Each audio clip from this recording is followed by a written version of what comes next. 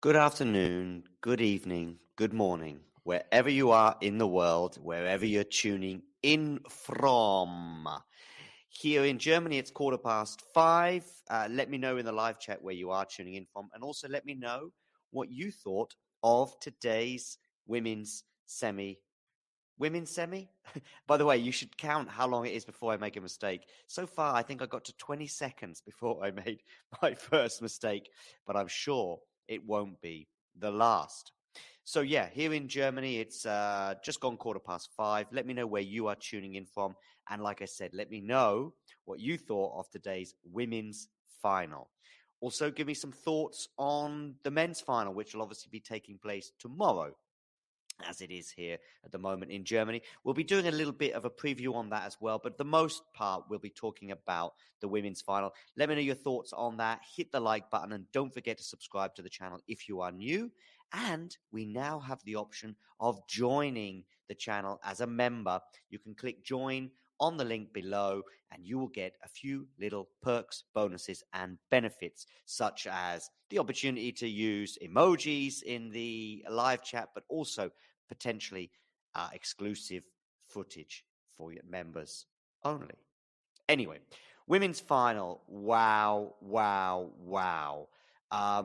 It lived up to the hype and the expectations.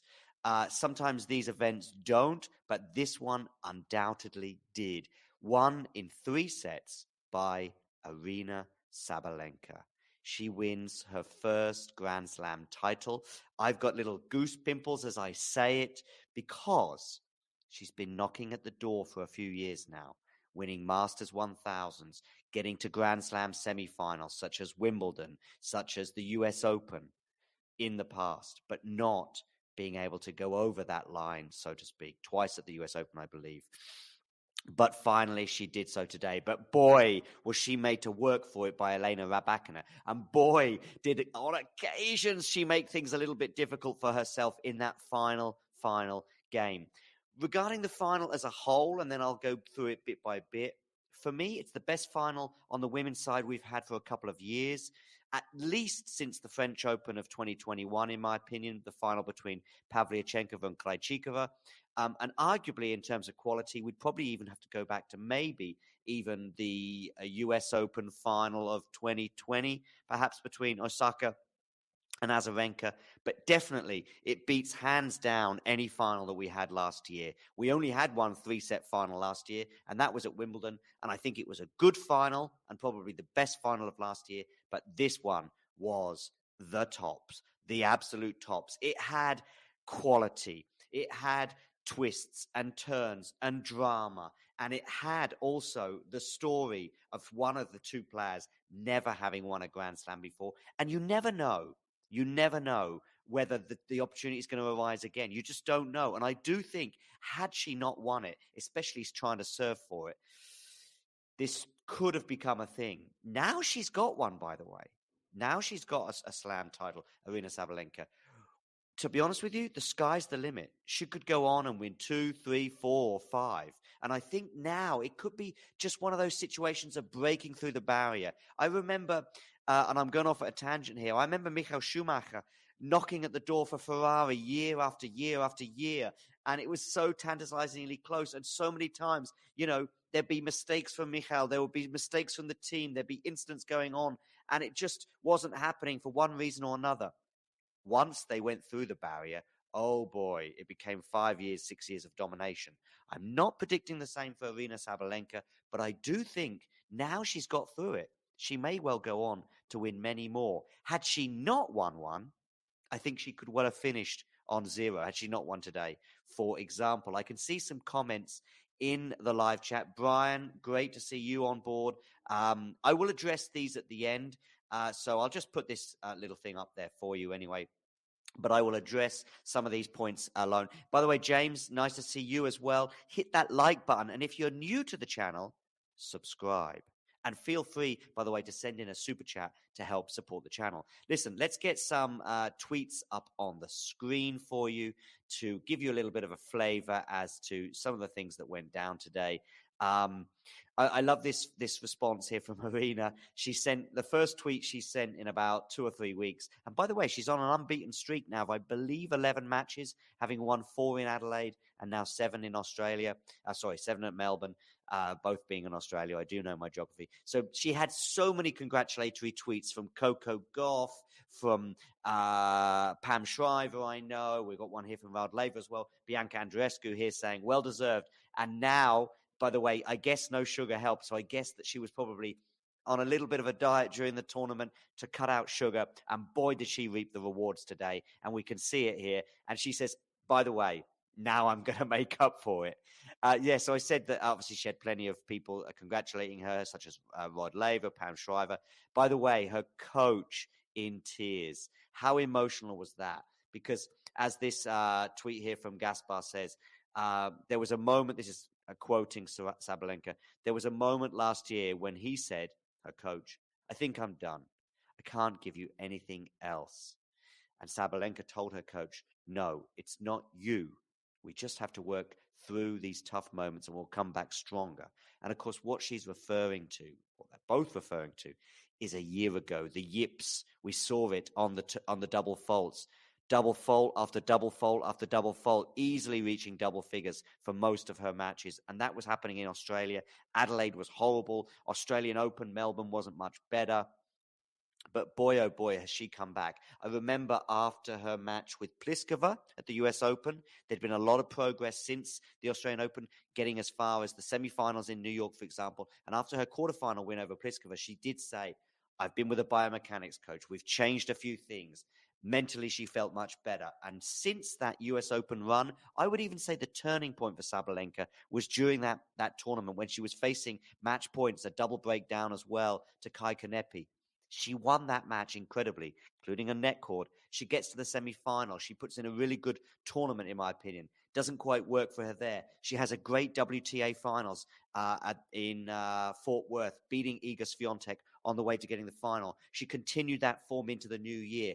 Why I predicted her to win this tournament. I did have 1 or 2 last-minute doubts this morning, though, as she was going into that final. And I thought maybe Rybakina's nerve will hold. And after Rybakina won the first set, I started to doubt even more. But boy, did she come back and prove both herself and many of the other doubters wrong. Congratulations here from Billie Jean King as well. There's a nice image of Billie there in between the 2 finalists and their trophies. Okay, let's talk about the match. So, first game, by the way, the first game of the match. What? Aryna Sabalenka serving. Double fault, ace, backhand winner. That was the first 3 points. And I think I wrote in the live chat on the channel, so on brand. Because those are the 3 things. And by the way, it kind of continued today. She double faulted 5 times in that first set. Probably because she was taking a risk on the second serve rather than because of any anxiety. But still, as her fans must have been having kittens, and I'm sure that continued throughout the match. But she was taking a risk on the second serve, and I think she ultimately paid, the positive reward for that. She reaped the positive reward for that. But what a backhand day it was for Aryna Sabalenka and winners in general. 51 winners from her racket today. Unbelievable. And for that reason alone, she deserves the title. By the way, I watched Gil Gross earlier on today. He said it's the game, by the way, where... Okay, I'll get to Gil Gross's comment in a second because that's about the third set. First set, Rybakina strikes first with a break. Sabalenka breaks back. Rybakina breaks again, takes the first set. Rybakina looking solid. Maybe a little bit of shakiness from Sabalenka. And you're starting to think, maybe today is not going to be Aryna's day. But Aryna fought back. This is a different Sabalenka to the one from 12 months ago. She fights back. She wins the second set. And then in the third set, at 3 games all. And she was knocking on the door. It was Sabalenka who was knocking at the door in that third set, by the way. So, fully deserved. And the return game at 3 all, Gil Gross said today, it's one of the greatest return games he has ever seen. Hats off. I mean, there wasn't much Rybakina could do. Then, The final game. That final game, ladies and gentlemen. Boy, oh boy. So, what do I mean? 4 championship points. Ghosty there. So I just seeing your comment. Yeah, everyone, by the way, make sure you hit that like button and subscribe to the channel if you are new. I will be addressing all of the comments I can see in the live chat very shortly. So keep pumping them in, asking questions. Give me your thoughts on today's women's final, but also tomorrow's men's singles final as well. I will be addressing that shortly. So the final game for the match. Sabalenka, she's serving for it at 5-3, I think it was. 5-4, 5-4. She's serving for it. And of course, on her first championship point, you know what's going to happen. I don't even need to tell you. Even if you didn't watch the match, you know she double faults. And it's back to deuce. So I think it was 40-30, and she double faults at that point. Double fault. She then ekes out 2 more championship points. Doesn't take advantage. And by the way, this is the 4th time that these 2 players have met, and each match has gone to 3 sets. Each match was tight in the 3rd set. This time, however, and the 4th time of asking, including a break point for Rybakina, Sabalenka held her nerve, winning the final set 6-4. Ironically, that is the scoreline that she lost each and every one of her 3rd sets in the Grand Slam semifinals I touched on before. She'd lost 3 out of 3 coming into this tournament. 4th time of asking, she's into the final. 4th match between these 2. And 4th time of asking on championship point, Aryna Sabalenka does it. Over the line. Now she can go on and perhaps have a marvelous year. As I say, she's 11 unbeaten. I wouldn't be surprised if she goes into her next tournament feeling amazing. Because there's 2 things that can happen, by the way, to Aryna Sabalenka. One, she relaxes, she gets complacent, the success is enough for her. But I don't think that's her character, which is why I see her going on to having a marvelous, marvelous 2023 and probably a marvelous career. And I think she will become a multiple slam winner. Also, across all surfaces, she's capable on grass and on clay, which adds to the suggestion that she is going to have a stellar, stellar, stellar career. And I don't mean stellar in terms of the beer, nor McCartney, the designer. I mean Stella with an A-R. By the way, she enjoyed a glass of wine in the press conference. She was giggling and she said, "Shall I drink more?" And I think she suggested that the journalists were enjoying it. But listen, it's time for her to enjoy and savor the moment. Like I said, I will come to your comments in the live chat at the end. So just some of the stats from today, 17 aces. But look, the main one was 51 winners here. And Rybakina, 31, by the way, but 51 winners. Boy, oh boy, oh boy. And by the way, Rybakina, solid, solid, solid. Again, I say again, I think in the semifinals she had just 2 double faults and today just 1. And yet she's an excellent, excellent spot server with plenty of pace as well. So hats off to her. Great performance. I'm sure we'll be seeing her in a Grand Slam final again soon. But today was the day for Aryna Sabalenka. Okay, let's come to the live chat now, actually, because I want to talk about the women's. I want to come to the sort of conclusion of the women's section, and then I'll go on to the men's. So probably it's a good idea to have a look at some of your points here. Brian, they're saying Sabadabadoo, pretty much. Oh, I'm interpreting it, if you like. I completely agree on the quality, James says. Beats the Wimbledon's final of hands down. Exactly. For me, it's the best Grand Slam final for at least 2 years, arguably longer. I think that Krejcikova-Pavlyuchenkova was extremely exciting, but I think the quality today was even higher than that French Open. So I'd say probably 3 years, maybe more. Maybe going back to maybe even the US Open of 2019, 2020, one of those 2 US Open finals perhaps. Okay. What else here from Brian? If Saba's serve is a non-issue, then she'll take over and may well become number 1. I completely agree.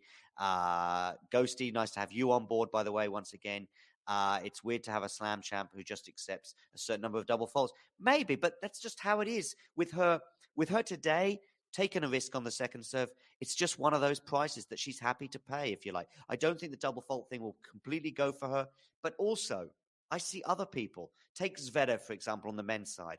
Sometimes he's not double faulting, but that second serve is so tame that the returners such as Djokovic and Nadal are eating it up for breakfast. I remember Taylor Fritz as well at Wimbledon last year against Rafa. Second serve, nerves. So instead of doing a double fault or taking a risk, it was just going in lamely. Rafa eating up for breakfast. Boom.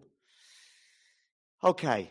I was taught it should be 0. Well, like I say, I think Elena's proven that.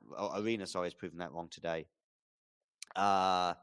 Okay. Knock, knock, Saber at the door. This is the second final for Rybakina, and is this an indicator that she too is on the frontal edge of a bunch of wins like Sabalenka? I think for her, for Elena, the only thing I would say with her is I don't think she moves quite as well as Arena, but on top of that, I also think grass is probably where we might see Rybakina perform her best and have her best results in her career.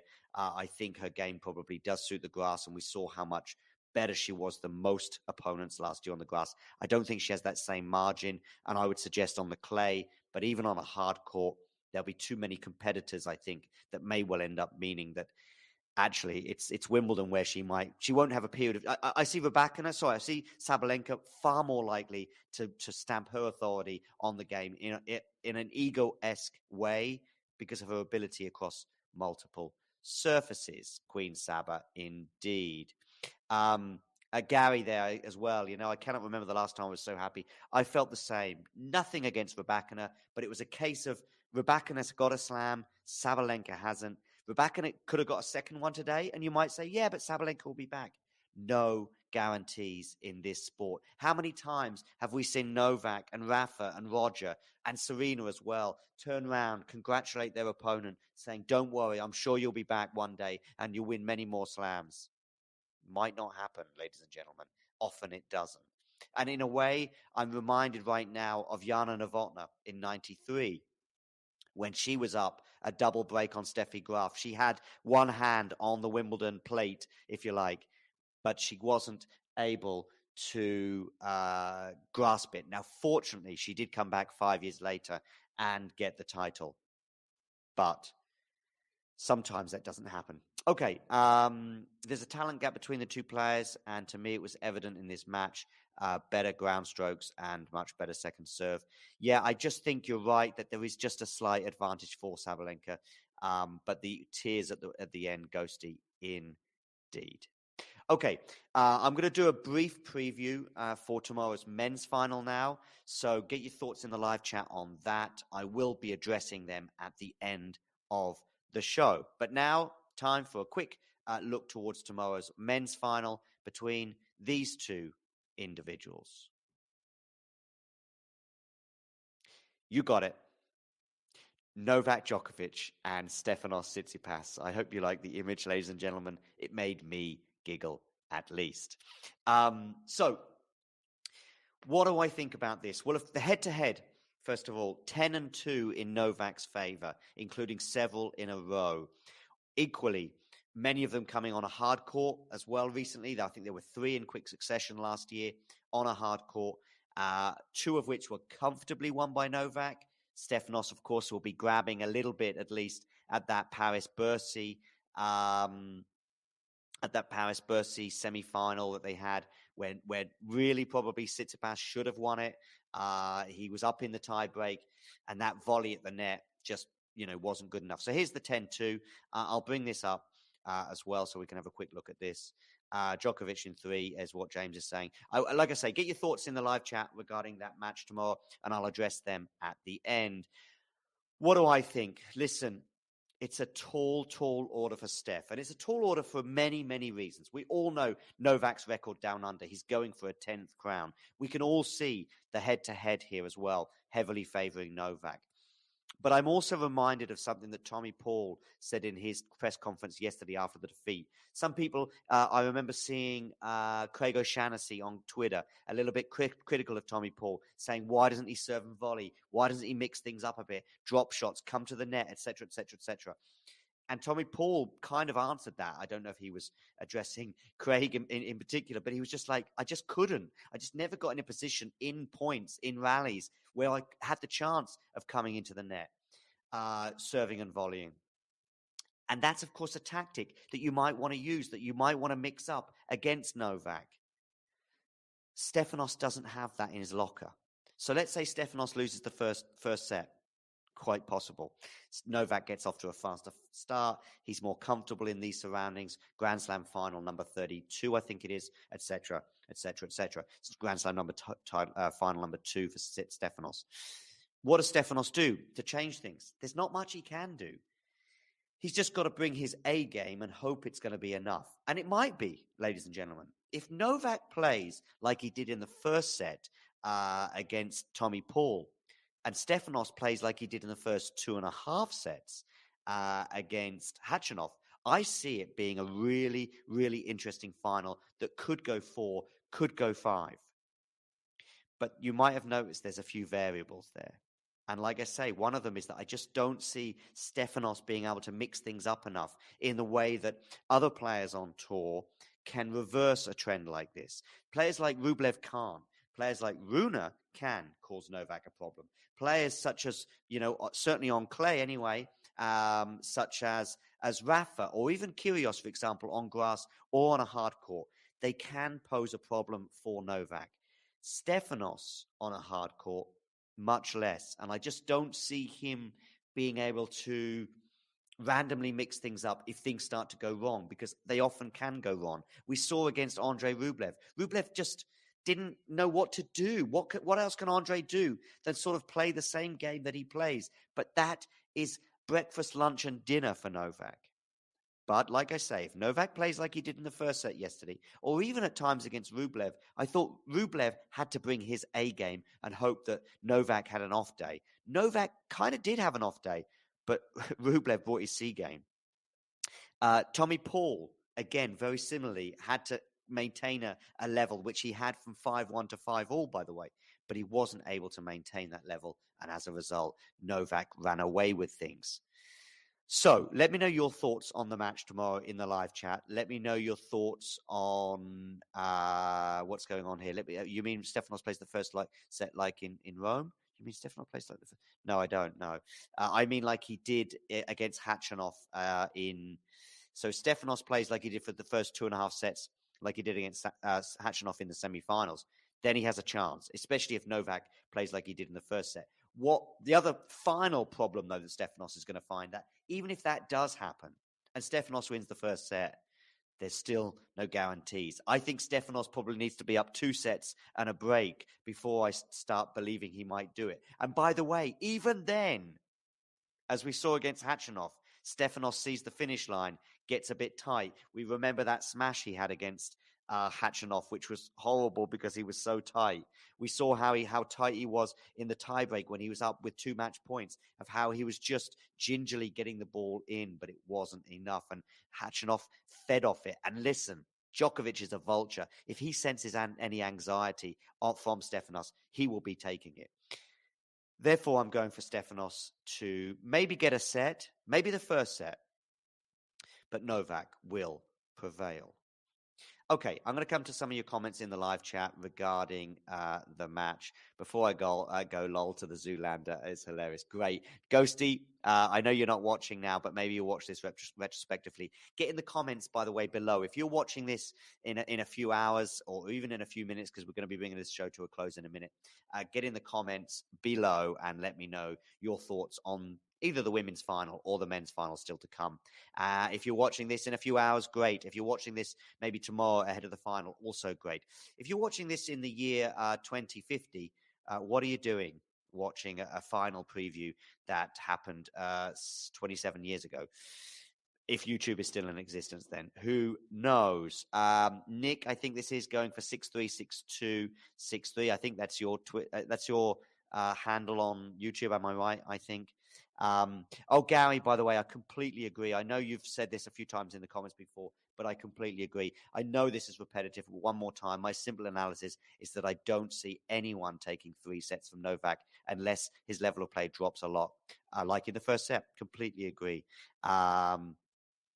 Fewest games lost by. Oh, great stat here. Thanks for this, Nick. The fewest games lost by him en route to win a slam. 59 so far at the AO 2011. How many games has he lost so far, Nick? It would be great if you could let me know in the chat, or anyone else, by the way. I see. Great. I see it now. So far, he's lost 47 games, and he may well lose less than 12 tomorrow. So indeed, he might break his own personal record. Okay, Michael, you're referring to the first set in Rome. Yeah, I don't think that Stefanos Tsitsipas will go very far tomorrow. And Gary there saying thanks to Nick, and I'm saying thanks to Nick as well. Nick, by the way, is a member of the Talking Tennis community. He is somebody who is a great contributor and did a great job with the commentary for the final. And that's the kind of analysis you get here. You know, we're not here for clickbait. We are here for analysis. Okay, listen, that brings it to a close today.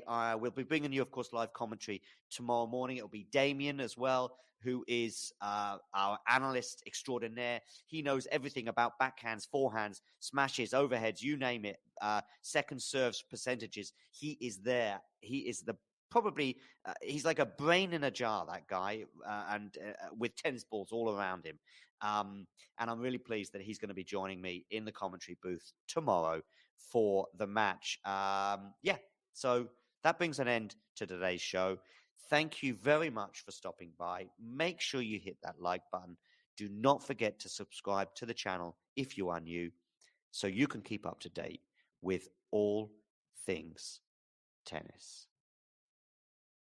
And yes, Mario too is an excellent. So I just saw that, Michael. Mario as well is an excellent analyst. In fact, they all are. Jack too. Listen, Miles and Nick, who we had on today, of course, and Ashley as well. And I'm sure I'm missing many others. Jack is an extraordinaire. I mean, I'm very lucky to have all of these people around me, and so many more. Brian as well, who we had during the first week. On occasion, I saw him in the chat earlier. Who else is there that I'm missing from the listen, let me know in the live chat. Let me know in the comments below. I'm missing so many people from the Talking Tennis community. Owen, of course, who's the godfather of all. Make sure you check out Popcorn Tennis as well. Make sure you check out our podcast as well at Talking Tennis. Okay, I was supposed to finish a couple of minutes ago. Now I am. Tennis World, thank you for stopping by.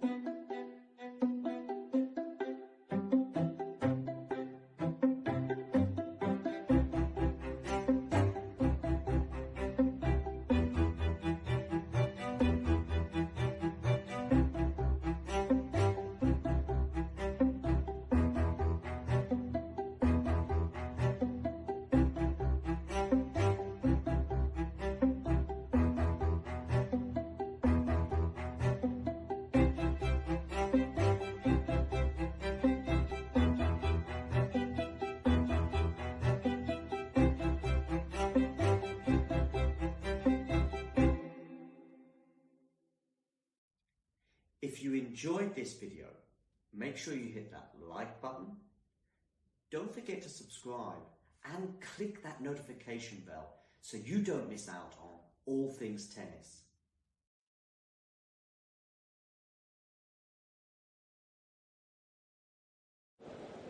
Ready? Play.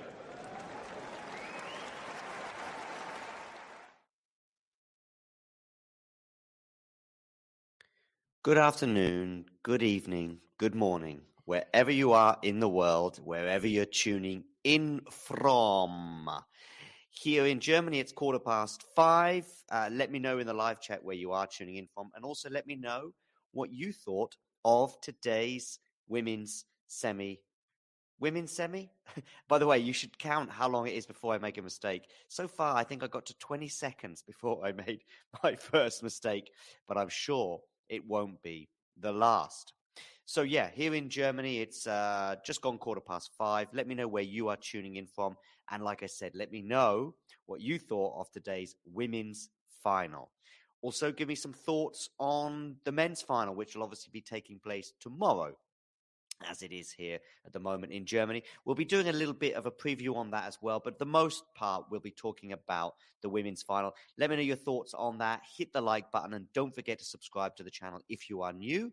And we now have the option of joining the channel as a member. You can click join on the link below and you will get a few little perks, bonuses, and benefits, such as the opportunity to use emojis in the live chat, but also potentially exclusive footage for your members only. Anyway, women's final. Wow, wow, wow. It lived up to the hype and the expectations. Sometimes these events don't, but this one undoubtedly did. Won in 3 sets by Aryna Sabalenka. She wins her first Grand Slam title. I've got little goose pimples as I say it because she's been knocking at the door for a few years now, winning Masters 1000s, getting to Grand Slam semifinals such as Wimbledon, such as the US Open in the past, but not being able to go over that line, so to speak, twice at the US Open, I believe.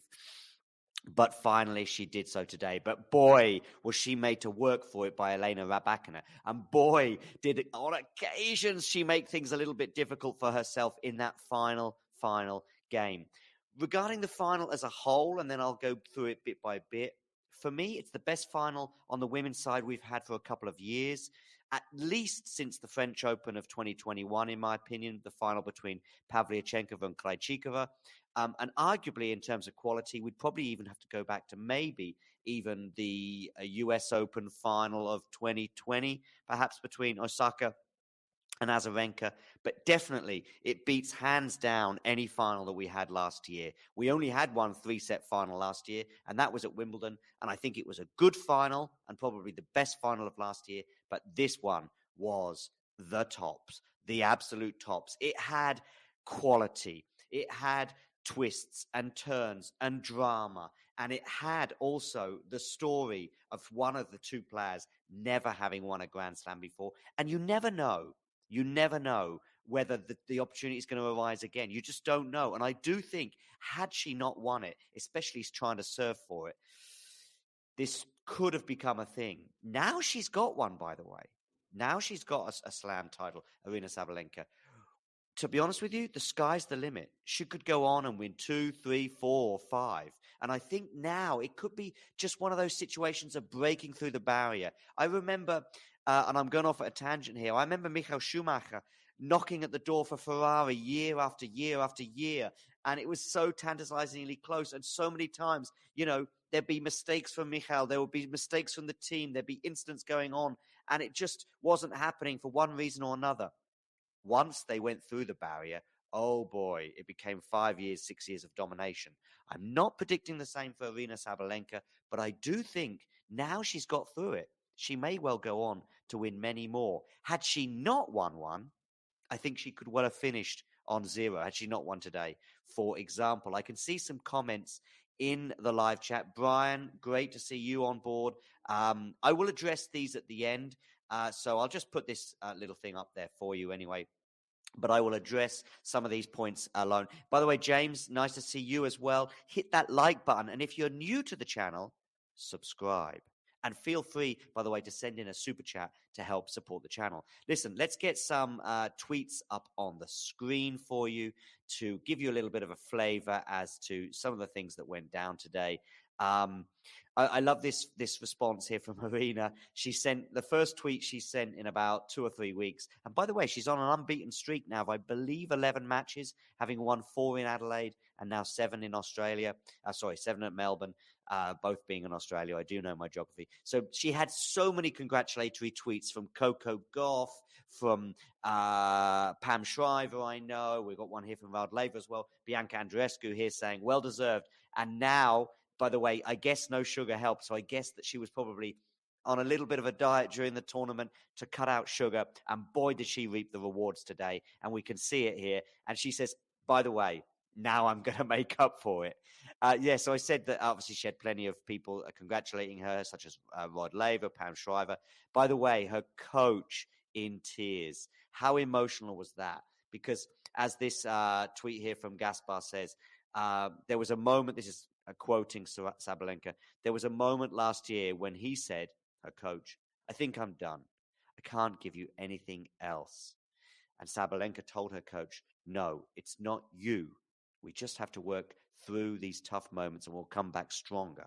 And of course, what she's referring to, what they're both referring to, is a year ago, the yips. We saw it on the double faults. Double fault after double fault after double fault, easily reaching double figures for most of her matches. And that was happening in Australia. Adelaide was horrible. Australian Open, Melbourne wasn't much better. But boy, oh boy, has she come back. I remember after her match with Pliskova at the US Open, there'd been a lot of progress since the Australian Open, getting as far as the semifinals in New York, for example. And after her quarterfinal win over Pliskova, she did say, I've been with a biomechanics coach. We've changed a few things. Mentally, she felt much better. And since that US Open run, I would even say the turning point for Sabalenka was during that tournament when she was facing match points, a double breakdown as well to Kai Kanepi. She won that match incredibly, including a net cord. She gets to the semi-final. She puts in a really good tournament, in my opinion. Doesn't quite work for her there. She has a great WTA finals in Fort Worth, beating Iga Swiatek on the way to getting the final. She continued that form into the new year. Why I predicted her to win this tournament. I did have 1 or 2 last-minute doubts this morning, though, as she was going into that final. I thought maybe Rybakina's nerve will hold. And after Rybakina won the first set, I started to doubt even more, but boy, did she come back and prove both herself and many of the other doubters wrong. Congratulations here from Billie Jean King as well. There's a nice image of Billie there in between the 2 finalists and their trophies. Okay, let's talk about the match. So, first game, by the way, the first game of the match. What Aryna Sabalenka serving, double fault, ace, backhand winner. That was the first 3 points. And I think I wrote in the live chat on the channel, so on brand. Because those are the 3 things. And by the way, it kind of continued today. She double faulted 5 times in that first set. Probably because she was taking a risk on the second serve rather than because of any anxiety. But still, as her fans must have been having kittens. And I'm sure that continued throughout the match.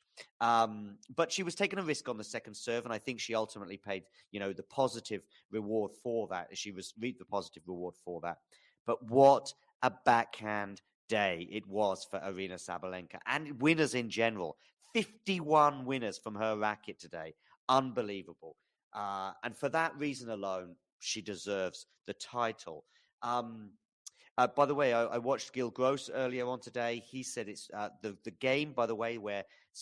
Okay, I'll get to Gil Gross's comment in a second because that's about the third set. First set, Rybakina strikes first with a break. Sabalenka breaks back. Rybakina breaks again, takes the first set. Rybakina looking solid. Maybe a little bit of shakiness from Sabalenka. And you're starting to think, maybe today is not going to be Aryna's day. But Aryna fought back. This is a different Sabalenka to the one from 12 months ago. She fights back. She wins the second set. And then in the third set, at 3 games all. And she was knocking on the door. It was Sabalenka who was knocking at the door in that third set, by the way. So fully deserved. And the return game at 3 all, Gil Gross said today, it's one of the greatest return games he has ever seen. Hats off. I mean, there wasn't much Rybakina could do. Then, the final game. That final game, ladies and gentlemen. Boy, oh boy. So, what do I mean? 4 championship points. Ghosty there. So I just seeing your comment. Yeah, everyone, by the way, make sure you hit that like button and subscribe to the channel if you are new. I will be addressing all of the comments I can see in the live chat very shortly. So keep pumping them in, asking questions. Give me your thoughts on today's women's final, but also tomorrow's men's singles final as well. I will be addressing that shortly. So the final game for the match. Sabalenka, she's serving for it at 5-3, I think it was. 5-4. She's serving for it. And, of course, on her first championship point, you know what's going to happen. I don't even need to tell you. Even if you didn't watch the match, you know she double faults. And it's back to deuce. I think it was 40-30, and she double faults at that point. Double fault. She then ekes out 2 more championship points. Doesn't take advantage. And by the way, this is the 4th time that these 2 players have met, and each match has gone to 3 sets. Each match was tight in the 3rd set. This time, however, and the 4th time of asking, including a break point for Rybakina, Sabalenka held her nerve, winning the final set 6-4. Ironically, that is the scoreline that she lost each and every one of her 3rd sets in the Grand Slam semifinals I touched on before. She'd lost 3 out of 3 coming into this tournament. 4th time of asking, she's into the final. 4th match between these 2. And 4th time of asking on championship point, Aryna Sabalenka does it. Over the line. Now she can go on and perhaps have a marvelous year. As I say, she's 11 unbeaten. I wouldn't be surprised if she goes into her next tournament feeling amazing. Because there's 2 things that can happen, by the way, to Aryna Sabalenka. One, she relaxes, she gets complacent, the success is enough for her. But I don't think that's her character, which is why I see her going on to having a marvelous, marvelous 2023 and probably a marvelous career. And I think she will become a multiple slam winner. Also, across all surfaces, she's capable on grass and on clay, which adds to the suggestion that she is going to have a stellar, stellar, stellar career. And I don't mean stellar in terms of the beer, nor McCartney, the designer. I mean stellar with an A-R. By the way, she enjoyed a glass of wine in the press conference. She was giggling and she said, shall I drink more? And I think she suggested that the journalists were enjoying it. But listen, it's time for her to enjoy and savor the moment. Like I said, I will come to your comments in the live chat at the end. So just some of the stats from today, 17 aces. But look, the main one was 51 winners here. And Rybakina, 31, by the way, but 51 winners. Boy, oh boy, oh boy. And by the way, Rybakina, solid. Again, I say again, I think in the semifinals she had just 2 double faults and today just 1. And yet she's an excellent, excellent spot server with plenty of pace as well. So hats off to her. Great performance. I'm sure we'll be seeing her in a Grand Slam final again soon. But today was the day for Aryna Sabalenka. Okay, let's come to the live chat now, actually, because I want to talk about the women's. I want to come to the sort of conclusion of the women's section, and then I'll go on to the men's. So probably it's a good idea to have a look at some of your points here. Brian there saying Sabadabadoo, pretty much. Oh, I'm interpreting it, if you like. I completely agree on the quality, James says. Beats the Wimbledon's final of hands down. Exactly. For me, it's the best Grand Slam final for at least 2 years, arguably longer. I think that Krejcikova-Pavlyuchenkova was extremely exciting, but I think the quality today was even higher than that French Open. So I'd say probably 3 years, maybe more. Maybe going back to maybe even the US Open of 2019, 2020, one of those 2 US Open finals perhaps. Okay, What else here from Brian? If Saba's serve is a non-issue, then she'll take over and may well become number one. I completely agree. Ghosty, nice to have you on board, by the way, once again. It's weird to have a slam champ who just accepts a certain number of double faults. Maybe, but that's just how it is with her. With her today, taking a risk on the second serve, it's just one of those prices that she's happy to pay, if you like. I don't think the double fault thing will completely go for her, but also I see other people. Take Zverev, for example, on the men's side.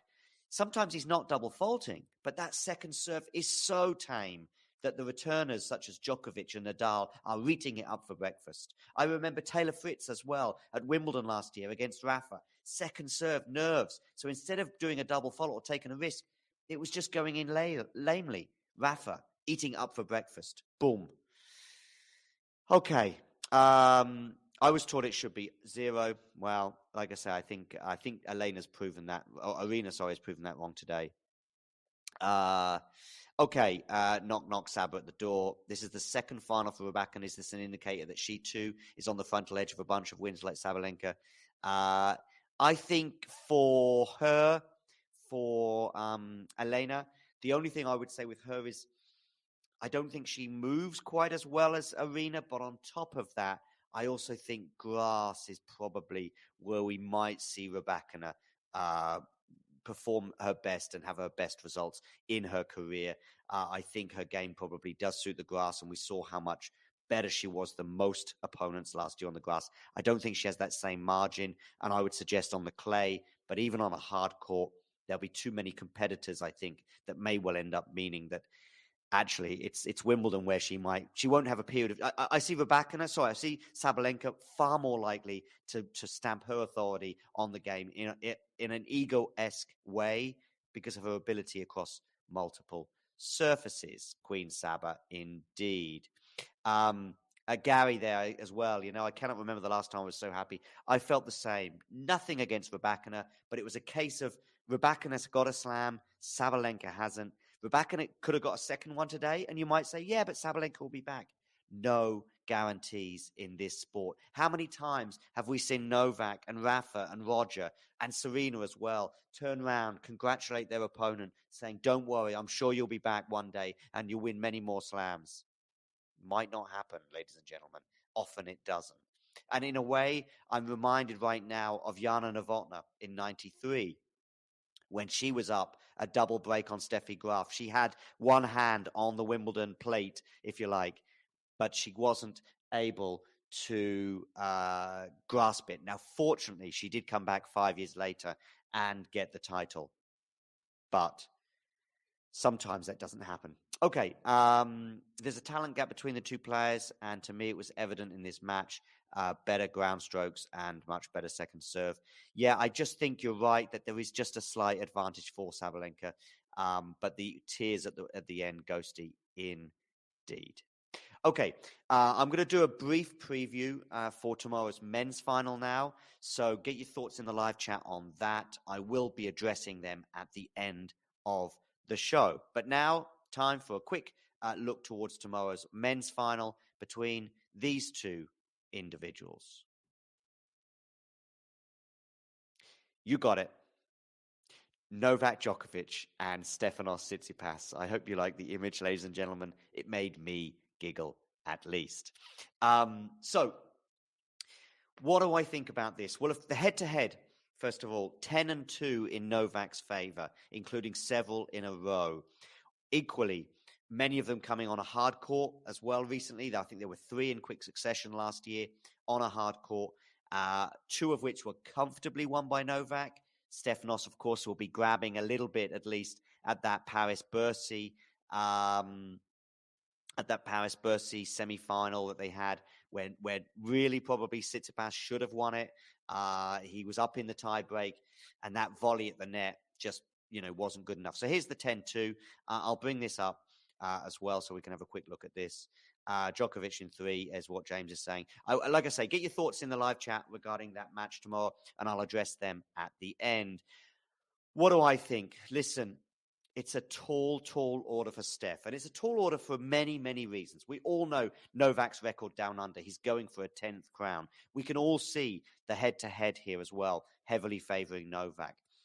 But I'm also reminded of something that Tommy Paul said in his press conference yesterday after the defeat. Some people, I remember seeing Craig O'Shaughnessy on Twitter, a little bit critical of Tommy Paul, saying, why doesn't he serve and volley? Why doesn't he mix things up a bit? Drop shots, come to the net, etc., etc., etc.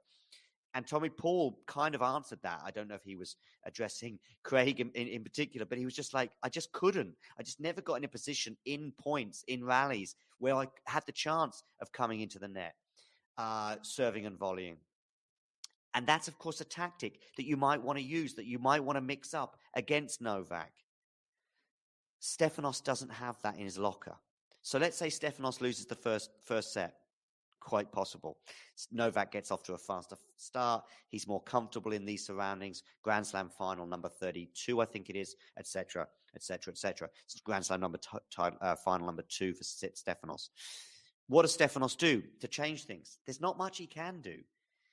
He's just got to bring his A game and hope it's going to be enough. And it might be, ladies and gentlemen. If Novak plays like he did in the first set against Tommy Paul, and Stefanos plays like he did in the first 2.5 sets against Khachanov, I see it being a really, really interesting final that could go 4, could go 5. But you might have noticed there's a few variables there. And like I say, one of them is that I just don't see Stefanos being able to mix things up enough in the way that other players on tour can reverse a trend like this. Players like Rublev can't. Players like Rune can cause Novak a problem. Players such as, certainly on clay anyway, such as Rafa or even Kyrgios, for example, on grass or on a hard court, they can pose a problem for Novak. Stefanos on a hard court, much less. And I just don't see him being able to randomly mix things up if things start to go wrong, because they often can go wrong. We saw against Andrei Rublev. Rublev just didn't know what to do. What else can Andre do than sort of play the same game that he plays? But that is breakfast, lunch, and dinner for Novak. But like I say, if Novak plays like he did in the first set yesterday, or even at times against Rublev, I thought Rublev had to bring his A game and hope that Novak had an off day. Novak kind of did have an off day, but Rublev brought his C game.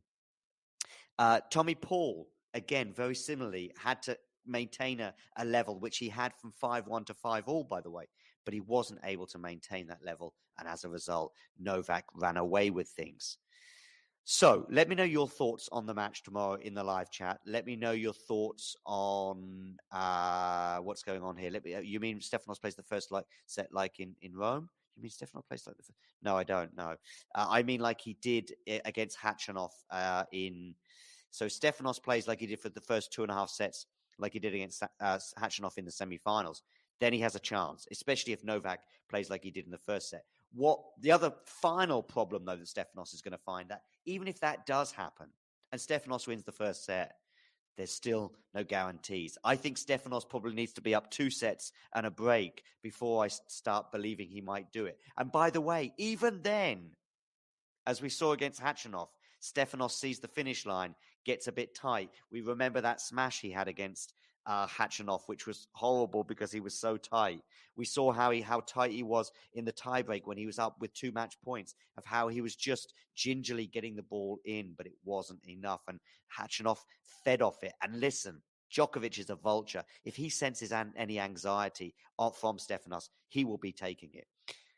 Therefore, I'm going for Stefanos to maybe get a set, maybe the first set, but Novak will prevail.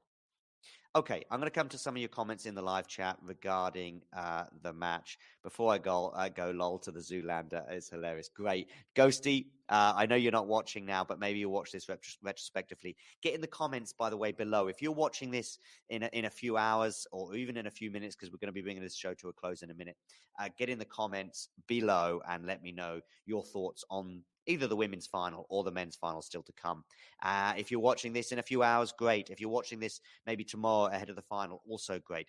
If you're watching this in the year 2050, what are you doing watching a final preview that happened 27 years ago? If YouTube is still in existence, then who knows? Nick, I think this is going for 6-3, 6-2, 6-3. I think that's your handle on YouTube. Am I right? I think. Gary, by the way, I completely agree. I know you've said this a few times in the comments before, but I completely agree. I know this is repetitive. One more time, my simple analysis is that I don't see anyone taking 3 sets from Novak unless his level of play drops a lot, like in the first set. Completely agree. Fewest games lost by. Oh, great stat here. Thanks for this, Nick. The fewest games lost by him en route to win a slam, 59 so far at the AO 2011. How many games has he lost so far, Nick? It would be great if you could let me know in the chat, or anyone else, by the way. I see. Great. I see it now. So far, he's lost 47 games, and he may well lose less than 12 tomorrow. So indeed, he might break his own personal record.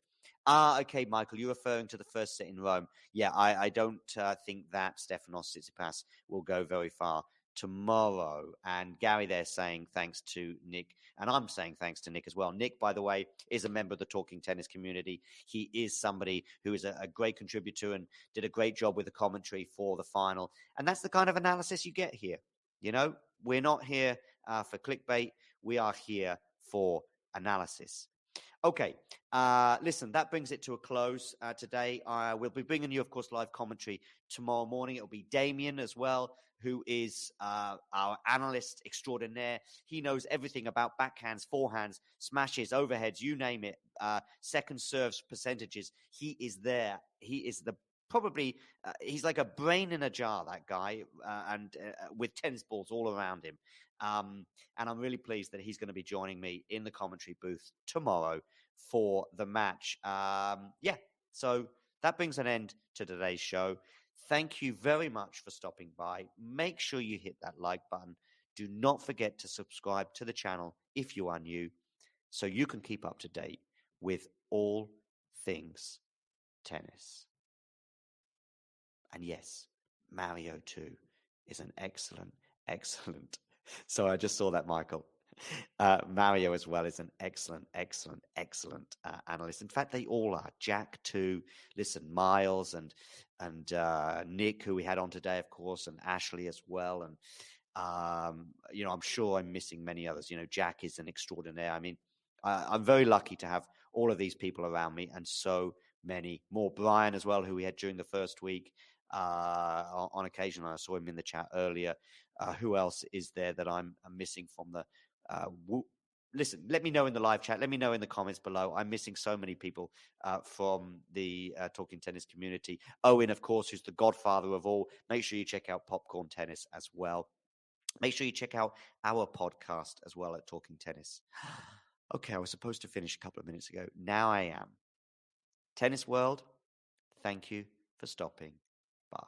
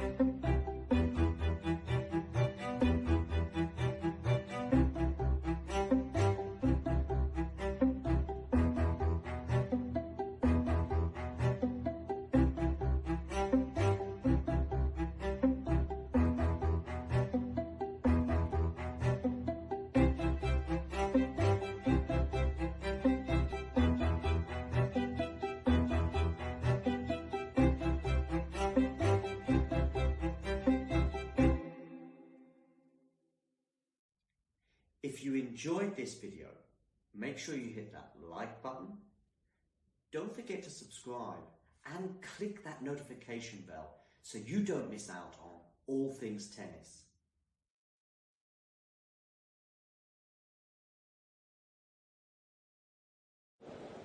Ready.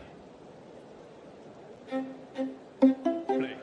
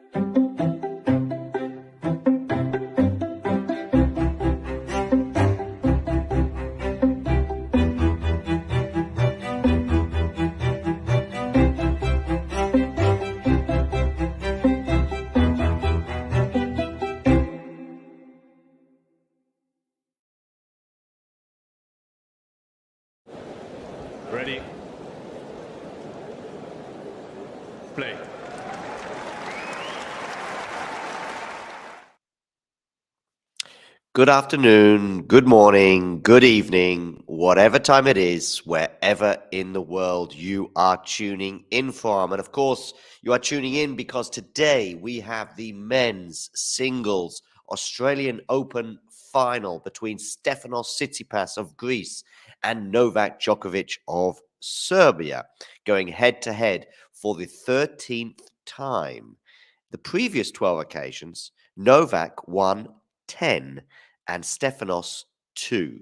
The most recent of which came in Turin, Novak winning that one in straight sets. And prior to that was a much closer affair in Paris Bercy. And those supporting Stefanos, including his team, will be hoping for a much more similar result to that one, or performance, let's say, than the other ones. Because if Stefanos plays in the similar way that he has done on so many occasions against Novak, there's only going to be one winner. Get in the live chat. Let me know your thoughts. I've already had a few comments over the last hour or so in the live chat. Oh, yeah, by the way, there was something interesting I wanted to post here. While Tsitsipas won 2 of the first 3 matches, both on outdoor hard courts, the rest of their encounters have been lopsided. Djokovic has won 9 matches in a row against him since 2019 and holds a 10-2 record. Djokovic knows how to expose Tsitsipas's glaring weaknesses, i.e., the backhand. When he finds a rhythm on serve, the Greek's return of serve can also be exposed. It's another huge weakness of Tsitsipas's. And Djokovic can usually count on exploiting that backhand in the advantage court with his superior backhand. D, give us a prediction. Also, anyone else, let me know what your thoughts are on this match ahead of it beginning in just a few minutes. I see Thomas Tuchel in the crowd there, the former Chelsea and Borussia Dortmund coach. So he's there in the crowd, I see. And we're also looking at Djokovic's route to the final. Maybe I'll get a quick picture of that as well before play gets underway. So, of course, he's only dropped one set en route to the final. And by the way, let's have a quick look at him practicing this morning as well. Notice no strapping on the leg of Djokovic in practice this morning. I'm just going to have a quick look at him practicing here. I don't think he's wearing it. It's the first time since he incurred the injury, or he suffered from the injury against Medvedev, I think it was, in the semi-finals in Adelaide. So that's more good news for him if he needed any more. As I say, he probably doesn't need much more encouragement given his record in Melbourne, which I think is 27 matches in a row he's won there in the Australian Open. In addition to that, he's on a winning streak. He's not lost since Paris Bercy. He's only lost once since the beginning of June. I've already mentioned the head-to-head record. What else is in Novak's favor? Well, just simply being the overwhelming favorite. Ghibli there, by the way. This is exciting. I hope this is as good as Rybakina, Sabalenka, or even better. You're feeling good about it. Fingers crossed, because I think with the exception of the women's final, it's been a largely underwhelming tournament in so many respects. Maybe unfavorable comparisons with New York and US Open, which has been pretty memorable the last couple of years for a multitude of reasons. But yeah, let me know your predictions. What are you going for? I will actually just have a look at the poll and see how that is going right now. We have 58-42, by the way, in the poll. 58 or 57, I can see it just altering now. 57% for Djokovic. That is, yeah, it's a bit of a surprise, I think, in that it's so close. Maybe some people there favoring Stefanos.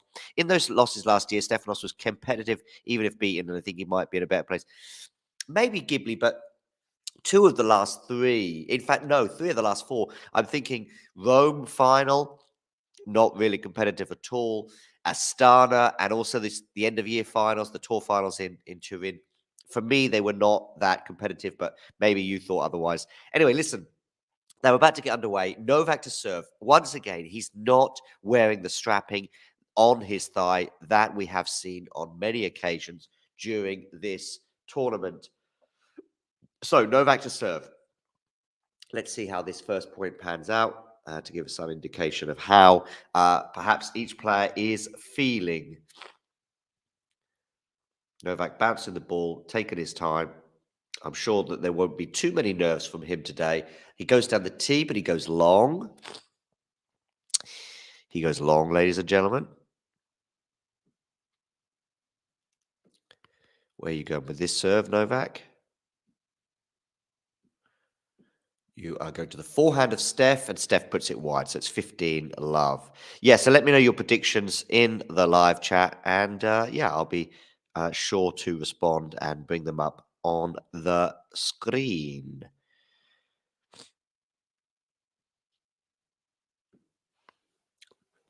Okay, so Novak serving 15 love.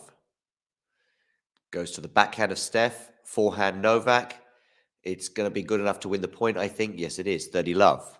Comfortable start thus far in the first 2 points for Novak. Just a minute on the clock. There's been a bit of rain, by the way, today in Melbourne, but finally they opened the roof and they are not closing it for this. Damien will be with us in a few minutes, by the way. And it's an ace for Novak, so it's 40 love.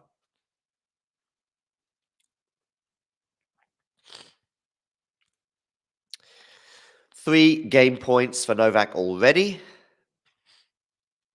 And where are you going with this serve? Senor Djokovic. Make sure you hit that like button, by the way, people, and do not forget to subscribe to the channel. If you are new, it goes down the tee, but goes wide and long. So 3 game points, Novak Djokovic. But second serve here for Steph. Steph yet to get a point. Novak going to the backhand of Steph. Backhand Novak, and he skewed that one wide.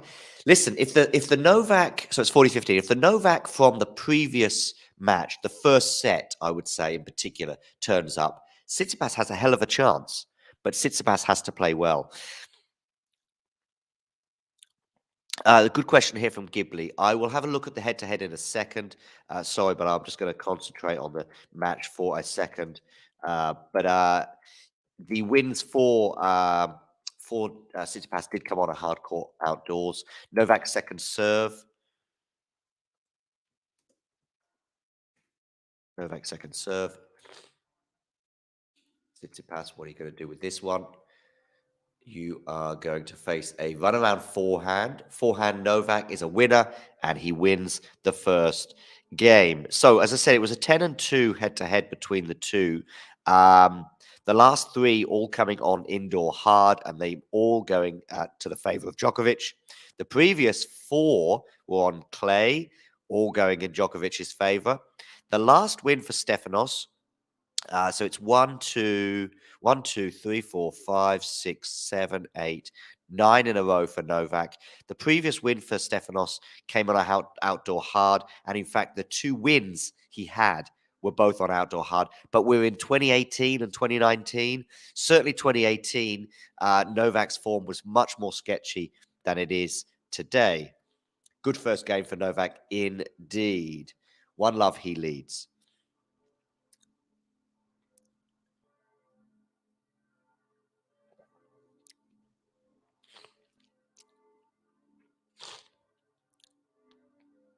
Steph here. Serving. Now, how anxious is he in his first Australian Open final? Goes down the tee. That must have been very close, but just fractionally wide. So it is a second serve for Novak to look at. Make sure you subscribe to the channel, ladies and gentlemen, so you can keep up to date with all things tennis. Forehand to forehand at the moment. Steph here going pretty big on the forehand. Not big enough, though, to beat Novak. Not yet, anyway. Good. Oh, and he's put one into the net there, Steph. So it's love 15.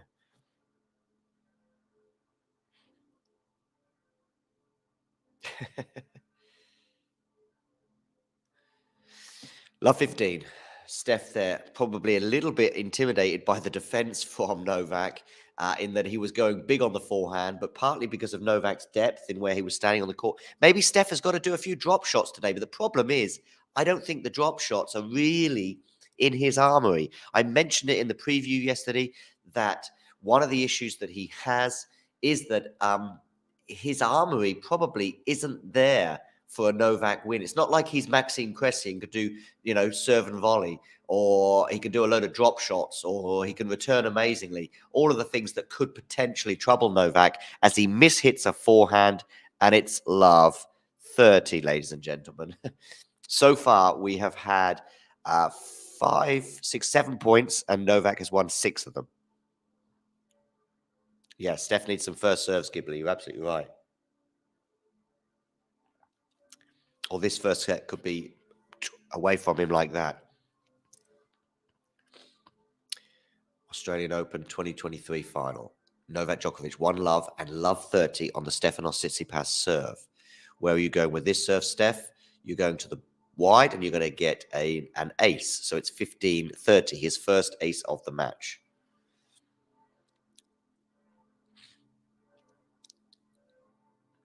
There you go. Indeed, Ghibli. Make sure you hit that like button, by the way, people. Okay, 15:30, Steph serving, 10-8 in the evening local time. Goes to the forehand of Novak. Forehand, Steph. Backhand of Steph now, and they are in exchanging backhands, which is not exactly the best news for Stefanos Tsitsipas. And Stefanos goes long as he tries to change direction. It's 15-40, ladies and gentlemen. And right now, there is only one person in this Australian Open final, as there has really been in Melbourne Park for the best part of 5 years. And you could even argue a decade and a half. Stefanos going long there. Need some first serves, as Ghibli said. Somebody there suggesting a triple bagel. There's a first serve, as I see Damien here. Hey, Damien, how are you? Sorry, I just dozed off for a moment, and it turned out that it was a lot longer than I expected. No problem. No problem at all. I haven't even been able to check the score yet. I was just rushing to turn off the everything. Don't worry, you get settled. We've got a break point for Novak, unsurprisingly here. They're exchanging backhands, which is exactly what Stefanos will not want to be doing too often. They're now on the forehands. They're into a lengthy rally, and Novak goes long. So Stefanos Tsitsipas has just won 2 points in a row, which is about as good as it's got for him so far. But it is at deuce on his serve. You get settled, Damien. Acquaint yourself with the score. And let's have a quick look at this next point, though. It's deuce, love 1. Stefanos serving. Needs a few more first serves, as was suggested earlier. Doesn't get it there. And so Novak has a second serve to look at, and he may well gobble this up for breakfast. Let's see. Where are you going with this serve, Steph? You are going to the backhand. Forehand, Steph. Forehand, Novak. Forehand, Steph. And very good shot there from Novak. Slice there from Steph. Now exchanging backhands at the moment, and Novak goes into the net. So listen, after a pretty sticky situation of 15-40 down already in the match, he has now got a game point. So Nico's triple bagel question may be put to one side once and for all. Anyway, Damien, nice to have you on board. What are your thoughts on this match? Is there any way that Stefanos Tsitsipas can win this? Yeah, I think like a totally peaking Stefanos Tsitsipas can have a chance here for sure. He just needs to be pretty much spot on. I think we should be about at the same moment right now. He's just aced on my screen to get to 1-0. I tried to push it backwards when based on what you were saying on that previous point. Anyway, okay. I suppose before I came here, you guys also didn't say anything controversial. I suppose no one was really picking Tsitsipas or anything. One person I think did, but I think it was more in hope than expectation. Yeah, I've seen a lot of stuff like that. That I want a great match. Let's see Djokovic in 5. I wanted to, I want to see a fantastic match. I do kind of, if I was to give a prediction, I would say that the scoreline will look very respectable. With the way Tsitsipas has been saving break points this week, this fortnight, I think the scoreline will look respectable, even if the match itself might not feel that close. But we'll see. I am also hoping for a great one. It would be, of course, the biggest win of Tsitsipas's career if he did it. I actually, I'm not gonna lie here. I do want him to do it. I want to see new champions anytime, basically. Anytime there's a slam, I want to see a new major winner. Perhaps maybe let's not go crazy with that, but because the sport has been dominated by 3 or 4 individuals, I do want to see more new major winners. So I would love to see him do it, but it's just really hard to imagine him doing that unless he's like at 100% of his abilities, and that of course can be very tough in a match that has so much at stake. The world number one, of course, the first Grand Slam for him as well. So Indeed. 40 love at the moment on Novak's serve. So looking pretty comfortable for him here as they head towards the change of ends. And Novak is serving, goes down the T, forehand return from Steph. They're exchanging forehands. In fact, he switched up to the backhand and a backhand winner down the line, which of course is something that Tsitsipas is going to potentially be vulnerable to at times. 2-1 Novak leads. Yeah, there's been some hope that we get a good match today, but as you say, more hope than expectation, I would suggest. What are your thoughts on the women's final, by the way? Oh, it was great. I haven't actually looked at I'd have to look at the list of the previous Grand Slam finals for women's, but I suppose it was one of my favorites in the past few years for sure. Both absolutely were the best players of the event, no doubt, and both showed it in the final. At different points, they were insane mentally as well. So yeah, I just think all it really lacked was like a first set tiebreaker or something like that. But really not gonna complain about this. Didn't really have a clear favorite before that one. I really wanted both to have it. Of course, for Sabalenka, it was the first major, so perhaps for her it's even more important. Rybakina already has one, but also that run was so huge for her because of what we talked about earlier these past 2 weeks, that Wimbledon didn't really change her position in the sport that much. I think this final probably will. So yeah, it was a very, very fitting ending to these past 2 weeks, and yeah, one of the best finals in recent history, I think. Agree. Yeah, I mean, there's probably the US Open finals of 20 and 21, maybe. They were pretty decent. I think Osaka against who was it? Azarenka, Saka maybe. Azarenka, that's 2020, and 2021. What was it? I can't. 21 was also 3 sets, and it was oh dearie Jesus, me, I can't remember right now. But I just remember looking at those two and thinking they were pretty competitive. Maybe as well, Andreescu in 2019, also the US Open final against Serena Williams. I think some of the 2021 US Open, that would be Raducanu, right? So okay, no, they're that wasn't not three 21 then. sets. So Yeah, maybe okay. Osaka Azarenka, that's what you were thinking about. And that Yeah. one was pretty great, yeah. That's true. Because the thing is, I like the French Open final of 21 between Krejcikova and Pavlyuchenkova. No, it's not close. It's No, not the same quality. the drama was there, I thought, but the Yeah. quality less so. Okay, so Steph on his serve is already love 15 down. We saw him struggle, of course, on his previous service game, facing 2 break points and struggling at times to get his first serve in. And now they're in the middle of a long rally. I mean, the problem is the paths to victory for both players. The path to victory for Tsitsipas, unsurprisingly, is much narrower than it is as you go for the drive volley, and it's good enough. That's a good winner. Oh, we finally got a smile from Philippoussis, which is the first time in 2 weeks I think I've seen him smile. Oh, Bill Gates is there. He must have got lucky in the ballot.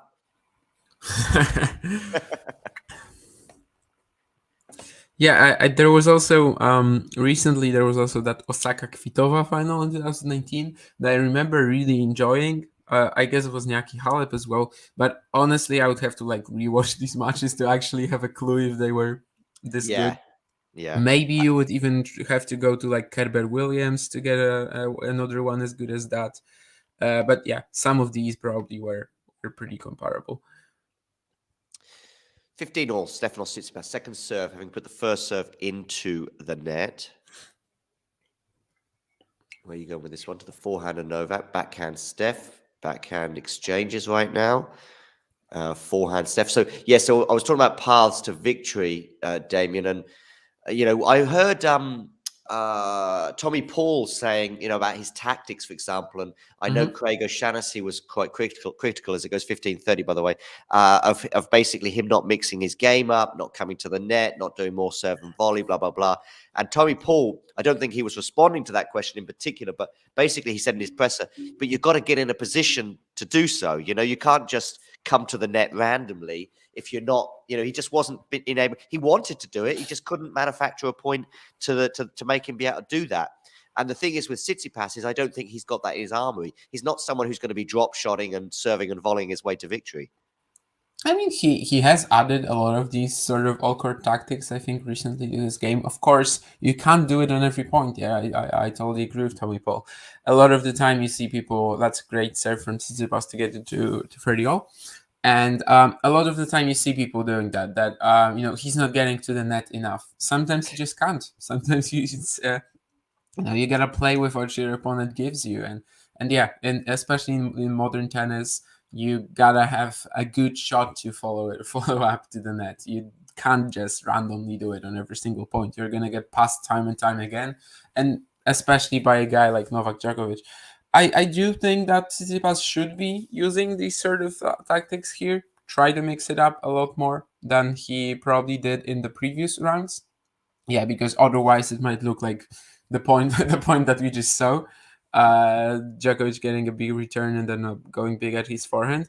But yeah, it's not going to be easy. Certainly, it's not something that you can just I'm going to go to the net 60% of the points. No, Right. that's simply impossible. That's never going to give you success in a match like this. 30-40. So it's the second service game in a row for Tsitsipas that he's had to defend break points or fend them off, I guess. 30-40. He's going down the tee, but he goes well wide with that first serve. Novak, perhaps unsurprisingly, the first to settle among the two players, barely dropping a point on serve thus far. And it's a double fault. Was that a double fault? Yes, it was. 3-1. Yeah. Going quite big on that second serve, going into the body, but ultimately going long. And so it's Novak who draws blood first. Not really what Steph was needing. I was thinking to myself before the match, you don't really want to be getting behind on the scoreboard as we see some Serbian fans cheering that moment and their player on. I'll also say that the more you go to the net, your efficiency there is also going to drop because sometimes the players get 85% of points won at the net, and it's like, well, maybe I chose the wrong number, but let's say 75. Okay, let's say 75, and it's like it's 6 out of 8. I mean, they only get there after they like the point is very clearly in their favor anyway. Federer in Shanghai 2014 beat Djokovic with 35 net approaches, but his actual success rate there was, I believe, 20 out of 35 then, which was about 57%. And even though everyone remembers this as like the match where Federer was so good at the net, approached Djokovic, I think even in one of the sets, because of course it was just a two-setter, best of three match, I think he even was sub 50%. It worked because it like changed up rhythm, it kept Djokovic on his toes sort of. But it's just not going to be that effective if you just constantly net rush. Although I think we can see it in this match. It is possible that at some point Tsitsipas will just say screw it and try to mix up the play to this extent, because well, so far it's not looking great for him. I think Djokovic also had a nice warm up for this match with Rublev, because he's probably gonna play a little similar. Like he will not really try to target the backhand that much, just go very deep at the forehand a lot as well, which he did against Rublev. And as long as you're prepared to handle whatever is coming at you from that wing, if it's at least pretty deep, it's probably even the better tactic than something that Brooks did against Ruud, so going back and cross court every single time. And yeah, so far it's of course been very, very clean from Djokovic, the three games that I've watched. Yeah, he's won 100% of his first serves. He's going to have a second serve here, but yeah, he's won 100% of his when he got his first serve, and he's won every point. It's 40 love here on his serve. Backhand return from Steph. Novak goes down the line, but I think he's gone long on that one, so it's going to be 40-15. Yeah, so not a great start for Stefanos, and some of the patterns of play have just. This is not Stefanos' fault, of course, but some of those patterns of play have certainly been ideal for Novak, i.e., slightly longer points, quite a few rallies that end in an unforced error from Steph, for example.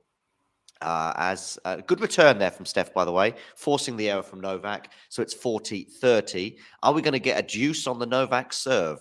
This could be breaking news here from Melbourne. By the way, I see that he's just got the strapping has gone from his hamstring, and now he's just got like a large plaster, if you like. So I saw him warming up without it as well. So I was like, okay, that's more good news for Novak. It hasn't really hindered him so far, though, anyway. Novak here, serving. Gets a first serve in. Forehand return from Steph. Forehand again now from Stefanos. Forehand Novak. Backhand drop shot is good, not good enough from Steph. And, yeah, there you go. That's the problem. 4-1.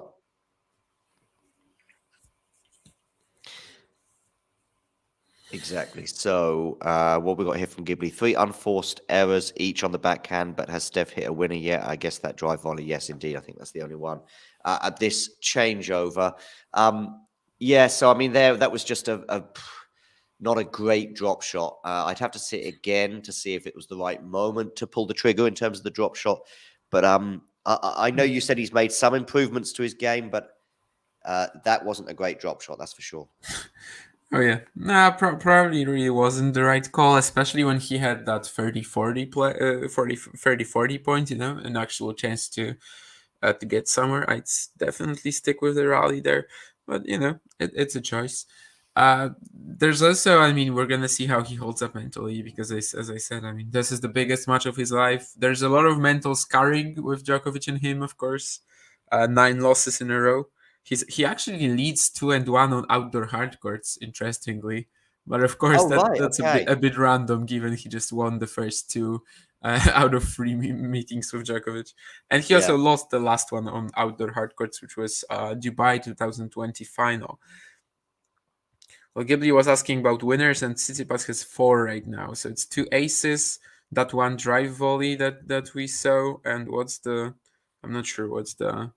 I don't remember the other one, no. What's the Probably other on one? the forehand somewhere. Oh, there's that volley that we mentioned. I don't know. I can't really get it from the stats. What would be the other one? But yeah, anyway, according to the stats, he has 4. Definitely 2 aces and 1 drive volley, and I'm not sure what the 4th one is. Novak has played every single round at night, and so this is pretty much the same. Oh, that's a good backhand passing shot from Novak. Love 15. Of course, this is just a little bit earlier than the other matches. Most of the other matches start about 9 o'clock, something like that. But this one's starting at 7:45, I would say, local time, something like that. But yeah, he has played all of his matches in the evening. Yeah, and all that talk, throughout their careers of Federer getting preferential treatment at slams, of Nadal getting preferential treatment at slams. I think all now three. Djokovic plays everything at night. I mean, I don't care. Like, I really don't. Never cared about these sort of debates. I think they deserve to play whenever the organizers feel like it's best for their events. Of course, they're the biggest stars, but you don't really see it being a topic with the Djokovic fandom right now. No. But I think all three do. I mean, there was a funny moment. It's 15:30, by the way. There was a funny moment with Rafa at the French Open last year when he was asked a similar sort of question about, there's a big match in Paris next Saturday between Madrid and Liverpool in the Champions League final. That could clash. And he said, "Listen, I'm here to play tennis." And then he was like, "So, okay, so you might end up playing." He said, "Listen, all I'll tell you is this: I'm going next Saturday."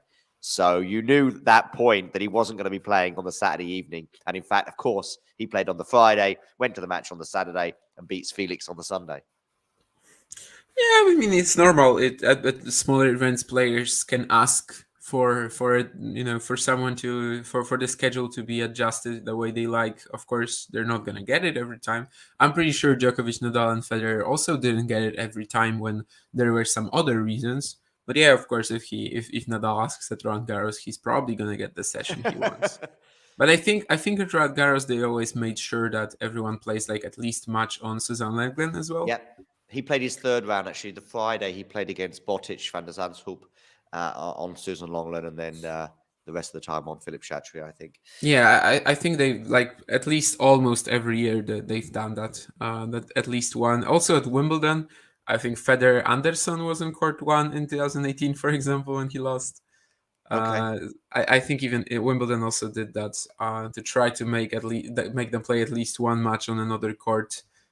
I guess just to keep a certain degree of fairness, so that people aren't protesting. I suppose that's it, really, because otherwise it doesn't really make that much sense.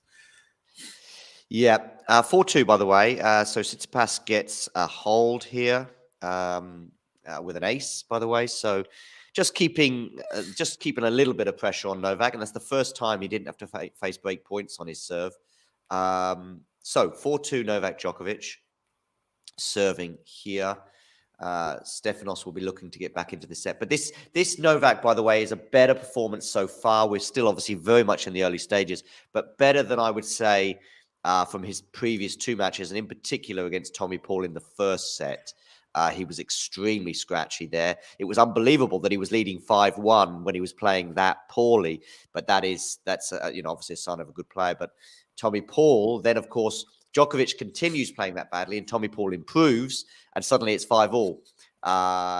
If that Novak turned up today, Tsitsipas would have a really good chance of winning. But thus far, that Novak hasn't turned up. It's been a much more solid display from Novak today so far. That Novak rarely shows up when he like really needs it, right? Right. I don't know. We've seen him hit 100 on first errors against Gilles Simon, and then destroy maybe is a stretch because he did not destroy Federer other than the first two sets. But I mean, play insane tennis until the rest of the event. Yeah, even this, let's say, even was destroying Federer for like half their match. So, I don't think most of the time it doesn't really matter. What year was Gilles Simon? What year was that? 2016. Okay. And Ghibli was asking about Tsitsipas at the net. Yeah, he was there once and he lost the point. I'm not sure what the point was really. Maybe it was before I turned it on. What was that? Sorry, what did he lost? Oh no, sorry. I know which point that was. No, Ghibli was asking about Tsitsipas being at the net. That was the backhand pass at the beginning of the last game. Just now, yeah. Which wasn't that bad of an approach, honestly. He went down the middle, but it's often a good choice, of course. From memory, from that point, it was actually a really, really good passing shot. There was just not much he could have done. Of course, the placement could have been, if he hit it into the corner, it probably would have been better. But at the middle is also usually a good direction. You don't open the angles, but actually, it turned out that for Djokovic, you do open the angles. So. Cool. So Novak goes to the backhand this time of Steph, and the backhand again. Now they're in the rally. Novak switching it up to the forehand of Steph. Steph defending on the backhand side, being made to run around the court, and Novak wins the point 40-15 with a forehand winner. I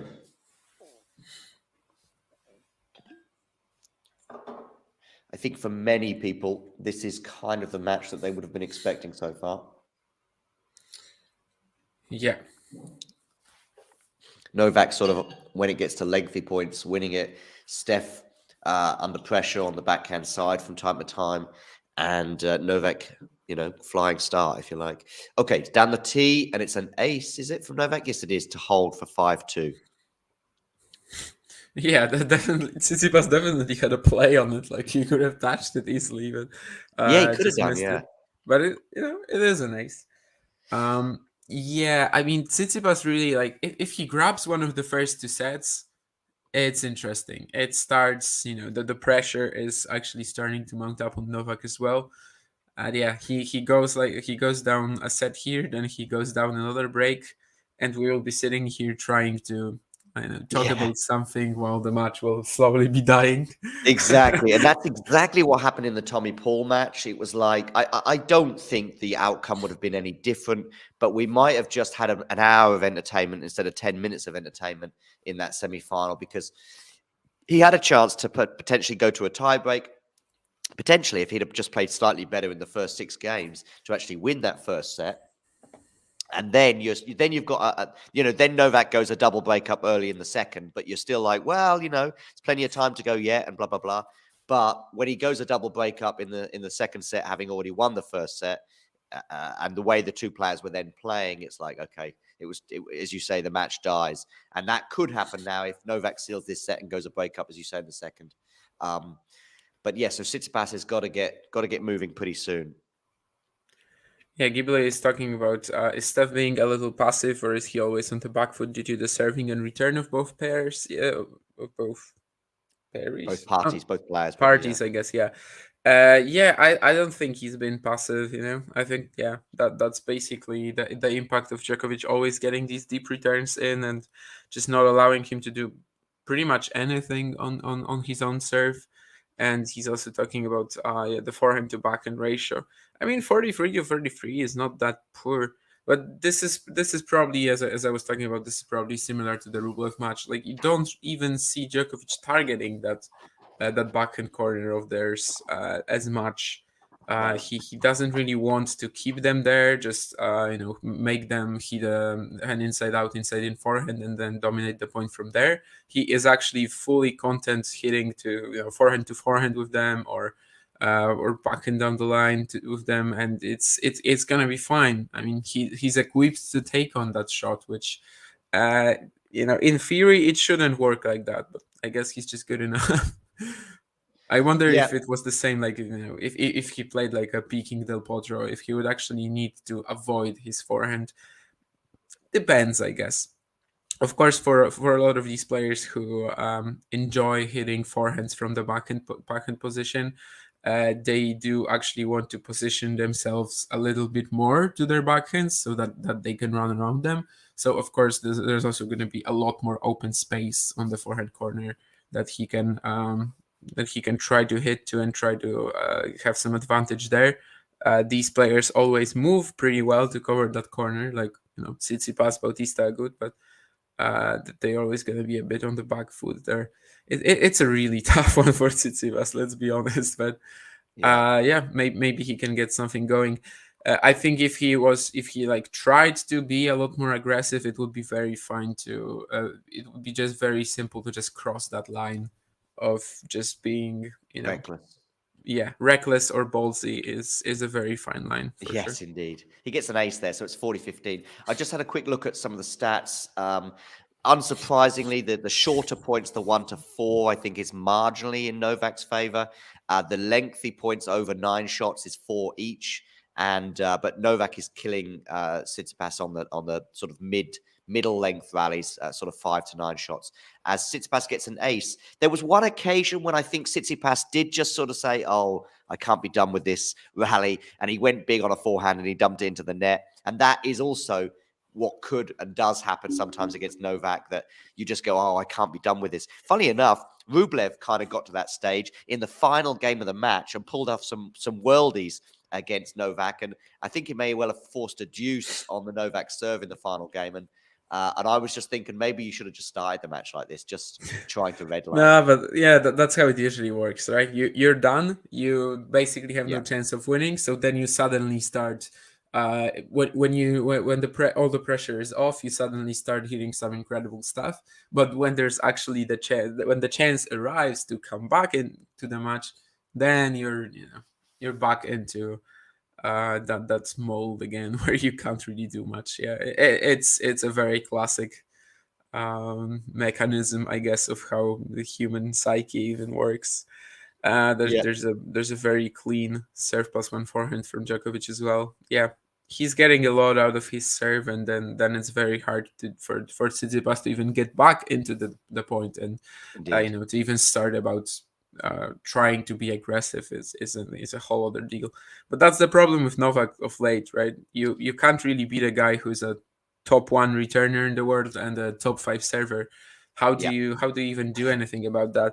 He's the best in the world when it comes to rallying, and he's the best in the world when it comes to the two most important shots Yeah. of the game. So how do you even handle that? And not Yeah. many players have the ability to try to beat him when he's playing like that. Yeah. Yeah, exactly. So, and he's also just started this game with 2 first serves, pretty much putting him in charge of each point, and as a result, he's 30 love up. And that's the other thing: the spot serves are so good, and also he's very good under pressure. So when he needs to, when he's a break point down, he's pulling out off a clutch serve, and so on and so forth. And as he's serving for the set here, as I say, 2 of his 3 service points at least have been a first serve in. And now they're in a lengthy rally, which you would also favour Novak for, if you like. Although Novak puts that one into the net, and we've got a straw to clutch at here at 30-15. Yeah, I wonder how even the Tsitsipas team, how are they coaching him for this match, or pretty much anyone playing against Novak. What sort of weaknesses are you going to try to exploit? I mean, there's basically there aren't any.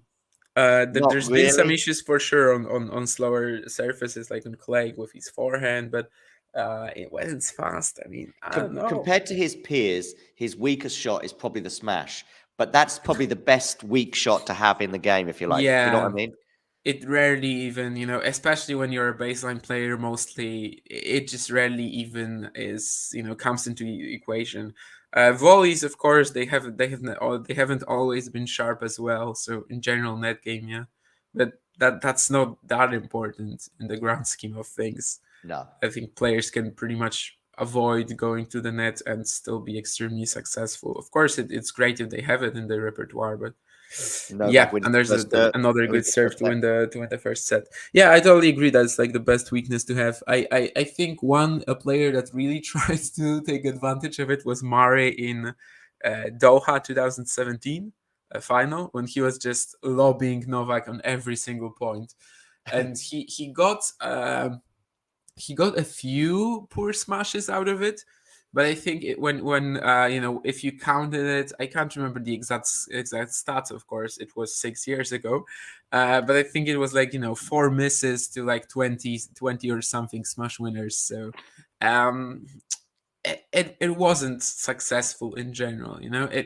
I'm not sure if passing in these particular spots would have given him more, but it just wasn't the tactic that won him the match. No. No, just looking at the first set, by the way, 72% Novak was getting his first serves in. Stefanos Tsitsipas' stats were okay in terms of, I think it was over 60 of his first serves were going in, but 72 is going to put Novak in a very, very good position. Yeah, I am a little afraid for Tsitsipas in the sense that he does not have to keep serving like that, because in the latter half of this set he was just, getting through his service games, pretty much hitting 2 aces every single time, or at least 200 serves, and that's tough to maintain. But we'll see. Definitely not. Not an optimistic start. No, no, no, no. But listen, Ghibli's trying to give some optimism in the chat just to say that Steph at least is starting to serve a bit better. And yeah, I mean, the thing is, Steph has faced break points, I think, in a couple of games, obviously losing one of those. I think it was 30-40 and Novak struck immediately. The first game of the match, I think his first service game of the match was 15-40 down as well.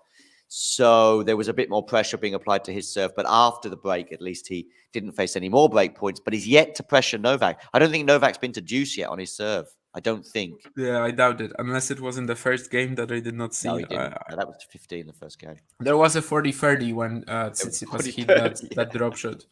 Yeah, exactly. Yeah, exactly. That was, as you said, that was probably a chance to just stay in the rally for once. Okay, so Stefanos Tsitsipas is serving first in this second set, and it's 15 love for him. It was an unreturnable, I think. 39 minutes on the clock, so it was a fairly swift first set. Stefanos going down the tee to the forehand of Novak. Decent return from Novak, as you would expect. Novak now in the rally here, forehand to forehand. Stefanos just a low net clearance there. Now on the backhand to the forehand of Steph. Lengthy rally, this one. This is probably over 10 shots, and Steph goes long on the forehand, 15 all.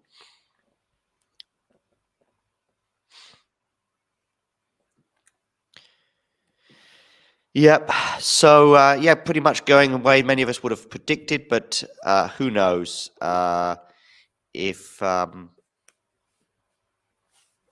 By the way, some critical comments of John McEnroe here from one or two people, because he didn't know who Lehetska was, I think.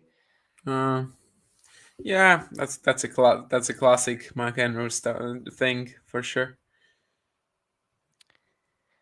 Yeah.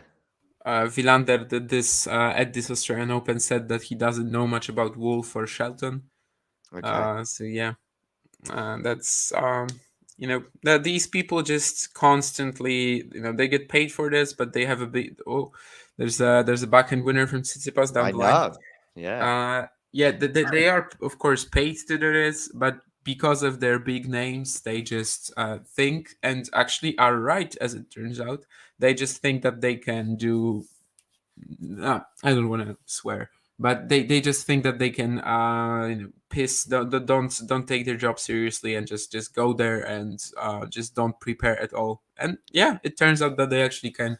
We've got experts in Poland like that as well, like the former world number 57, Michał Przysiężny, is an expert for Eurosport as well, and he does exactly the same thing. I mean, whenever there's like a lower ranked player, they're just very content to say, I don't know anything about this guy. They are actually proud of this, which is So they don't even try and bluff.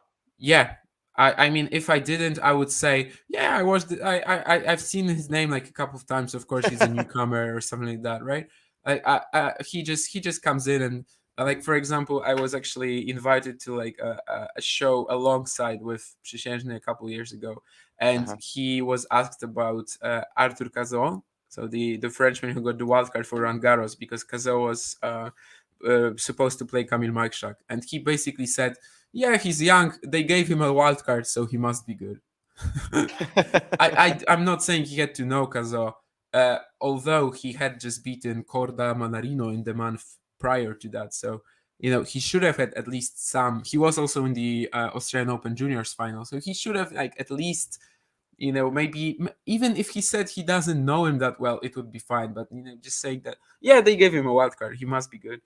I turned it on because it was like an internet thing, and I turned it on to see like I was listening to what he was saying because I was supposed to be next and I didn't want to repeat after him, but I quickly realized that I wasn't going to be repeating anything because he was just unprepared as it was insane. It was like a draw preview for Roland Garros, and he didn't know anything about the draw, about the players. And McEnroe and Wilander do the same. I mean, the thing is, I've got Ghibli here making a comparison to some football commentators.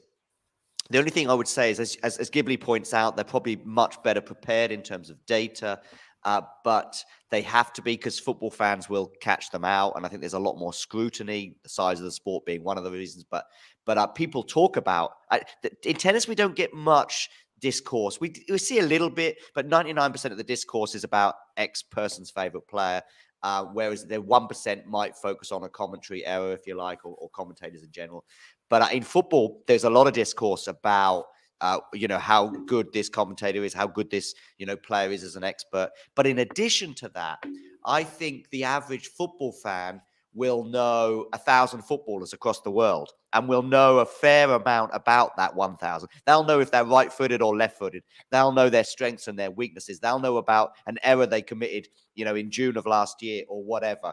So the depth of knowledge when it comes to a football fan, you go to a football match and 90% of the people in that stadium will have a good idea about the sport and what's going on in front of them. In tennis, it's maybe more the other way around. You might have 20% of the audience knows what's going on, if you like. Anyway, it's 15-love on the Tsitsipas serve. Both players comfortably holding at the beginning of this second set.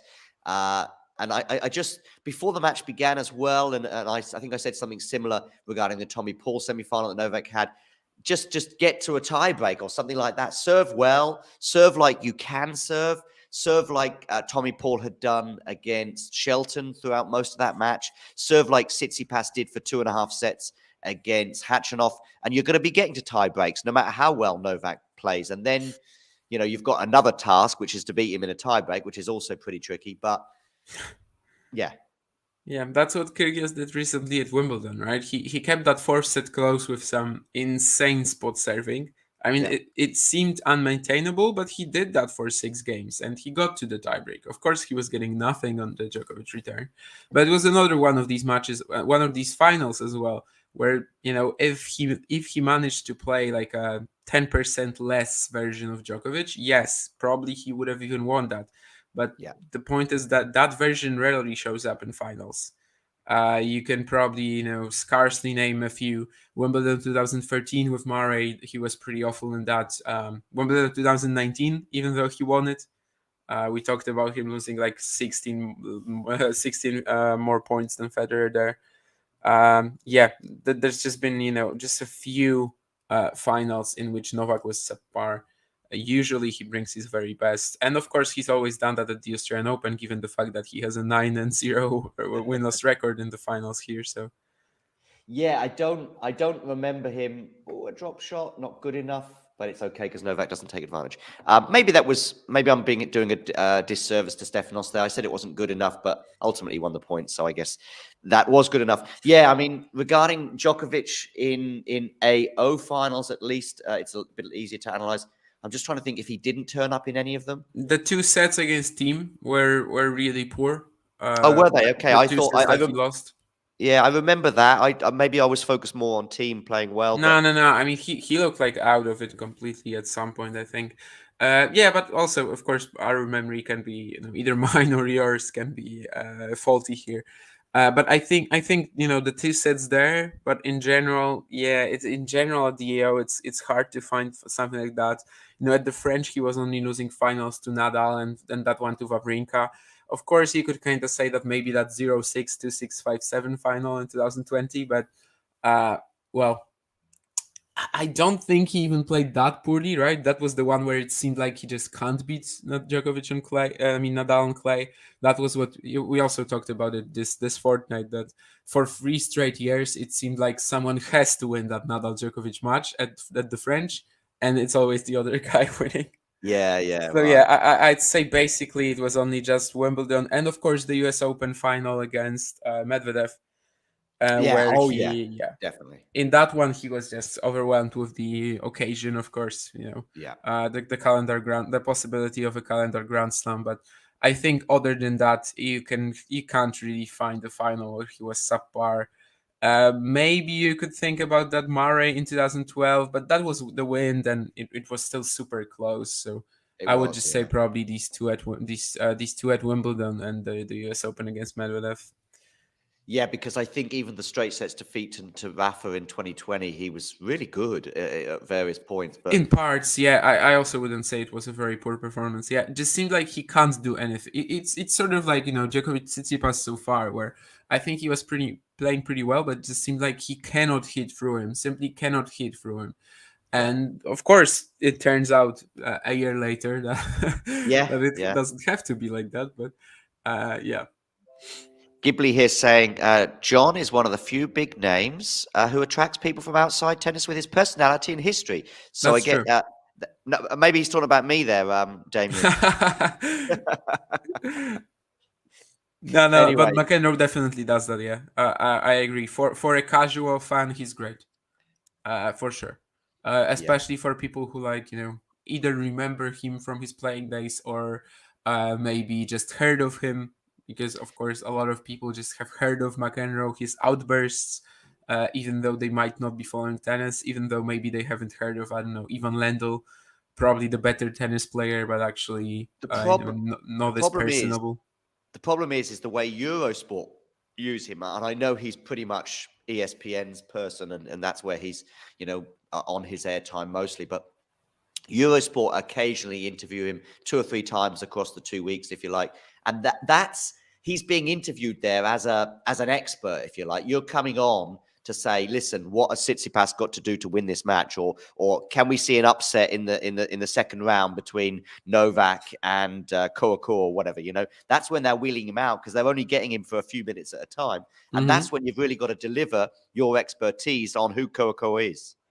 Yeah, but yeah, for the casual fan, it's amazing, right? The casual fan doesn't want to listen to, I don't know, John Silk. Tennis has more casual fans than possibly any other sport, but particularly compared to the big sports such as football or cricket or rugby. Yeah, you can see it pretty much anytime, like an expert and let's say someone pretty random, like an expert, like a TV expert, and someone pretty random is in the same show or something, and in the comments there's like, who the hell is that guy? I just want to listen to that big name, even though the big name doesn't know shit. I'm sorry, but I had to go for it there.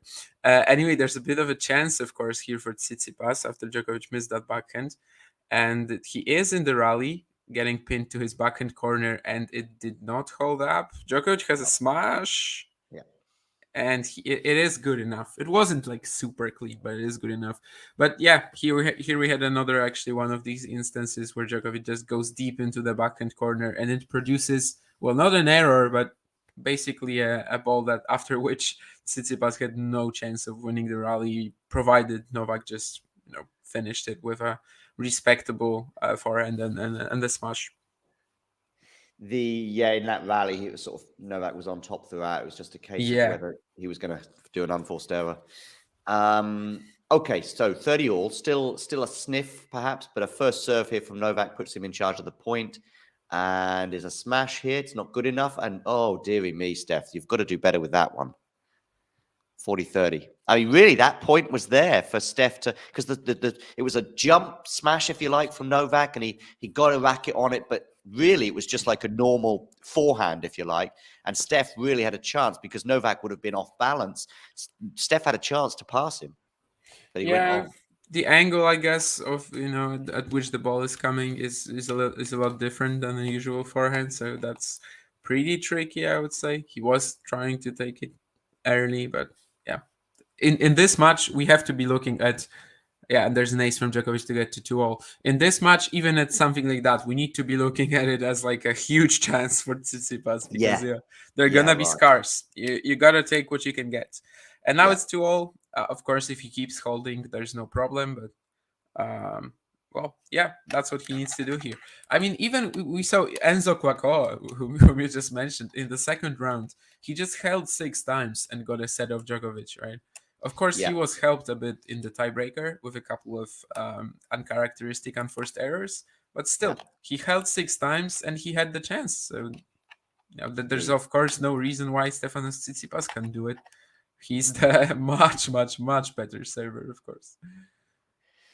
2-all, love 15 there because an unforced error from Stefanos on the forehand side. That second serve, by the way, must have been extremely close to going out, and therefore would have been a double fault. But would suggest a certain level of aggression from Tsitsipas on the second serve, or risk is probably the better word, because it's not necessarily speed that he's going for. It's more getting close to the line. As he goes long on the first serve there, love 15. It'll be interesting to see if he takes another risk on this second serve, bearing in mind that could be costly. He was pretty aggressive, I would suggest. Forehand now to the backhand of Novak. Forehand exchange, backhand Steph.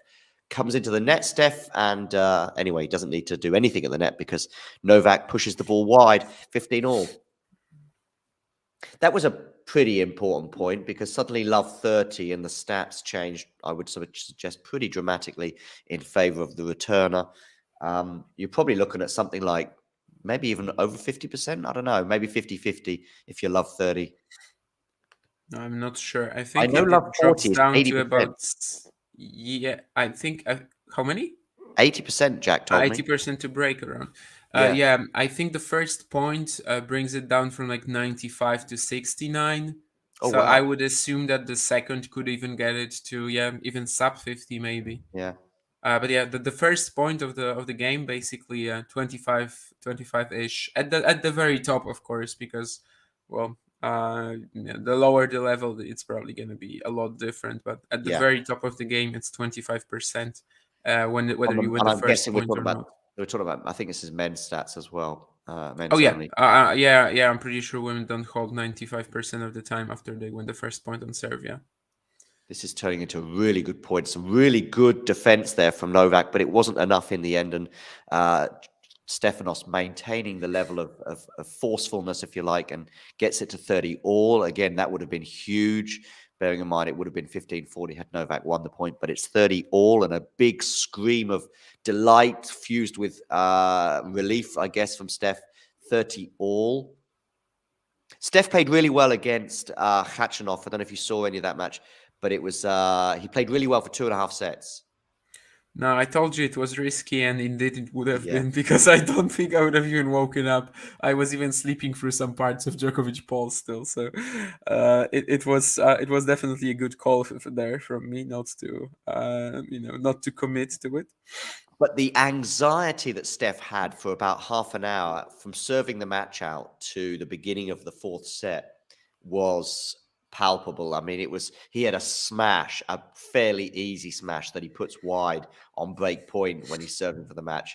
And then the tie break, very similar in terms of him having 2 match points. He has just double faulted for deuce. As I say, he is taking a few risks on that second serve. Often getting close to the service line, not the T line, the other line. I know if you know what I mean. That's where he's tending to take his risks, and as a result, he's double faulted twice in this match. Novak has yet to double fault as well. Anyway, Deuce now going down the tee, and he's gone long on that first serve. So let's see where he puts this second serve. Again, Stefanos under a bit more pressure than Novak on his serve. It's a good second serve, and as a result, Novak puts the return into the net.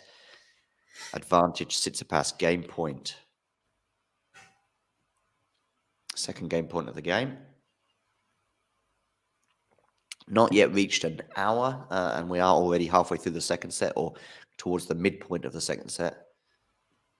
It's a decent return from Novak, and they're in the middle of a rally here. Steph on the backhand, staying on the backhand. Backhand Novak, forehand here. Steph switching up play. There's a chance here for Steph, and he takes it. Game for Stefanos Tsitsipas, and he raises his racket to the delight of the Greek support. 3-2 he holds, and so fairly big hold in that there were a few chances for Novak potentially to break in that game, including, of course, a double fault from Steph. But yeah, it does seem to me as though that's an intentional tactic to go reasonably big on the second serve in terms of placement. Yeah, some big second serving in this game from Tsitsipas, which has been definitely important. But again, we'll see if it's maintainable. It's his serving that needs to be like super on point if he wants to stay in this match. But yeah, he holds. He gives himself another chance to just go at it in Novak's in a return game now. So as long as he's holding it, it may be close. And of course, yeah, we sort of think that he might have to win this match. I might have to win this set to win the match. I did read a very fun interaction on Twitter right now where a Djokovic fan was like, "Not everyone is lucky enough to face Casper Ruud in the final of your best slam." Of course, referring to Nadal playing Ruud in the final at Roland Garros. And someone asked him, the tweet had like 250 likes, and someone asked him, "Do you remember who he played in the quarterfinals in Paris?" I think you do. Yeah. Just a second. Here's a comment here from Ollie. Novak has lost. I can barely see one it. major final where he has won a set in the last 7.5 years. Yeah. 2016 US Open. Yeah, he was very close to losing some of these, of course. The 2 match points with Federer, with Tsitsipas at Roland Garros as well. So I think it's not as it's not as awful as it seems. It's actually very possible for me that if Tsitsipas puts himself in the position to win this one, he's not gonna do Paris 2021 yet again. Having having learned something there, having Uh-huh. picked up experience along the way. But yeah, it's not looking bright if he can't win a set in the first two. That's for sure. Indeed. If it's one set all, I think it's all to play for. Especially if he could start, be the first one to serve in the next set. So maybe win the 6-4 or something like that. We're grasping at straws, but We are. that's what you kind of need to do here. Here's a straw to grasp at in that he's just won the first point on Novak's serve thanks to a backhand slice drop shot that Novak probably would have got to, but it clipped the net, which basically killed the ball, if you like. Just clipped the net, and Yeah. it maybe didn't quite kill the ball, but it certainly meant the bounce was very generous in terms of for Stefanos, and therefore Novak couldn't get to the ball, and it's love 15 on the Novak serve.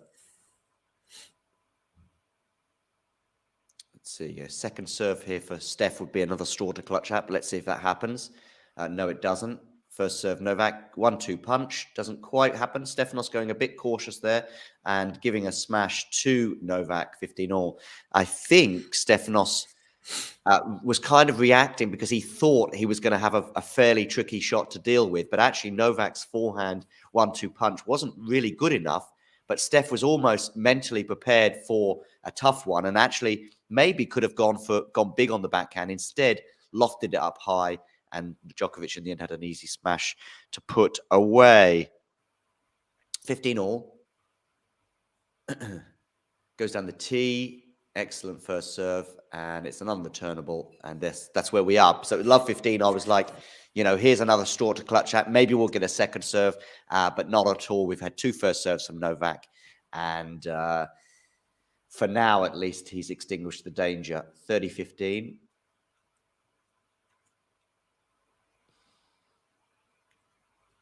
Novak serving. Again, will he get a first serve in?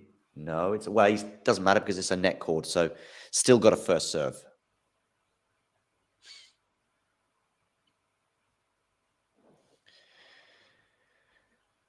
Where are you going with this one, Novak?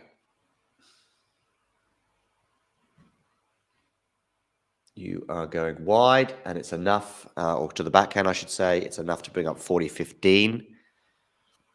Wait, that was a first serve? Yeah, because he clipped the net on the first one. It clipped the net. Okay. Yeah. Never mind. I started thinking about something else and just forgot. But yeah, I would have been very surprised if in this position Novak went for a second serve like that. 40-15. Djokovic here. And another first serve, I believe. Yes, it is for Novak. But now they're into the rally. Backhand Steph, forehand Novak. Forehand Steph with a low net clearance there from Steph.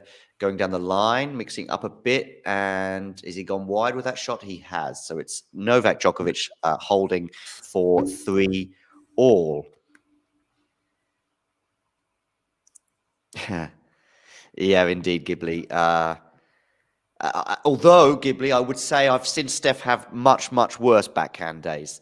That's for sure. Even against Lehetska, I thought he had a really bad day on the backhand. But Lehetska was just running out of steam, I think, from his run that he had in Australia. I mean, that match was much closer than the scoreline, I think.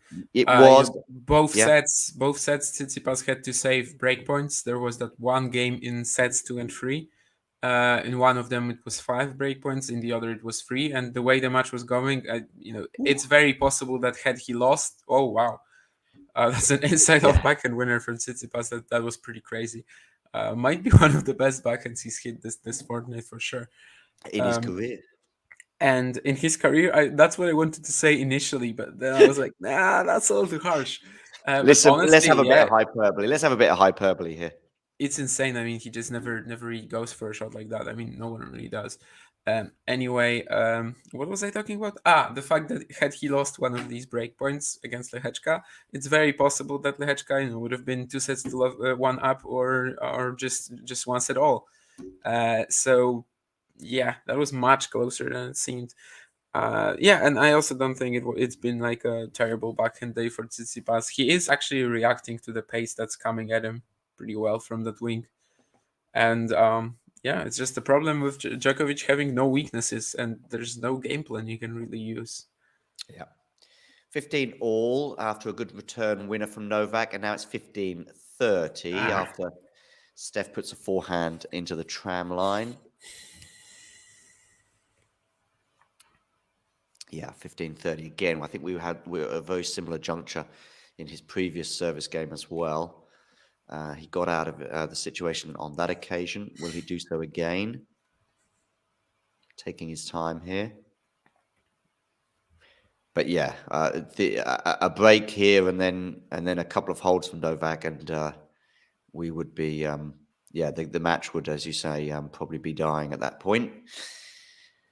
I think he won Djokovic the first set against Thiem in that final we referenced earlier in 2020. Yep. He then goes 2-1 down. So I thought Thiem might well win that day. I didn't have the same feeling in other matches when Novak has been down, if you like. But I did think that day may well have been there for Dominic, but it didn't work out that way in the end. They're in the rally here anyway. Forehand Novak, who's in a kind of a lockdown mode, if you like, in terms of this rally, but it's not enough. He does take a tumble. I think he's okay. Yeah, he should be fine. He might have hit his head though, but I'm not sure. Yeah. Anyway, he is getting up. 30 all.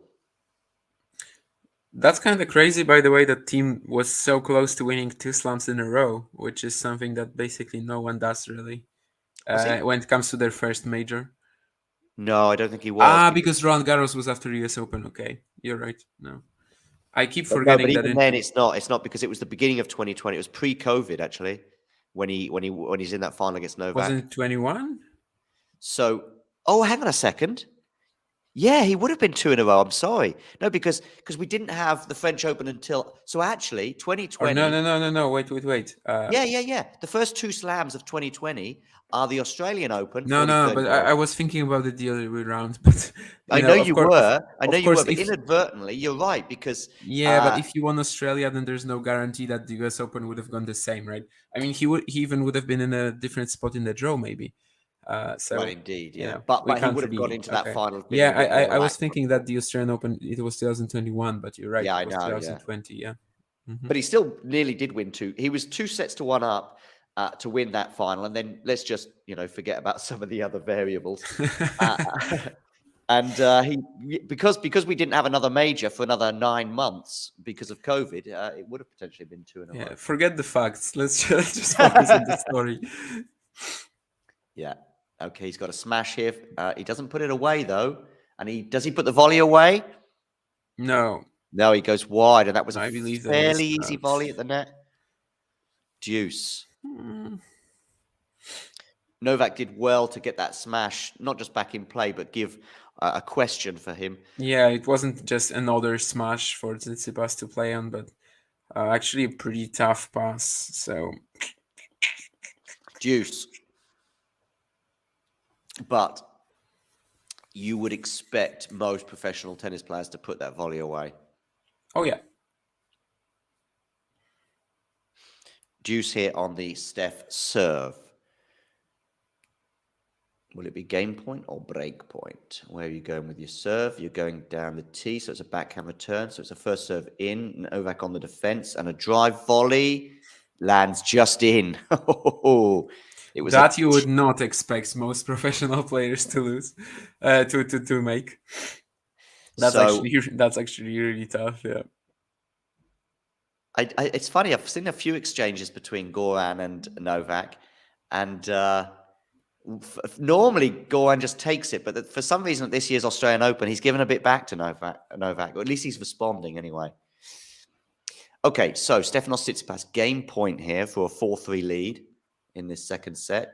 They are into the rally now on the forehands. Backhand Steph going to the backhand of Novak. Has he gone wide with that? No, he hasn't. So they're very much in charge at this point here. Stefanos on the defense. Oh, he's got a chance here, Stefanos. And he's won the point because Novak let him back into that, really. Did really well, Stefanos, but as Novak looks to Goran as though it's Goran's fault. What does he want with him? I don't know. I don't think he get it. Because the previous point, it was that crazy drive volley from Tsitsipas that worked out. And here, he just sort of went to the backhand one time that he really didn't need to do that and let Tsitsipas back into the rally. I don't know. That doesn't seem to be Goran's fault. No, but I would say 9 times out of 10, it's not. The only thing, I think it might have been with you a few weeks in the last week or so, that maybe if you've been given bad advice from your team pre-match, generally, like go down the tee, go down the tee, go down the tee with your first serve or whatever, and you keep getting creamed on your first serve down the tee, then I guess you might go, look, I told you we shouldn't go down the tee on the first serve. But Yeah, of course that happens. But I mean, I'm just surprised because here it didn't seem like there was anything that no, it was a that rally really moment. was tactical or anything. I mean, It was Novak's fault. It was, he went to Novak the didn't. backhand here, like he went like, let's say, overplayed that Tsitsipas backhand, but it's not something he's been doing most of the match. Yeah. Not at all. In fact, I mean, he's basically playing it the same way he was against Rublev. So actually giving plenty of balls to that Tsitsipas forehand and just not being afraid of it. And probably so far it has worked out. It's just the quality of Steph's serving that is keeping him in this one. So Stefanos' team there celebrating like he's just done the Grand Slam. they're also grasping at straws. We're not the only ones. No, I mean, I don't blame them. Ghibli there really trying to get, he loves it when a player, I think he was speculating this about Tommy Paul a couple of days ago as well, get the crowd into it, get the crowd into it. The problem Tommy Paul had was he wasn't getting into the match and not getting into the points often. You can't hold serve at 1-5, for example, and get the crowd on board. Yeah, that was the problem that Tommy Paul was having, with the exception of that 4-game streak he had from 1-5 down in the first set. That was it. Okay. They're on serve, sorry. Not back on serve. There's been no breaks yet in this set. In fact, there's only been one break in the match so far, which, as we said, from Stefanos' perspective, as a forehand goes wide. So this is 2 service games in a row, I believe, from Djokovic, where he's gone love 15 down. But in the last one, I remember, I think he then produces 3 or 4 first serves and held comfortably. So let's see what happens here. A break of serve here would be very interesting.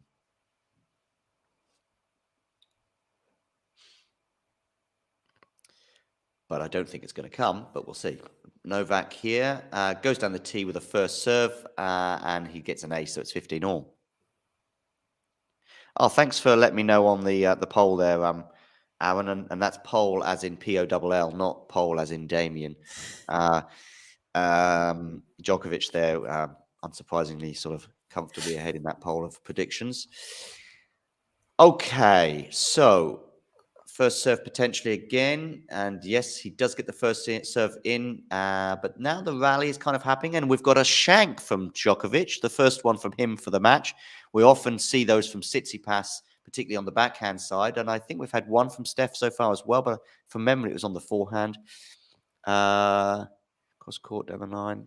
Yeah, we've got a stat on Tsitsipas where he's going with his backhand, 50% between cross court and down the line in set 2, which we've certainly seen here a few times. I think the sample size is still pretty small, but yeah. He has been more aggressive from that wing, sort of Federer 2017 final like.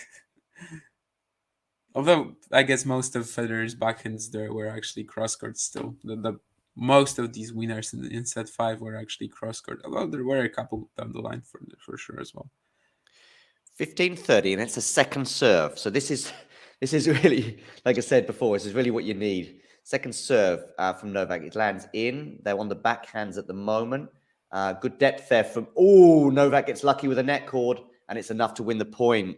And I tell you what, he was really in that point because Stefanos had great depth on his backhand there that made it difficult for Novak to the extent whereby he hit the net, but it was a net cord. Stefanos managed to track it down, if you like, but unfortunately, because of the net cord, it meant he was stretching to the extent that he got a racket on it, but it went long. 30-all. That was a fortunate moment for Novak.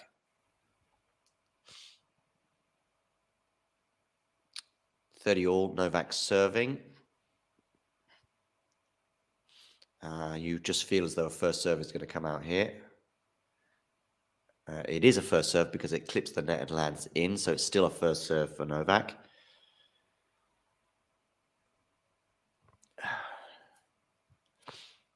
Probably to the backhand, you'd think, just because of the sort of pressure moment. Let's see. Goes to the forehand, actually.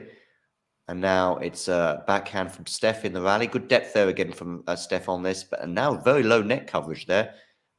Forehand now switching it up. Steph comes into the net. He's in charge of the point, but it's it was a decent passing shot from Novak, but Steph got a racket on it. And from that moment, you thought maybe it's going to be enough to win the point, but Stefanos puts the volley into the net. It was close to going over because it hit the tape. This volley here. That's a couple of volleys again, now. I don't think the forehand was placed well enough, but still was, it wasn't like the pass was super tough. He should this point he actually really should have gotten. Yeah. I think that previous to one game, perhaps there wasn't an opportunity like that, but here he really had a break point for himself, He did. and he did not convert that. And he's gone wide with the backhand, so Djokovic holds, and you just feel as though that was pretty big. 15-30, net court goes Novak's way, but also that point, I would say he was probably 70-30 up on 2 occasions, if you like, in that it was a 70% chance of him to win the point when he comes to approach the net with a forehand, and then with the volley as well. Maybe I'm being a bit too generous for that 70, but you'd think that he gets that volley and he wins the point and suddenly he's got a break point. But big hold that. Ghibli there saying, what a chance indeed. It was certainly as big a chance as he's had in the match so far. Don't think he's had a break point yet on Novak's serve. Puts the first serve into the net. I guess there still hasn't been any deuces even, right? On the Djokovic serve. I don't recall one, no. Yeah. But it does feel as though he's getting into some of the Novak serve games, but then he's just not getting to that crucial moment, if you like. Okay, they're exchanging forehands at the moment. He changed. Oh, what a forehand winner down the line. I was about to say he changed his direction, which he did, but he also won the point. Whipped that down the line. Ghibli there saying he just needs to capitalize on those moments. Indeed, he does.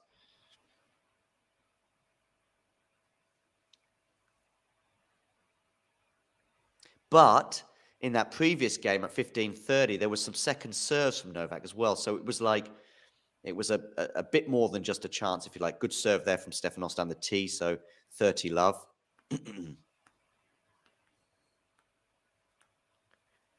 Make sure you hit that like button and don't forget to subscribe to the channel if you are new. You can also join us and become a member and enjoy perks that come with it. And feel free to send in a super chat to support the channel. Steph goes down the tee with that serve, and it's an ace. It's 40 love, 3 game points for Stefanos here. If you're love 40, you're therefore 80% chance of winning the game or being broken.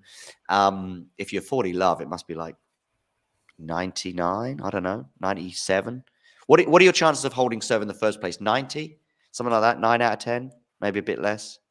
Yeah, probably less, I think, even on the men's side. It needs to be like 80-something, I think. Yeah. I don't know. Of course, it's really dependent on what sort of group we take, like whether it's just, top 10 servers or something. I think even guys like Isner or Karlovic, they were holding about 93-92% of the time in their best seasons or something like that. So I think it needs to be at just 80-something at the top of the men's game. 40-15 because Stefanos went wide. We've got one of those moments where the umpire is on the phone, which we then sort of have a quick look to see what happens afterwards, to see if that phone... Oh, what a return there from Novak. If that phone call suggests a trainer is required or a physio. Anyway, Novak now wins that point as well. So we're back to 40-30, winning that point largely off a whipped forehand return from arguably the best return of the game has ever seen. The best return the sport has ever seen, perhaps is the better one. Oh, thanks, Ghibli. Sending in £20. Cheers for that. We appreciate your efforts too. Maybe we should be sending you a super chat in return. Backhand goes long from Novak Djokovic. So it's 5-4. Let's have a quick look to see if that phone call had any significance that the umpire put in. Or perhaps they were just ordering the takeaway because they feel as though this match is coming to a swift conclusion. Let's see. Stefanos Tsitsipas holds. Again, I mean, they all feel like they're big holds right now. But yeah, from 40 love, you then sort of, when he gets it back to 40-30, you're then thinking, hang on a second, if this goes deuce, it could get nervy. But anyway, Stefanos held thanks to a backhand error from Novak. It's funny to me how everyone is like, oh, he had such a great chance, you know? It wasn't even a break. Like, he just would have got into a break point, right? Yeah. But that's how we view the match. We Yeah. just look at it as if Tsitsipas basically needs to take every single thing he can get because other chances might not come. Like, I've just read, for example, that Steph lets a few golden chances slip away in game 8. Like, that's a stretch to me, and I also totally understand why the person has written this, because that's how we look at the match. Like, Tsitsipas, like, whatever is offered to him, he just absolutely needs to take it. And yeah, even a 30-all situation like that, where it just would have been a break point, and with the way Djokovic is serving, who knows if Tsitsipas even makes the return. But we're still looking at it as if he just, oh my god, what a chance he had missed, as if he had, I don't know, as if it was a break point for a lead in the deciding set or something like that. But yeah, that's how our perception is actually shaped by, the balance of power that we feel like is in this match. I've also been reading, like, I've just checked Twitter, and like some people are also criticizing that, that commentators, for example, on their feeds are talking of Tsitsipas as if he's like a youngster with no experience. But compared to Djokovic, he kinda is. So I also get why people, but I guess it all comes from the fact that everyone just wants to see a competitive match. So we're basically all clutching at We've got straws. big chance here for Stefanos. It's love all, second serve. Yeah, that's how it's been. And honestly, this second set actually has given us a lot of straws. So maybe there's still a chance here, but he probably needs to win this one to stay, for it to stay competitive. Yeah, exactly. But it has been an intriguing second set, I would say. Definitely, yeah. There's been a lot of straws to grasp for, and Yeah, exactly. yeah. And it's also just been intriguing as well because I think Stefanos, did he face a couple of break points at one point? I'm not sure. But there's been moments where you thought, oh, Novak might break here. Just it's been intriguing. And I think the quality's been pretty good. We've seen some excellent winners off the racket of Steph. I think there was a deuce at 3-all, but I don't think Tsitsipas has faced a break. I think it was we've had a couple of 15-30s, then it went 40-30, and then it went to deuce. Yeah, I think you might be right. No break points. But it's been intriguing because we thought, because you just think, oh, Novak might get something here. Novak goes long on the backhand there. But I also think the level's been pretty good, which is added to the level of intrigue. Novak's level maybe just fractionally dropping. Stefanos has been pretty solid, and also with some excellent winners, which has made it 50-50, if you like, in terms of the points and where we are in this set. By the way, right now, here's another one to clutch at. He's 3 points away from winning the second set. Yeah, I think Djokovic has sort of dropped his level off the ground, but he's still serving and returning so well that it does not matter. It's kind of funny that with one of the best baseliners of all time, we are looking at serve and return as his biggest advantages. But yeah, he just makes another kind of uncharacteristic error. Another time he's kind of pissed. Goran is confused. 2 points now from the set because it's 15-30. But really, it's all about this point, if you like, in that. Then we can start saying that there's a lot more than just a straw to clutch at. 15-30, Novak serving. Let's say we go second serve here as we try and increase that straw. Okay, let's see what happens. It's a first serve in. Novak in charge of the point. Well, maybe not as much as I thought he would be. Changes the direction there. Steph with a slice. Forehand Novak. Steph forehand short from Steph, and he goes wide with that second forehand. The first forehand he had to know that pair was just way too short, and it's 30-all. As we see an exchange between Steph and his father.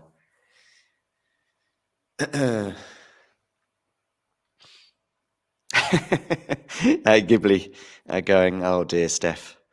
Or words to that effect, let's say.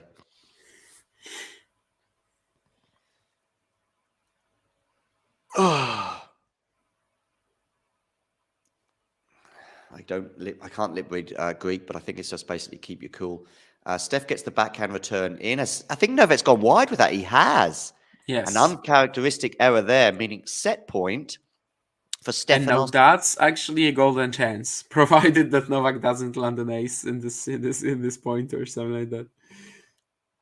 If that was Steph making that same error like Djokovic would done, you'd be like, oh, you can't give gifts like that to Novak. But as it is, it's the other way around. As Julie, arguably Novak's biggest fan, a British woman, stares at the sky thinking, oh dear. But this is as good as the problem is Novak will probably go and I think there's been a bit of a disruption from the crowd, hence Novak just taking his time on this serve. But 30-40 set point. It's the first break point of the match for Stefanos, and it turns out it is a sort of set point because Novak is serving 4-5, but we all know that there's a good chance of a first serve coming in here from Novak. 30-40, it's a good chance of an ace or an unreturnable.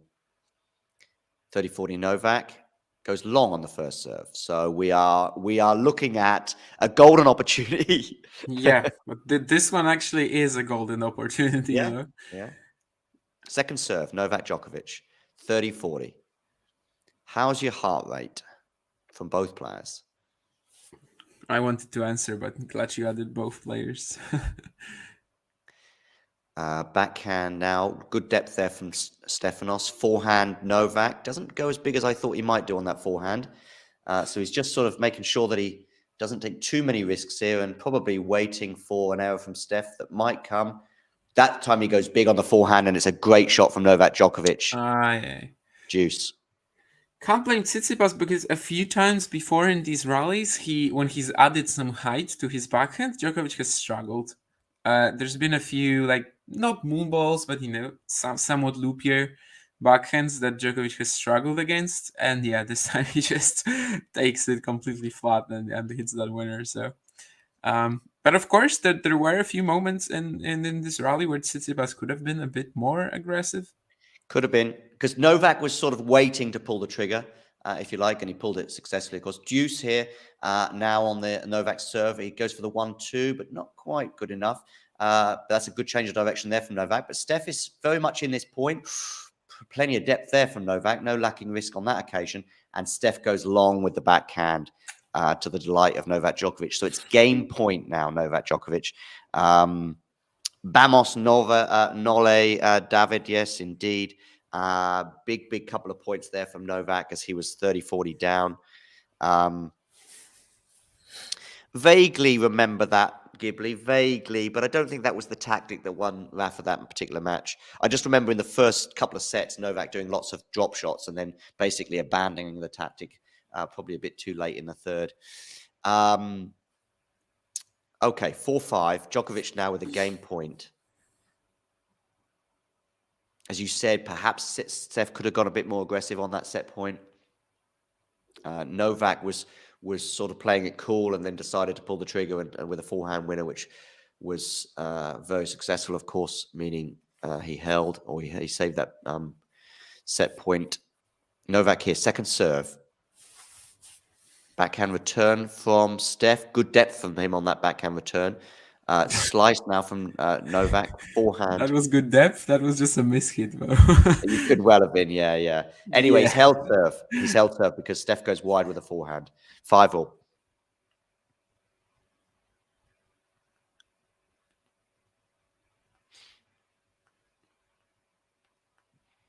Yeah, good idea, Ghibli. It's my fault, by the way, because my Eurosport stream seems to be always a few seconds behind Damien's wherever we are.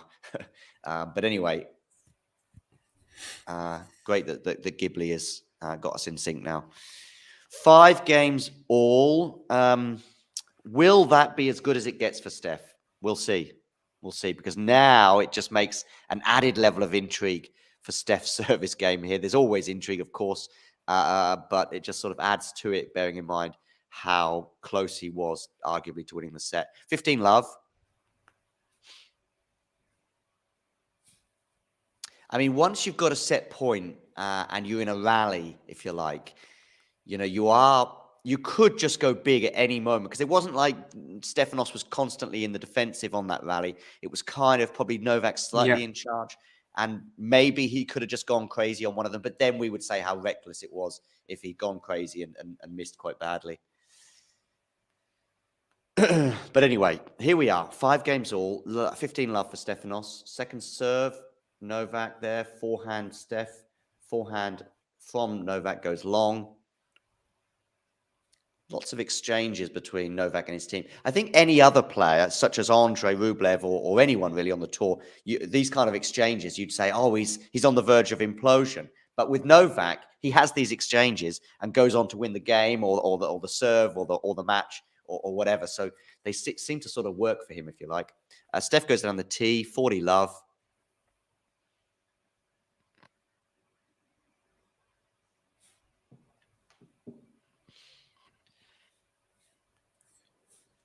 Nine aces for Steph in this match so far. Down the tee with another ace, and he holds 6-5, change of ends. So Yeah, whatever happens, go on. No, go ahead. Yeah, I'll whatever say it in a happens second. now, Stefanos has at least a tiebreak. Go on. No, I was just saying that, yeah, I totally agree that, like, on most shots there, I don't think he necessarily, like, needed to pull the trigger, you know, it doesn't have to be like that he just had to go for some crazy winner outright, you know, he just could have been put a little more pressure on Djokovic there for sure, decided Yeah. not to, which was a choice that eventually didn't pan out, but also given how that game was going up until then, I think it also wasn't that bad an option. No, I agree. But yeah, there was another conversation in the kitchen, I think, that we had. And I think it works very well here that watching this point, a Djokovic fan is going to be like, oh, wow, what an amazing shot. You know, how he saved that set point so good under pressure. A Tsitsipas fan is going to be like, why aren't you more aggressive? Why did you allow him to do that? And honestly, they're both right. Yeah. It's just two different ways of looking at a tennis match, and I think this pretty much applies to 99% of tennis matches. That you can really look at it from two perspectives. It's rarely just one player peaking and the other, just can't do anything. It's mostly one player doing something and the other allowing him to do that in a way. So in this case, I think it really works well that regarding that set right. point and regarding that set point and the comments you just made, it reminded me of something I was saying with Khachanov the other day, because I think it was in his match with Korda, but it doesn't really matter which match it was. What Khachanov would do is he wouldn't just merely pat it back and just stay in the rally. He was just turning the notch up a couple of times in rallies. So he wasn't going for the winner, but he was just going a little bit harder, just during a rally, sort of 5 shots, 7 shots, then just suddenly sort of pushing his player around, then going a bit harder and ultimately winning the point. Because I think you're right. There just wasn't a moment where Steph could have realistically pulled the trigger. He just maybe wasn't upping the tempo a little bit or turning the heat up. Anyway, second serve here, Djokovic. 5-6 he's serving. Run around forehand for Steph. Forehand again, run around, but this time he goes long and maybe shouldn't have run around, but it was probably more about the case of execution rather than running around that backhand. So 15 love, Novak Djokovic. Tsitsipas is 4 points away from winning this set. trying to drag a smile out of Damien there. I don't think he registered my desperation there with that comment. 15 love. My internet connection has been sketchy. My connection has been a bit off the past minute or so, so I was like barely getting what you were saying, so that's why you failed. 30 love now, Novak. Stefanos putting a forehand wide there, but it was sort of a forced error, perhaps.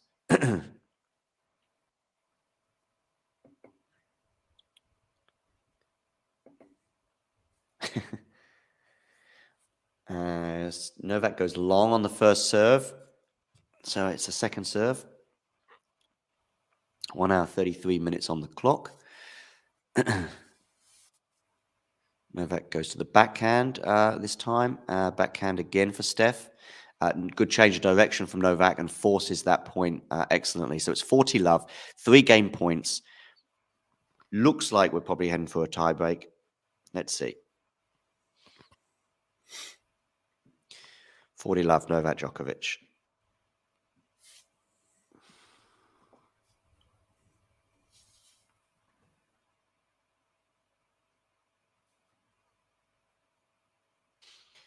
Djokovic goes wide on the first serve. So it's a second serve here for Tsitsipas, who is 6 points away from winning this set.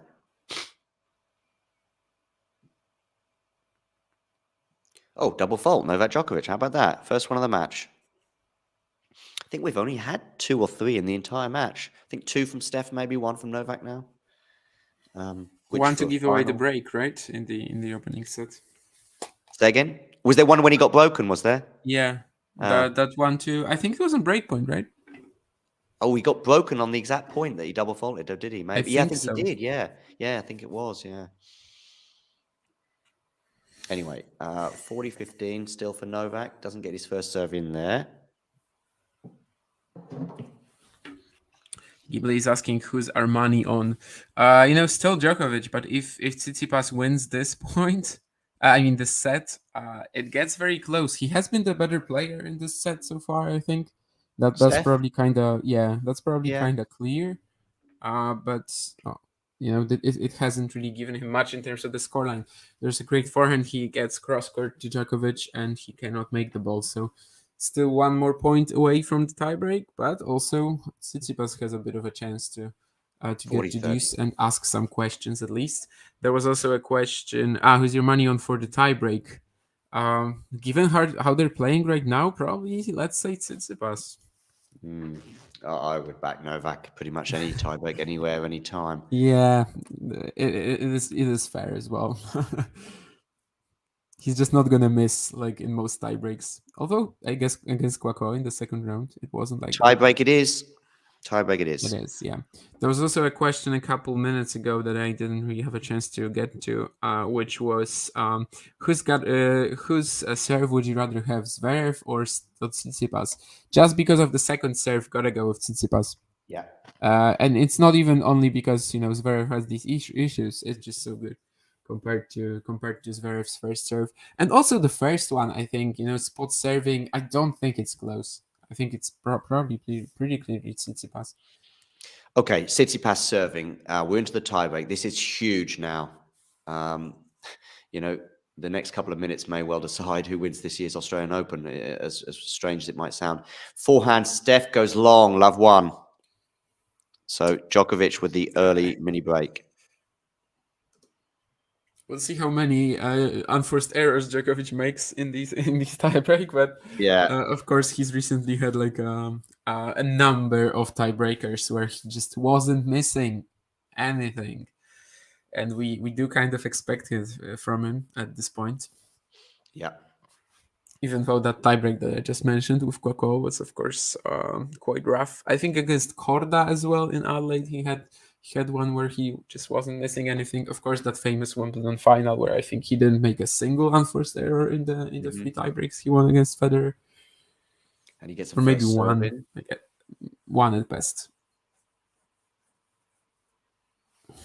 I almost feel as though this point is huge. I mean, you just think if he goes 2-0 up. Good change of direction there from Steph. Now, this is a chance, Steph. And he puts it away. Wow. Your nerve was very good there, Stefanos Tsitsipas. 1-1. And again, the backhand. I mean, I've just read, someone commented on my tweet that Tsitsipas with a one-handed backhand will never beat Djokovic in a Grand Slam. And I mean, it's been probably one of the best backhand matches, or at least sets that Tsitsipas has played in his career. So, yeah, 1-1. That was a huge point, as I said.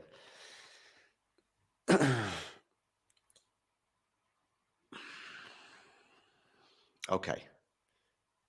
Yeah, because Novak's not going to miss very often, so I guess he's going to have to do a few of those in the next 5 minutes or so. 1-1. Novak serving. Where are you going with this one? Are you going to get the first serve in? You are down the tee.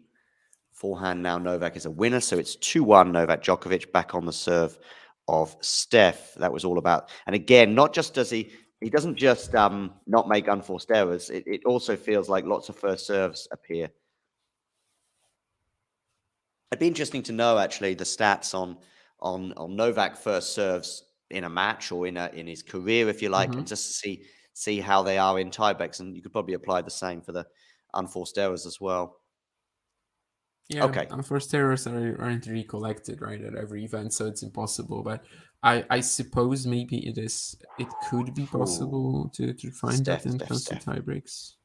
Steph there with a pretty horrible forehand there. So it's 3-1 now. Novak, he has a mini break advantage once again. After that unforced error from the forehand, they just went meters long. That Tsitsipas backhand has been his stronger wing in this set for sure. Maybe even this match. He's hit a lot of unforced errors on the forehand side. Yeah, the forehand. I mean, he tried to take it very early. He just didn't time it right, and these errors have been very common for him this match.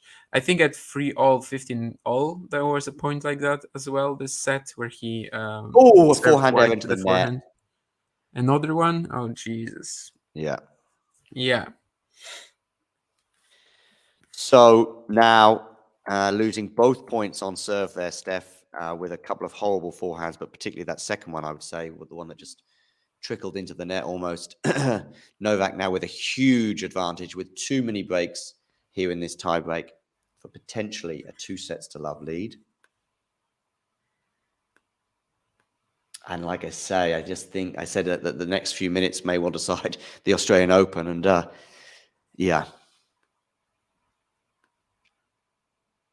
because Steph is going to have to play another set like he's just done in the third set. Steph is going to have to play 3 sets like that. Yeah, true. And true. That's a problem, yeah. Okay, 4-1 Novak serving here.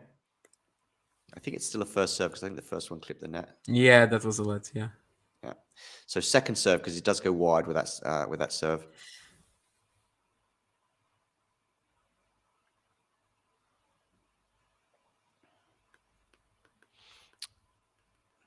Okay, Novak, where are you going with this one? Yeah, good depth there on the serve. And Novak unforced error into the net. So Tsitsipas gets one of the mini breaks back, 4-2. 4-2 at the change of ends. It doesn't look quite as grim as it did 30 seconds ago for Steph. But probably he's going to maybe need to win this point as well. The comments in the chat's getting pretty lively. Not a great tiebreak so far. As Novak's mother puts her head in her hands. Is his dad there? Don't think so. He wasn't there in the semi-final either. Interesting. Yeah. 4-2, Djokovic serving. Still with a mini break advantage. Now they've switched ends. Big point this. Okay. First serve goes into the net. Just to increase the anxiety amongst the Djokovic family. Where are you going with this one, Novak? Second serve. He has recently double faulted. And he's double faults again, 4-3. Yeah, so there we go, 4-3. The problem is there's still, the scoreboard at least favors Djokovic still, and that Stefanos probably needs to hold both here. But certainly things are looking much better than they were 2 or 3 minutes ago for the Greek. 3-4, he's serving. They are now on serve. Stefanos gets the first serve in, and Novak doesn't quite get it back, and it's now 4-all. So things are interesting now, as opposed to not being that interesting at 4-1. And I guess there was an unforced error from Djokovic. In the double fault sense, yes. Yeah. Okay, 4-all, Stefanos. Again, he'll be desperate for a first serve here. Is he going to get it? Yes, he is. Good return, though, from Novak. Backhand now. I guess they'll just exchange backhands. Or no, forehand now, Novak. Forehand, Steph. Lot of pace on that one. A lot of pace on this one, but it's too much. It's gone long. Steph is annoyed.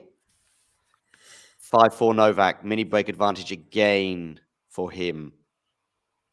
Novak serving now at 5-4. Mini break advantage, an unforced error again from Stefanos on the forehand there, that time going long. As soon as it left his racket, I was like, uh-oh. So 5-4, Novak Djokovic has this huge advantage now in this tiebreak. Not for the first time, though. Novak there, probably a call out from the crowd, distracting him as he regathers his composure ahead of serving. 2 service holds from Novak, and he will have a 2-sets-to-love lead. 5-4. Where are you going to go with this first serve? You are clipping the net with it. That's what you're doing. Still a first serve for Novak.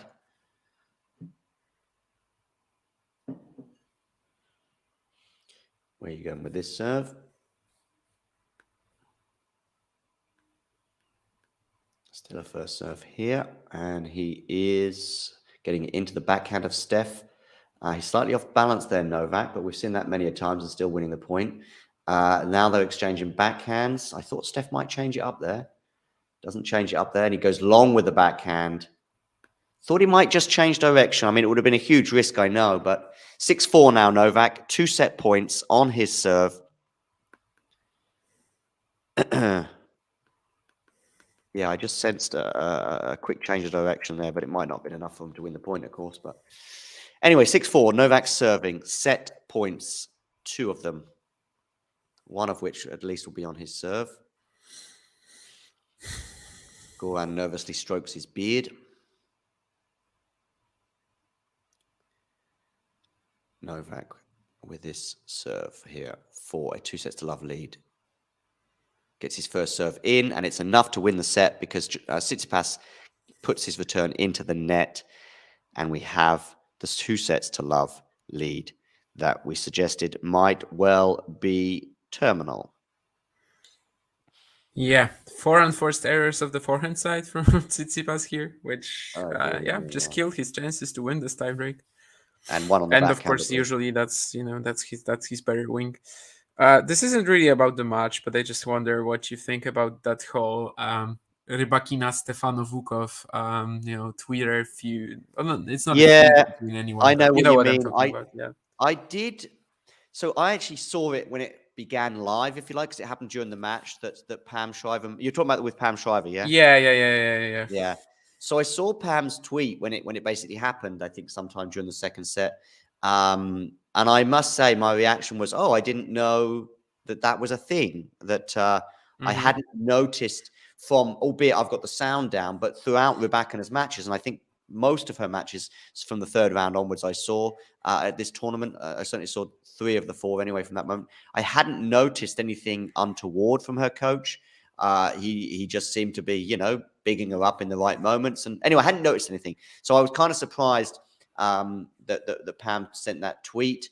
But then I did find the whole exchange kind of uncomfortable because I'm seeing the tweets happening last night, and I'm thinking, why don't you just do a DM or something, or just sort of come off Twitter and yeah. So that's how I saw it. I must say I don't know. I also know Pam's background a little bit in terms of some of the coaching scenarios that she had, and she will be familiar with other probably women that have rough coaches, if you like. And we certainly know that history. I just don't see anything between Rebecca and her coach that would fit that narrative. So, yeah, that's my interpretation of it. Yeah, totally agree. I mean, you just can't really do that, Yeah, I think the dynamics can be hard for men to understand, even though I'm not sure Pam knows the exact nature of that relationship. Yeah, that's a comment from you. Yeah, she doesn't know anything about them. She doesn't know anything about how he behaves with her. Yeah, it's just. But there's also nothing. I didn't see anything during the matches. Was he being a bit loud or what? He gets quite agitated, and he was like pretty negative in his. He was like basically telling her, "What are you doing?" Something like that. Okay. Maybe she likes it. She's a very quiet person. Maybe she likes it. You can't really stir up crap like that, and Yeah. but of course, some very woke commenters have responded to that in that manner, that thank you, Pam, for saying something like that. I mean, she just doesn't know, and it's definitely not okay, I think. As I watch Rybakina try to win her second major in 7 months, I hope she finds a coach who speaks and treats her with respect at all times and does not ever accept anything less. That's the tweet. You just don't know. I mean, we should be wary of just dismissing it, though, as I do think, as privileged men, we cannot recognize some of these concerning features. I mean, yeah, possibly, but I don't know. I mean, I just don't feel like the way she handled this. It's just making drama out of something that is basically between her and the coach. Rybakina has just posted something on Instagram, like defending him as well. Okay. I don't I know. don't I know if mean, that means a lot, though, that defense. no, Maybe it means it doesn't mean anything. But she shouldn't even be like defending him from anything, I think. yeah. Like, for what did he do exactly? If she's unsatisfied, she should, break up The with only the the coach. only thing is that listen, I wholeheartedly agree with most of your comments, or in fact, no, all of your comments. The only thing is, if let's just moving away from this particular coaching player specifics, if it was just a random player and a Hmm. random coach, them defending them on social media might be what, if you feel very much that the balance of the relationship is like this, you are going to defend them. By the way, if it is an innocent situation, you're also going to defend them. So I don't know if we can read too much into that. It's maybe nice for the coach to see that. But back to the thing. First of all, I think it's extremely speculatory, if you like, with very little evidence to suggest that the relationship is a bad one. Secondly, like I say, I would probably, if I sent a careless tweet, if you like, and then was called out on it, if I had the opportunity to respond in a private message, or maybe even just have a face-to-face conversation, I would probably seek that opportunity rather than respond on Twitter and then continue. But yeah, I did see it last night. I felt a bit sad, really, all round. Um, uh, but yeah, yeah, yeah. I mean, listen, Ghibli, you're also right in terms of the fact that there are many men, and possibly even me included, we forget certain privileges that we have. I just don't know if that applies to this specific example. Yeah, two things I need to. I guess just one thing that I will respond to. Damien, the big match, Otiniel Volnanev, Goffin Umer, who you've got. Yeah, it's a tough one. I think the way maybe the way Goffin was playing yesterday against Onclair, I kind of like him to win. I think just if he can use that trademark, timing on the rise, be very aggressive with the ball. If he can take everything early, I think he's got the chance to hit through Emer. But it's definitely a big match today. That's for sure. I think it's the highest ranked challenger final since June, when Evans beat Thompson in Nottingham. Of course, Goffin is the number 50 in the world now. Emer is 69. Emer had to go through qualifying, which is pretty wild, and that adds another twist to that final because he didn't sign up for this event initially. But yeah, I think it's super close. I think potentially it's Goffin who has the higher upside, and that's why I think maybe he can do that. Hopefully, my man Altuk Çelikbilek will come back another day after that loss. Oh, you're cheering for Altuk Çelikbilek, you say? Yeah, I did enjoy him a lot in 2021 when he won these two challenger titles. He also, of course, followed it up with one last year. Now he had a definitely a weaker period, but this semifinal I think is already a fantastic result for him. Should keep him afloat in the rankings as well, right? Because that's 125. So I think a semifinal is like 45 points. So it's pretty huge for him for sure. So I think your guy had a fantastic week anyway. Playing Mikael Ymer in the semifinals of a challenger, that's pretty tough.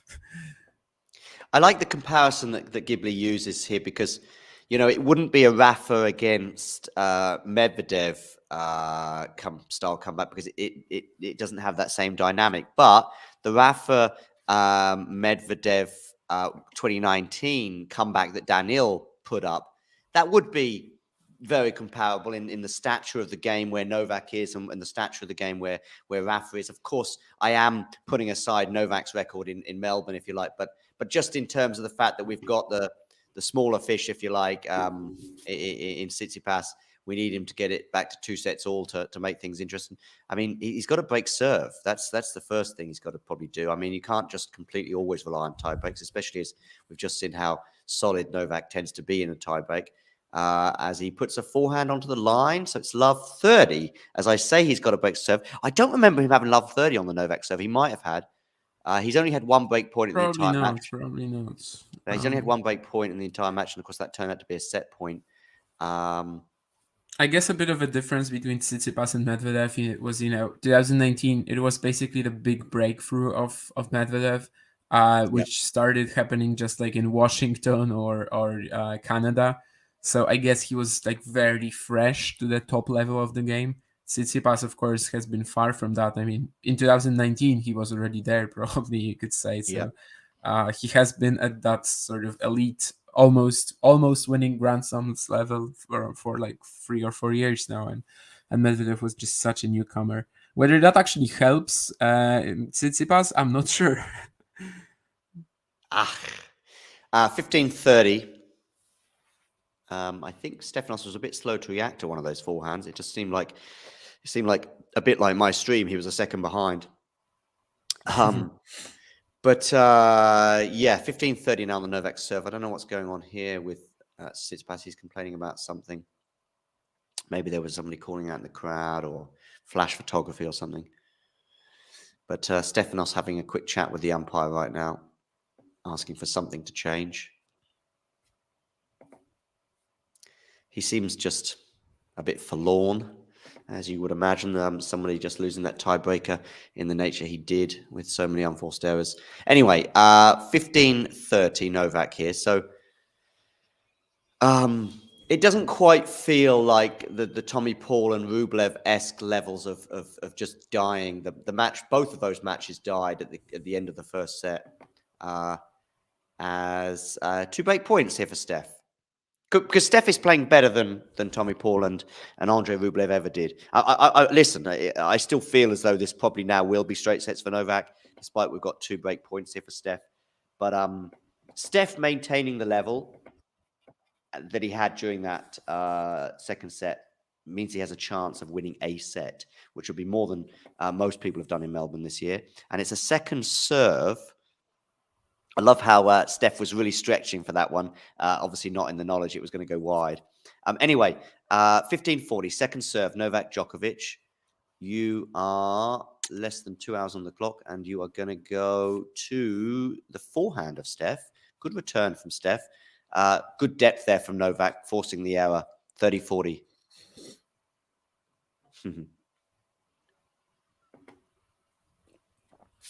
Listen, at least Steph does seem relaxed. It's not like, I don't think the occasion's got to him. Maybe just the first couple of games of the match, Novak settled a bit quicker. But it's not like Stefanos hasn't turned up. It's not like he's been wrought with nerves. They may return, by the way, or they may appear, if he's suddenly serving for a set or greater. But anyway, Novak here. Has he gone wide? He has. So it's a break of serve. Stefanos Tsitsipas. This is what listen, it has been, I'm not thinking that necessarily we're going to see a miracle here of sorts, but it has been a match. And that's more than could be said for the previous 2 rounds from Novak. Previous 3. The matches Novak was involved in. Yeah, previous 3 even. You mean including the Dimitrov one? No, I was thinking of the Minor. Oh, Dimitrov, of course. Yeah. The Dimitrov one was actually a match. It was straight, but it was ultra competitive, pretty much. We see a stat that I don't think is really meaningful about the forehand speed in the tiebreak going down. Despite not being as aggressive on the forehand side, Tsitsipas still missed so many of them in the tiebreaker.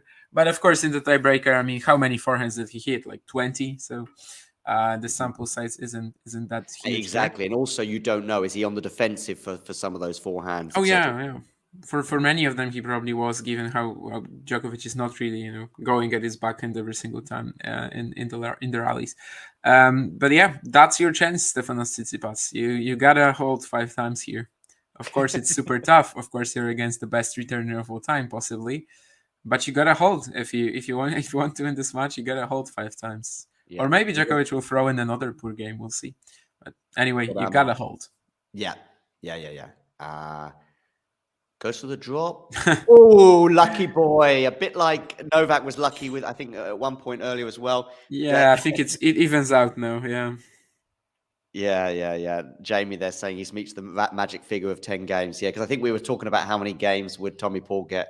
And we were sort of saying over and under 10. And I think I went 10 or over in that match, but I don't think he quite made the 10 game match. But anyway, back to that point. Stefanos getting very lucky there with the drop shot clip of the net. Okay. 15 love. Stefanos Tsitsipas gets a first serve in, and Novak goes long on the return. So 30 love.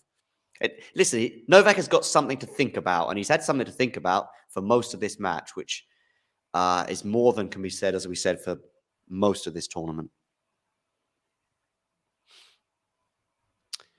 Okay, Stefanos gets that first serve out, so it's a second serve here. 30 love.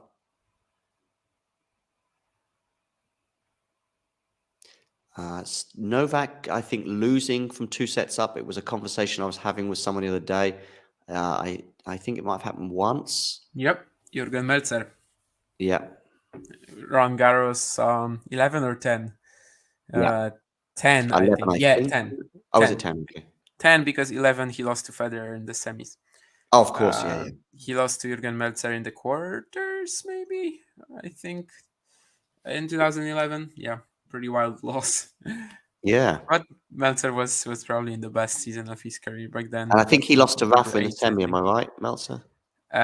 He lost to someone in the semi, so it must have been Either Söderling or Rafa. Yeah, either Söderling or Rafa, but I honestly do not remember. I think Söderling played Fernando Gonzalez in the semifinals of 2009, but in the semifinals of 2010. Oh, what a return, Novak. I will need to check that.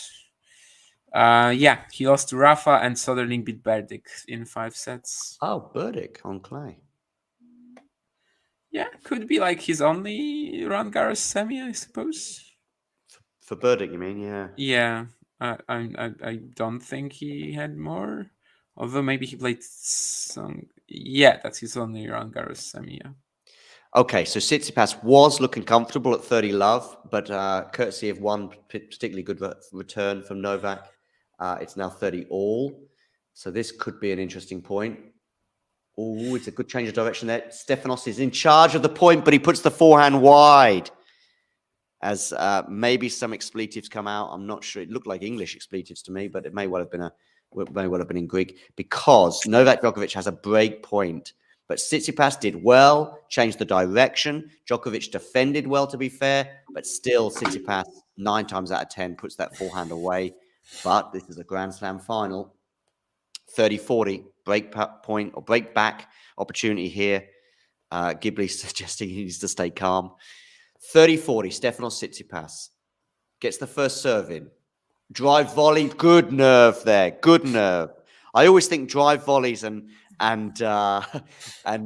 smashes as well, but drive volleys in particular, the heart is in the mouth. I love drive volleys, by the way. I love executing them too.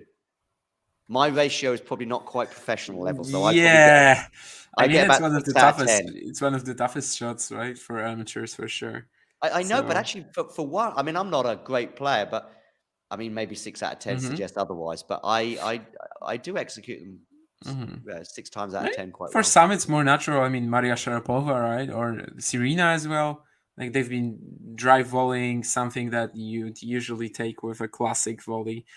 A lot, let's say. So yeah, for some it's more natural for some reason. So maybe you're one of these people. You may be. We're into a pretty lengthy rally here, which Novak has now won it with a backhand down the line. So it's another break point for Novak Djokovic. I mean, listen, if he breaks back here, it would feel like he'd even have an advantage in this set already, in just in terms of psychologically. But as Ghibli says, good stuff. Really good stuff. Really high level from both players, I would suggest. Okay, second break point. Previously, Tsitsipas has been getting his first serves in. He does again. It's now on the forehand of Steph, but I fear for him right now in this point. And he's gone wide, and it's a break back for Novak Djokovic. 1 game all. Just when we thought that maybe we had a chink of light for Stefanos, a little flame, Djokovic extinguishes it. 1 game all. Yeah, so Stefanos there went for that sort of forehand slice, almost like squash shot that we mentioned a couple of times before, but he put it wide. So it's 1 game all. I mean, just regain your composure. I mean, it's really quite rubbish that you couldn't have got this break in the previous set, for example, which would have been enough, arguably, to win it. But I'm sort of throwing out strange variables, so I'll probably get back to reality, which is 1 game all. Novak serving. And it's no, it's not got that one in. Yeah, I think there was a lot of first serves for Stefanos in that game. It seemed like he was getting most of his first serves in, but Novak was still returning well. Backhand return from Stefanos. I just feel as though Djokovic has now got that bit between his teeth. He's sort of ready to put Stefanos away, so to speak.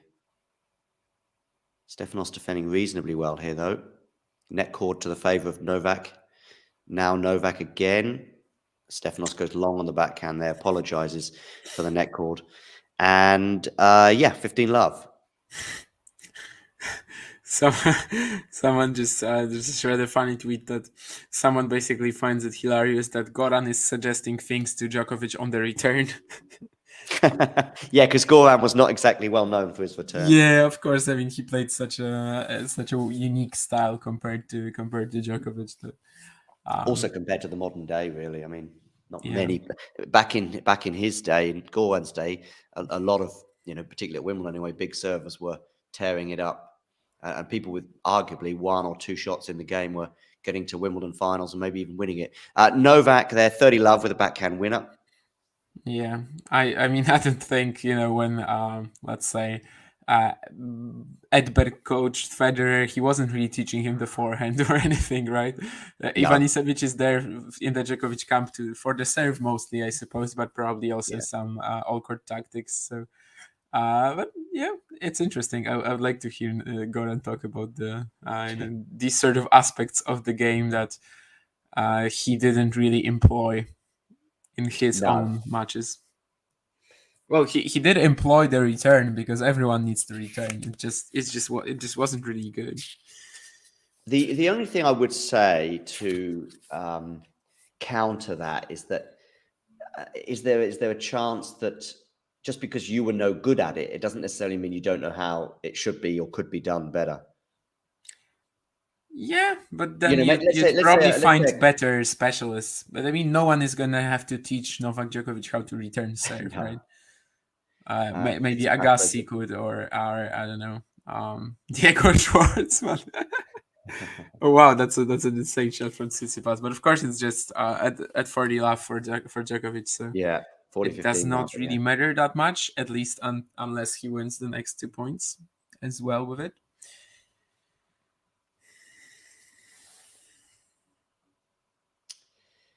$40-15. That break and then break back feels as if it's kind of worse than if they just both held serve.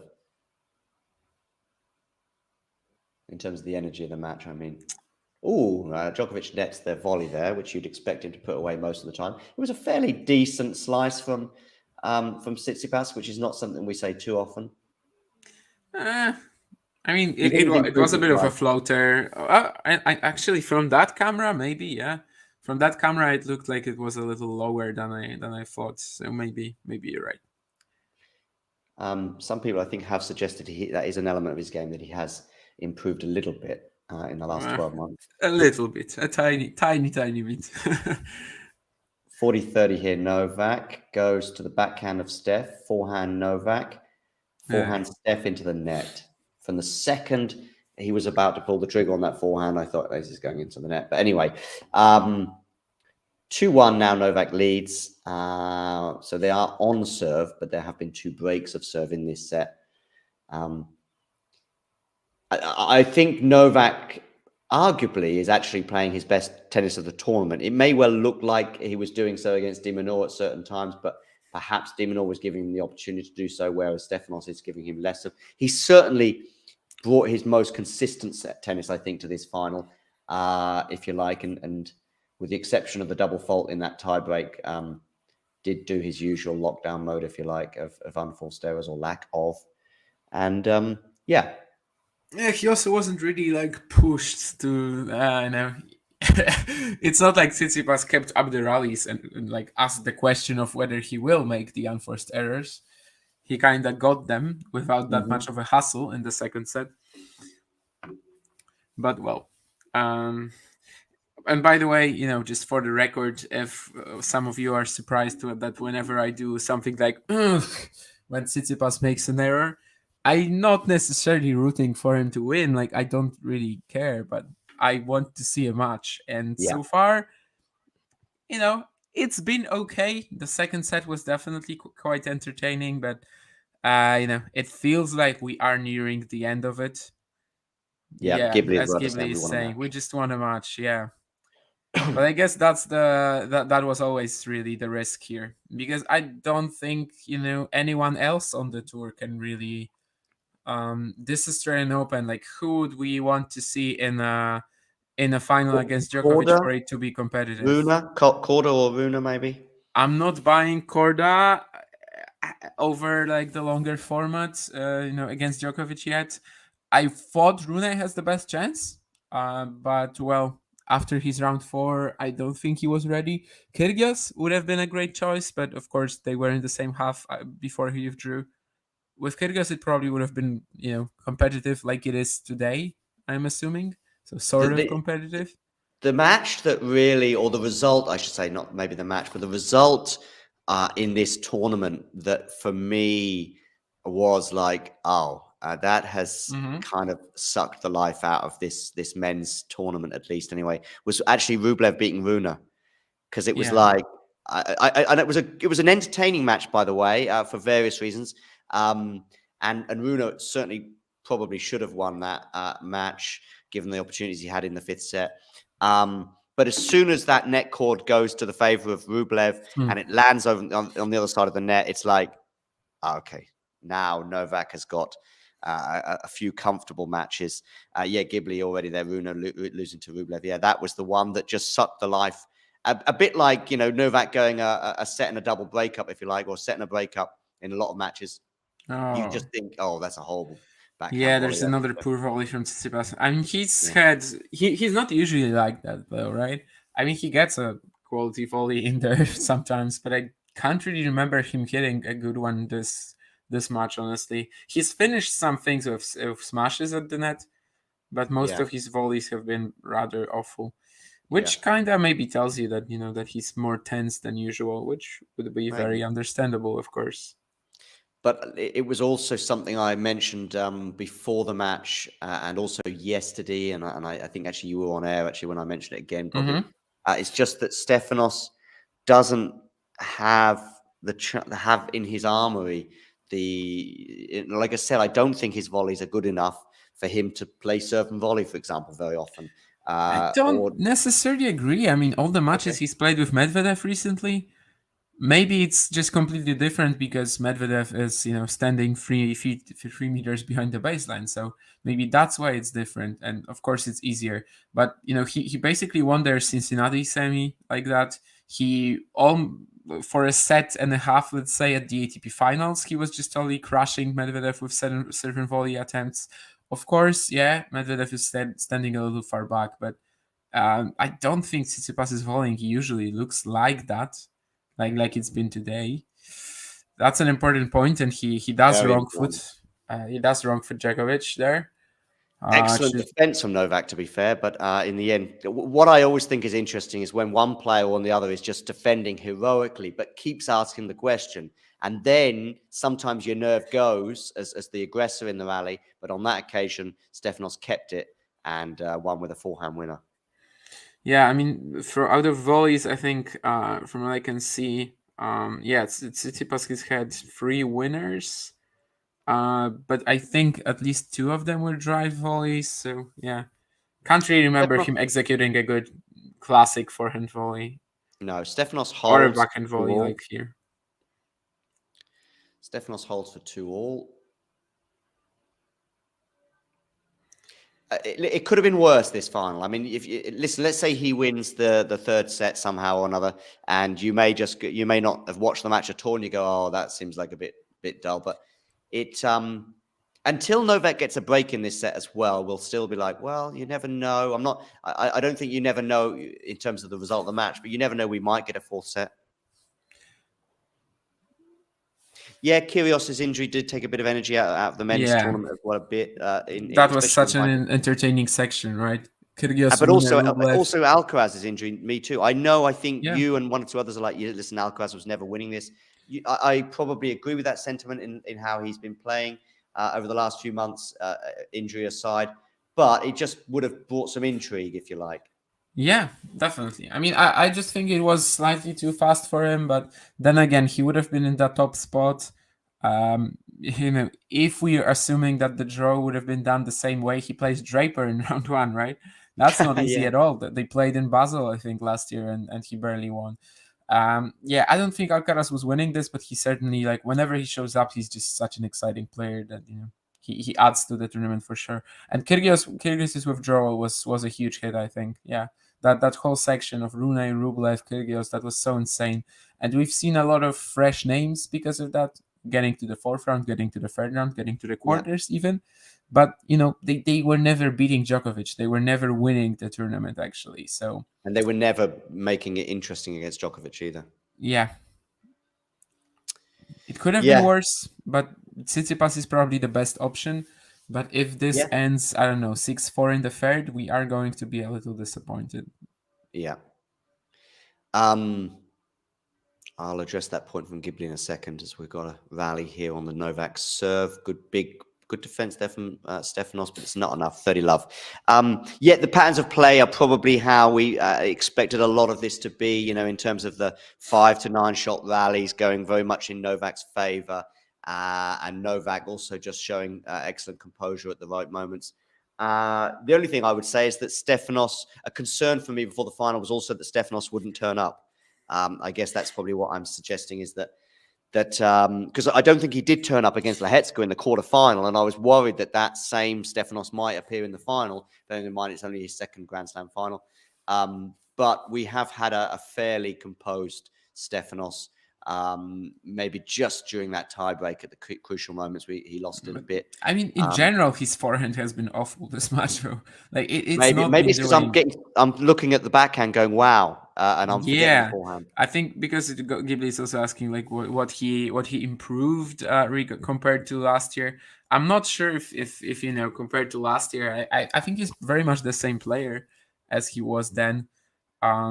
But yeah, the draw for Steph was pretty kind, I guess. We can't really look at, I think, this match as something that is, basically what is going to tell us what a player Tsitsipas is right now, because his forehand hasn't been the weapon it usually is, and on the contrary, he's been playing one of his best matches of the backhand wing, which should have been an issue in this match. Even this backhand, which of course Djokovic just neutralized and hit a perfect drop shot out of it. It was very clean, very flatter than Tsitsipas usually goes for. It was another great shot from that wing for Tsitsipas, but without his forehand working properly, it's gonna be very hard for him to win this match. It just takes away one of the most important weapons he has, along with the serve. So we are at 3-2, a very comfortable hold there to love. But as you say, it was a very clean service game, but particularly that last point with a nice drop shot from Novak, meaning he has a 3-2 lead and very much in charge of this match. Yeah. Start making plans, Ghibli. Ghibli, are you still somewhere in the Alps? I know he was texting in the other day with frozen hands.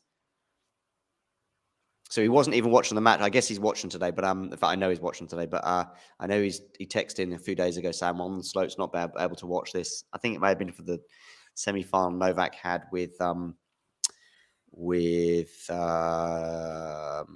Paul. Is that the first dropper for Novak? I don't think so. I think he's hit a few before, but there was one that clipped the net, I think. But yeah, he hasn't really been using it that much. But yeah, as you said, I mean, I don't think he's needed that at all. So no. Yeah, maybe start making plans. That's true. The only plans I have is watching the free challenger finals later, but I think it should be finished in like 3 hours. So I don't think this final is going to disrupt my plans. No, I don't think so. This is an interesting rally here. As a drop shot from him, that's an excellent drop shot from Stefanos Tsitsipas, 15 love. It's an interesting rally just because the variance that Stefanos deployed in that, sending Djokovic the wrong way almost on a couple of occasions, mixing it up, changing direction, and then finally with a drop shot. Yeah, we've got a stat of Djokovic's forehand speed when it comes to the Australian Open the past 3 years. And that's actually kind of meaningful. And I think in general, in the past half a year or so, Djokovic has been playing, first strike tennis basically a lot of the time, with a lot more efficiency as well. Maybe it's also one of the the resources that he can sort of use to prolong his career. Conserve energy a little bit more, and he has been a lot more aggressive in recent times. That was an entertaining point because Stefanos deployed the drop shot again, but this time to nowhere near the level of success he did previously. And Novak then comes in with a very winnable point in that he got the backhand, but he puts it into the place where Stefanos can get his racket on it. Stefanos did react quickly to it. And as a result, the ball comes back over the other side of the net just when Djokovic was probably about to settle because he thought he'd won the point. Anyway, I don't know if I explained that very well, but hopefully you had a TV to watch it on as I horribly messed up the delivery there, a bit like Stefanos did with his drop shot. Okay, second serve here, Stefanos, and it's a double fault. 30-15. Make sure you hit that like button, by the way, for those of you tuning in, and also subscribe to the channel if you are new. And if you want to be like Ghibli and send in a super chat, it really is very much appreciated because it gives us the opportunity to keep going and delivering you content such as this. Stefanos Tsitsipas now second serve, 30-15. Last time and the previous point, he double faulted at this juncture. Let's see if he does the same. Backhand return from Novak. A backhand winner down the line from backhand bot Stefanos Tsitsipas, 40-15.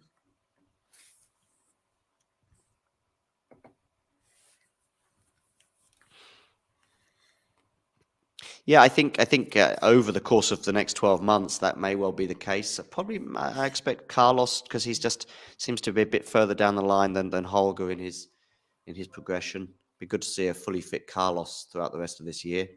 Forehand winner from Stefanos. Nice placement there in rather than pace, and it brings up 3-all. Of course, there may well come a point in the next few minutes where Stefanos is serving to stay in the match because he's serving second. So, that added pressure.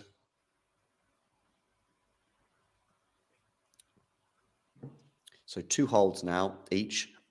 After the early breaks, each they exchanged.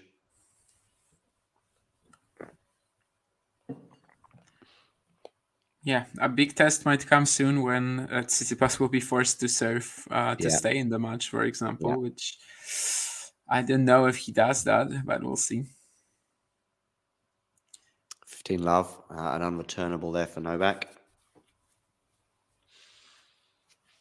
And it's been a little bit like what we were talking about before this, but I guess not before the match started because I came during the second game. But that scoreline, this is basically on track for that. For the scoreline looking very respectable, but the actual match, outside of a set, not really looking that close. We'll see. Of course, this is the next few games, the next 20 minutes or so will be absolutely key as to how we perceive this match Yeah. in the future, let's say. 30 love here. Novak looking pretty comfortable again on serve. Since being broken the previous in the first game, the next two holes were very, very comfortable for Novak, and this one may well go the same way. 3-all. I mean, again, if he could just keep holding Steph and get to. I mean, by the way, you remember when we said he just needs 5 good service games, and then immediately he was broken. Okay, there's a question here from Ghibli. Does Steph return worse due to his shots, or does he read them worse, or both? Is it a technique thing? Is he mistiming it? Oh, that's a strange bounce. But anyway, it doesn't matter. 40 love for Novak. Does Steph return worse due to his shots, or does he read them? Probably a bit of both. What are your thoughts on this question here from Ghibli? Well, it's definitely something about the grip as well, just the fact that he generally doesn't handle big pace coming at him to the backhand side. It doesn't help on the return because, well, the serve is the shot where it's the biggest pace coming at you, right? So I think that is the case. When it comes to reading, I don't know if he's that terrible at it. I'd say it's probably his return struggles are probably usually well. I think maybe at times he believes that the opponent will go at his backhand return, which is the usual choice. So he sort of is already ready for that, has the backhand grip, and then maybe doesn't make it for the forehand side if the opponent actually goes the other way. I think for a lot of players with backhand liability, it can be an issue. But in general, it's probably more about the fact that his backhand technique is shaky. He tends to mistime it. He tends to shank it. Even on the forehand side, he tends to shank it, and then it's kind of hard to manage when there's someone serving with a lot of power towards you. Indeed. Anyway, the changeover right now, it's 4-3. Novak leads. Making Alcaraz look good, yeah, perhaps. Yeah, fingers crossed we get by the way, maybe a little premature because he's not even won the Australian Open yet, but we might start to get some calendar slam vibes at some point during the French Open.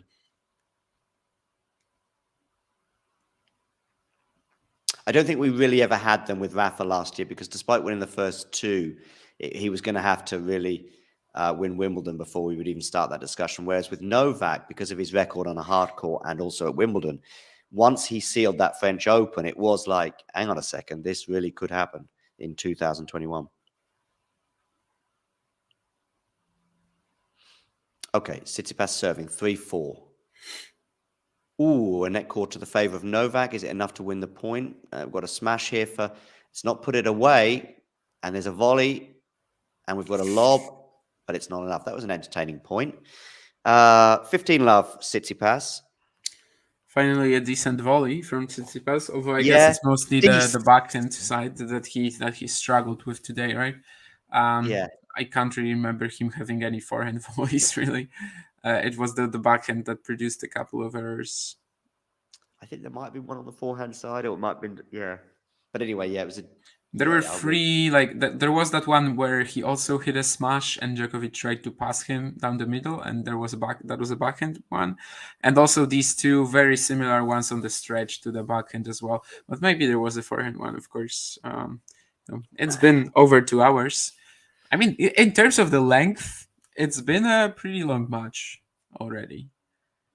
Yeah, because we had, in that second set, we had quite a few rallies as well as going to a tiebreak. As we got an ace there from Steph, so it's 40 love. Of course, this is getting, in terms of him serving, it's getting tenser and tenser and tenser because it almost does feel this game, and of course, the one to come, he's serving to stay in the match. Have we seen Novak serve for a big match and not serve it out? I don't recall such an occasion. I mean, I remember it's a few times with Rafa, last year's final being one of them. Forehand winner there from Steph, so that's his 6th one of this set alone, 4 games all.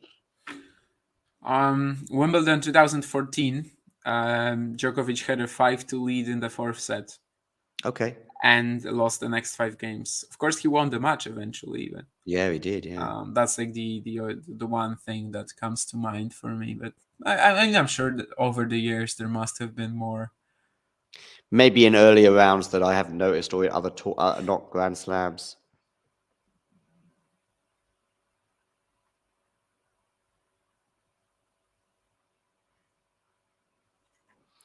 Yeah.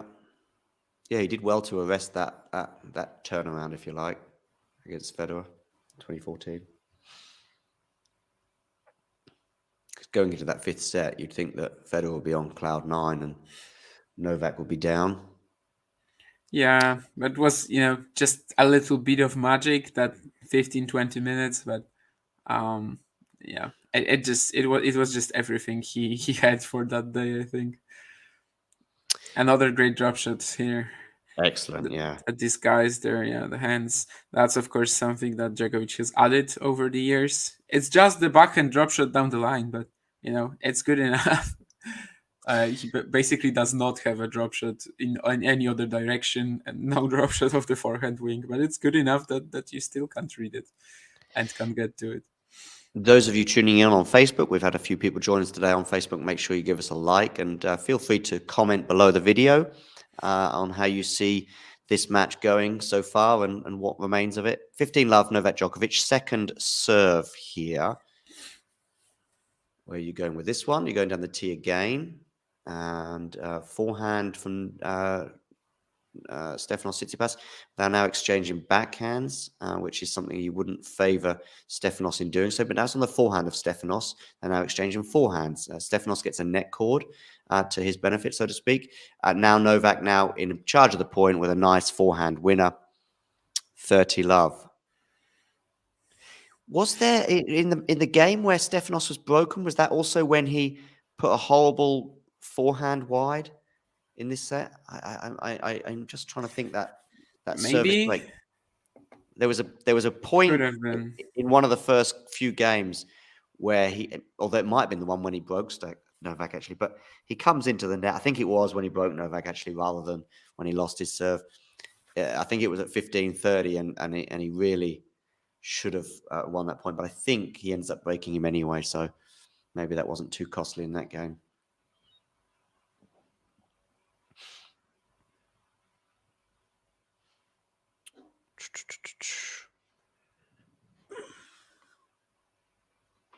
Backhand return from Steph. It's 30-love right now as they do a few slices, and Steph puts a forehand into the net. Really low bouncing ball, that one from Novak.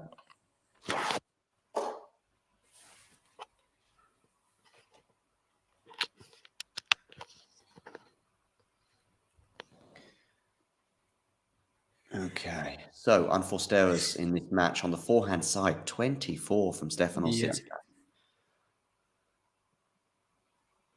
And I think four came in the tiebreak. Yeah, 4 unforced errors of the forehand in the tiebreak, yes.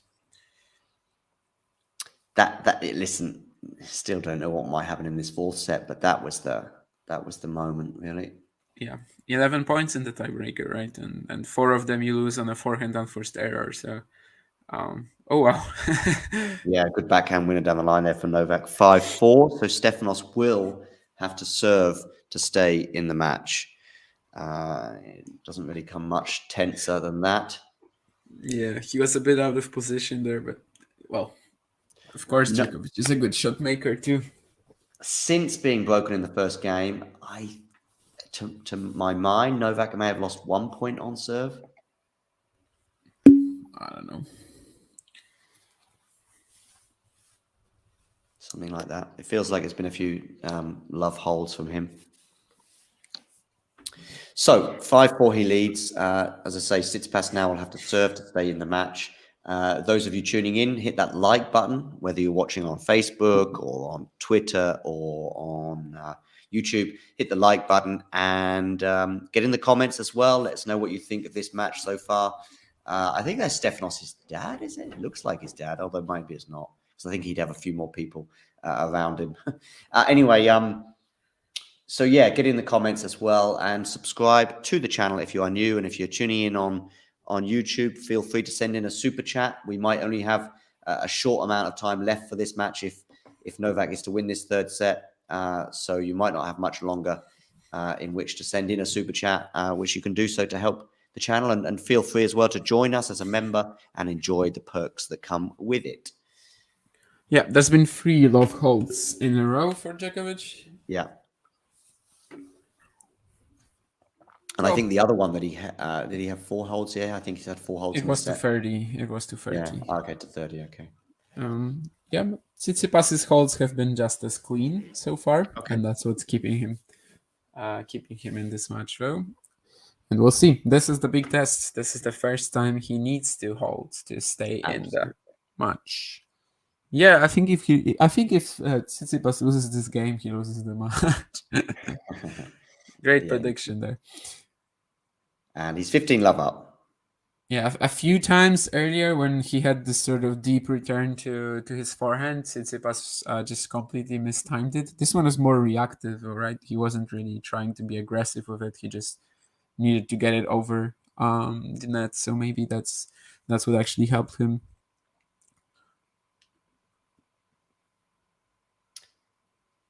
It's a nice one there from Steph. Ooh. It's going to go long. It is, yeah. 30 love. It's pretty nice. Yeah, of course, it's a very different slice to what you usually play off the ground, but still. I was just thinking if we didn't have the pandemic, which is a huge if we would have had an extra Wimbledon in 2020, and we'd also have Novak competing in the US Open and the Australian Open last year, and I just wonder where we'd be at in terms of the Grand Slam totals, if you like, because arguably we could have one less for Rafa in terms of the Australian Open last year, and we could also have Novak on 2 or 3 more. Too many variables, I know. Basically he does. Let's say he wins the Australian Open 2022. Then he can play it. Then he's not as hungry for Wimbledon. Then he's not as hungry for. True. I don't know. I just at some point you just can't really think about it. Of course, the seeding would also be different. The draws would also be different because of the points they amassed. So but there are people who I've seen saying that looking at this Djokovic, do you really believe that he wouldn't have won the Australian Open 2022? I mean, of course it would be more like Djokovic versus the field, which it was here. Yeah, at least it's been, but. Although I think a year ago, I still can't give him. Yeah, I still can't give him 7 matches in a row. No, it's especially he might well have played Medvedev again, and the way Medvedev was playing at that point. Medvedev was indeed playing the way that before the Australian Open 2021 final that they had against each other. Medvedev was like basically the odds-on favorite, something like that, against Djokovic, and it seemed right at the time for sure. It didn't pan out in the final, but it seemed right at the time, and it probably would have been similar. Yeah, it's a 30-all, so just 2 points away from losing the match now. So yeah, he was 30 love up, Steph, but it's now back to 30-all, meaning just 2 points away from winning in terms of Novak, and now Steph should win this point. Wow, his nerve. I mean, yes, okay, been pretty good, 40-30. Yeah, that was a great serve, and then that forehand made me uncomfortable, honestly, watching it. Yeah, me too. Yeah, most of the match, it's not been an easy shot for him. He did wait very, very well here, though. Like delayed the stroke enough that there was no chance. I just think we're gonna get a juice, though. We're gonna get a juice. Oh, he's aced it, so he's proven me wrong. Not the first time. Yeah. 5 games all. That was huge, really, in terms of nerve, because pressure points won. We get that fantastic stat that no one really knows what it's about. No, but Tsitsipas is 22 to 20 on Djokovic in pressure points won. Yeah. So he has been the stronger player under pressure this match. Can we really say that? No, it's just that on his serve, there's been more pressure points happening than on the Djokovic one, of course. Yeah. I mean, you could be easily the better player, and maybe you get 15 break points and you only take 4 of them, but it's enough for you to win the match in straight sets, and you've just dominated your opponent, which is why you're getting so many break points. But suddenly the pressure points looks like the other guy's been amazing under pressure because he saved 11 out of 15 break points, and you've only taken 4. Yeah, especially on the men's side in matches that are so dominated by the servers. Here we've had 32 games, I think, something like that, 31 games, and they've only 3 have been won by the receivers. So in matches like that, this stat just it just depends on so many different things, like I don't know what on whose play actually, on whose serve actually some play happens. So yeah. I mean, they may be looking. I guess they're looking at break points and set points, but to me, you could probably say it has to be deuces or 30-alls as well. I'm not sure about love 30s. Maybe they count too. Maybe there's I would say that there were 11 pressure points in the tiebreak, and he lost 7 of them. So yeah, maybe they just include all the points from the tiebreak. They should do, but they probably don't. Nah, I mean, I don't think they include like the first few points in the tiebreak. No. But if it goes to like 5-5, 5-all, I think it probably would be included. I don't know. Okay. Make sure you hit that like button and subscribe to the channel on YouTube if you haven't done so already. Novak Djokovic here, 15 love up, 5 games all. Must have just clipped the line there for an ace, so it's 30 love. Are we going to get a tiebreak again? Could do. Yeah, clips the line.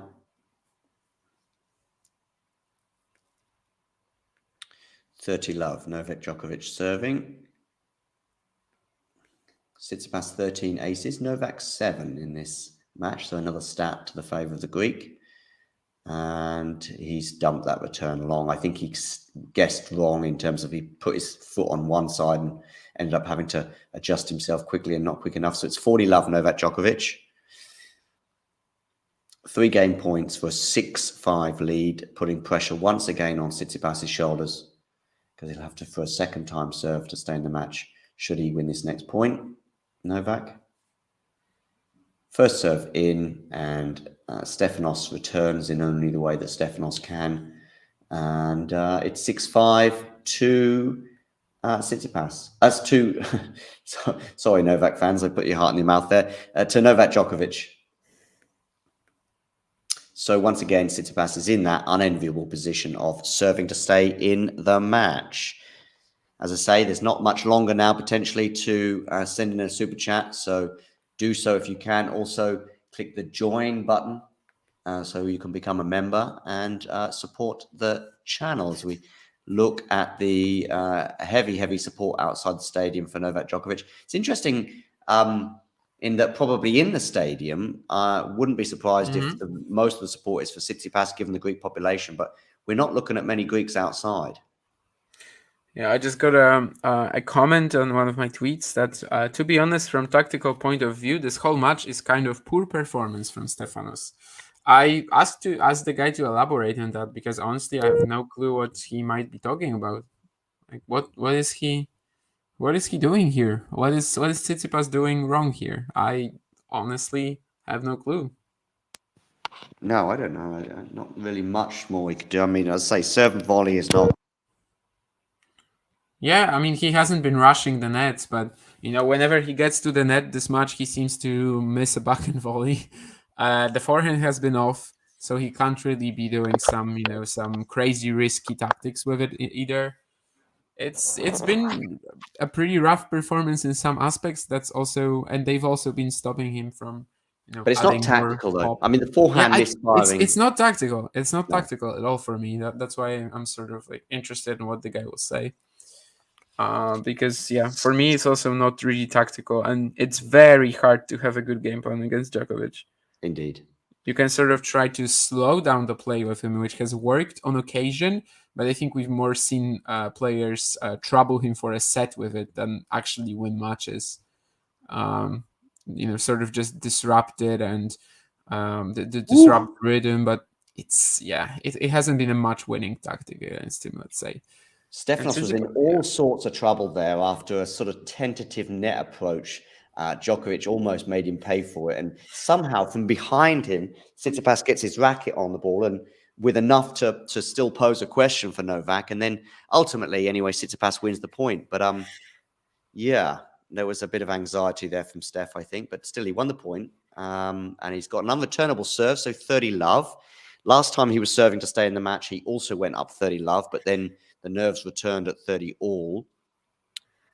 Albeit, I think there was a forehand winner and maybe a drive winner or a smash winner. Anyway, I'm getting sidetracked. 30 love, Stefanos Tsitsipas, 5-6, serving to stay in the match.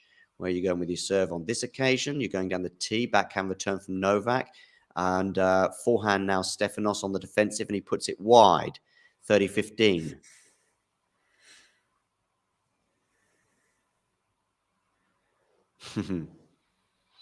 Ghibli there referencing Steph's return. Okay, big point, of course. They're all huge at this stage. 30-15.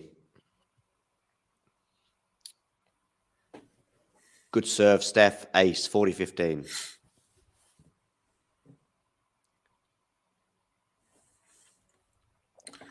It'll be interesting to hear what Steph says afterwards in his press conference, in terms of whether he felt too many nerves today, whether he feels as though he could have done much different. I personally don't think there's much, certainly tactically, that he could have done different. Amazing return from Novak. Good defense from Djokovic, from Tsitsipas, but in the end, just when he got back into the point, he actually goes long, and that was good, intelligent leave from Novak, by the way. 40-30.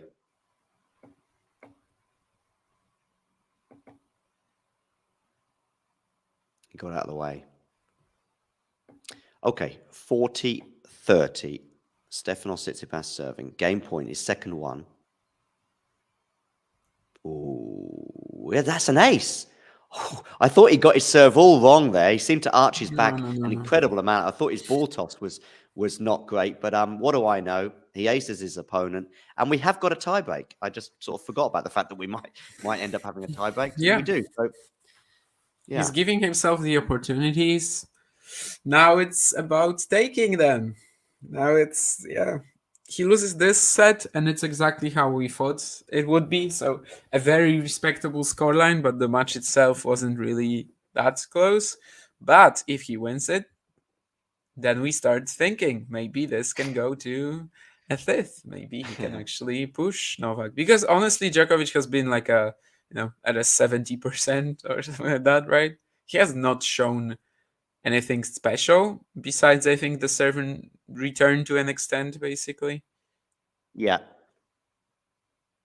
I do think he's been better than he was in the previous two rounds, though. I would say that. Djokovic? Yeah, he's better than he was against who was it he played in the previous one? Tommy Paul. Really? The first set he was horrible. I mean, yeah, the first set, yeah. But against Rublev, really? Yeah, I don't think he was great. Rublev sort of helped him out a few times, especially in the first set as well. I mean, I couldn't believe it that he was 5-1 up in that first set against Rublev, because Rublev really had chances to put Novak away on certain points. Excellent return of serve there from Novak. 2-love. 2-love to Djokovic. And so a similar start to the previous tiebreak, and we all know how that one ended. Novak getting an early mini break. Last time it got to 4-all though, right? Yeah, because Tsitsipas, he had an early mini break. Tsitsipas gets it back. Then he gets a 4-1 lead, I think, with 2 mini breaks, but he ends up going back to 4-all. And Tsitsipas, he's put that forehand wide. And we've got the forehand yips again from Stefanos Tsitsipas. Djokovic now very, very close.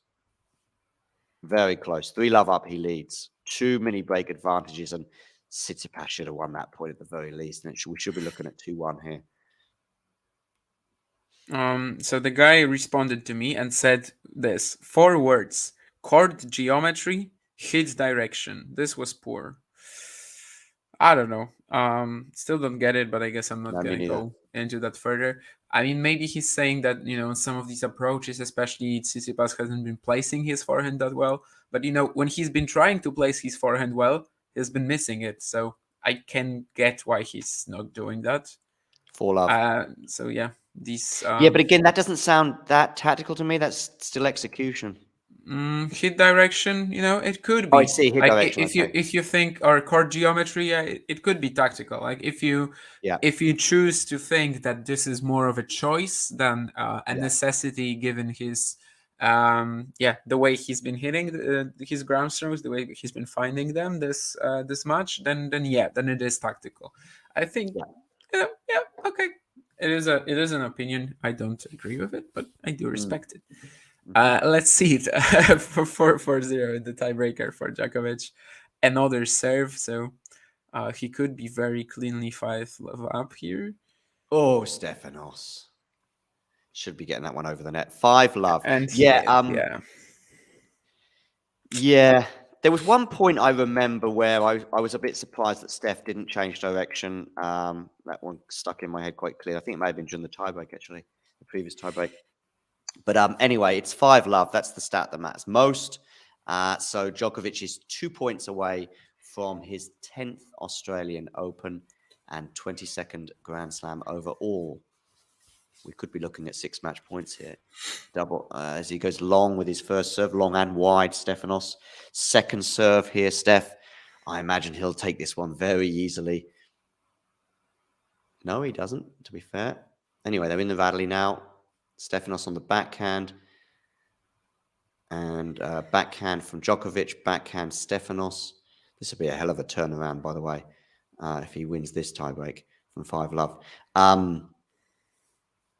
Backhand slice there, and Djokovic goes wide with his slice. So it's 5-1 at the change of ends. So at least some positivity, some good news for Stefan that he's got a point in this tiebreak. 5-1 now. He'll be serving at 1-5, of course. He'll need to get it and hold that point and then see where we're at. Has Djokovic ever won a Grand Slam without losing a set?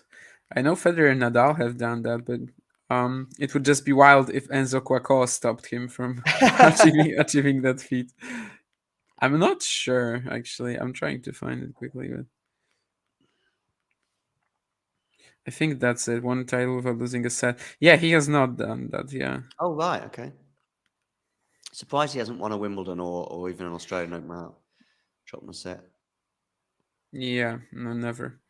Federer won the 2017 Wimbledon, of course, and the 2007 You just know that Australian that's Open. something Rafa fans are going to post at some point today on Twitter. He's never Yeah. won a slam without dropping a set. And Nadal, of course, has won 4 French Opens without losing a set. Yeah. Unreturnable serve there from Steph, so it's 5-2. And then a Federer fan will post that Federer is the only player to win French Open, the Australian Open and Wimbledon without losing a set. I wanted to say two different slams at first, but that would actually be Bjorn Borg. Okay. So he's just got the right combination to avoid Borg, so to speak. Yeah, you have to avoid Borg because he won the Channel Slam without losing a set. Yeah, not in the same year, I think, though. Okay. 5-2. Yeah, not in the same year. Yeah.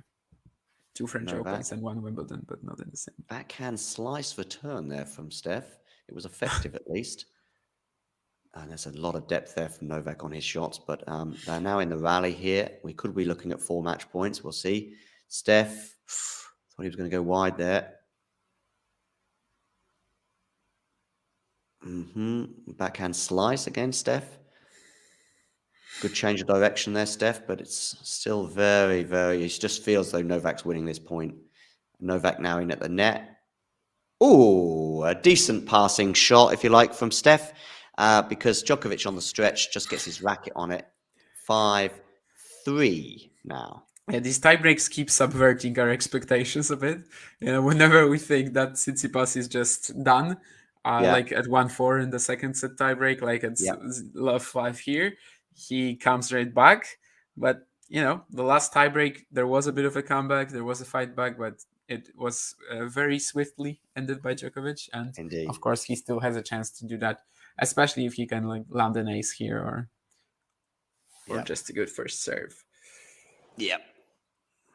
Yeah, that's what if he gets a good first serve in here, then it's 5-3. It is a first serve, and they are now into the rally, and Djokovic is pushing Steph around. Steph goes for the slice, which I was convinced was going to go into the net, but it didn't. Novak, though, is doing the backhand exchange. Good change of direction there from Novak. Probably put himself in charge at this point, and he wins it 6-3. 3 match points, 3 championship points. Novak was just breathing a bit heavily after that previous point. I think probably would not like to have a fourth set for all sorts of reasons, but maybe that's another reason. Anyway, 3 championship points for Novak Djokovic to win his 10th Australian Open. And as you highlighted, only Kurakor has laid a glove on him really in this tournament thus far. So that's something for him to clutch at. Not many people take a set off Novak in Melbourne. Okay, 6-3 or 3-6. Listen, 2 holes here from Steph, and you never know. Wow, that was a wild first serve there from Steph. It landed so far out, it might well have landed in Sydney. 3-6. Second serve, and the return goes wide from Novak. I wasn't quite so convinced that was going out as what Steph was. He just let that go in a way. No, anyway, 4-6. From the TV camera, we did not see how it wasn't a clean hit at all. Like No. from the TV camera, we didn't have that 3D aspect of it. So yeah, it was like almost when it was landing, when you could see that it's going very far wide and not forwards at all anymore. Good first serve, giving him a 1-2 punch there, Steph. So he has saved 2 of the match points. And listen, from 5-love to 6-5. Now that would be a comeback, yeah. Yeah. And also winning, saving 3 championship points. Indeed, yeah. The win predictor at 5-love, by the way, and even 6-3 would be insanely in Novak's favour. Listen, it's 6-5, so finally he's got a championship point on his serve. 6-5. We can just see a first serve here. Will we see an ace, possibly? Let's go unreturnable. That's my wild prediction. First serve unreturnable. Goes down the tee, and they're into the rally now. And Novak there, just sort of playing percentages a bit, but he does go big on that one. And it's enough to win his 10th Australian Open title. He points at his head and his heart, and he goes to exchange pleasantries at the net with Stefanos Tsitsipas. And 6-3, 7-6, 7-6. Nice bit of symmetry there with the 2 70-minute set tie-break sets. Second sets, yeah, second and third sets, both 70 minutes. And he now wins 22 Grand Slam titles, tying him with Rafael Nadal on that figure. He's done it. Shame for Steph, indeed, Ghibli. Ghibli, I can't really answer this question right now because the odds are 100%, unless something very bizarre happens. Ghibli, I'm sorry, Ghibli. I'm reading all your comments now. The comeback is still on. Yeah. Anyway, yeah, I thought that was a very strange claim, by the way, Ghibli, that Stefanos was celebrating too early. I don't think anything but that. I think he was very anxious going into the latter stages of the third set. It was the complete opposite of complacency in terms of how that third set against Khachanov went. Steph can do a Tiafo. Yeah, I know. There we go. All of these retrospectively viewed comments, of course, not being the case. But listen, credit to Djokovic. We need some good competition to keep tennis interesting, unless it goes to the Federer days of the mid-2000s. It's interesting how he uses the word dark there. Let me just change the banner because that's no longer relevant. With Djokovic winning his 10th Australian Open crown and 22nd. Was it ever in doubt, really, from the second this Australian Open title started, or Australian Open started? Yes, of course. I mean, with the hamstring, right? We were all thinking that maybe this is going to be a big issue. There was never like an individual match where it was in doubt. That's for sure. That never happened. The reason why I use that expression, Dame, is because we begin, or let's say 6 weeks ago, as they're all sort of getting ready for Australia, you're thinking Novak or the field. Maybe some people would take Novak, some people wouldn't, whatever. But then the dominoes start falling. Alcaraz pulls out injured. Kyrgios pulls out injured.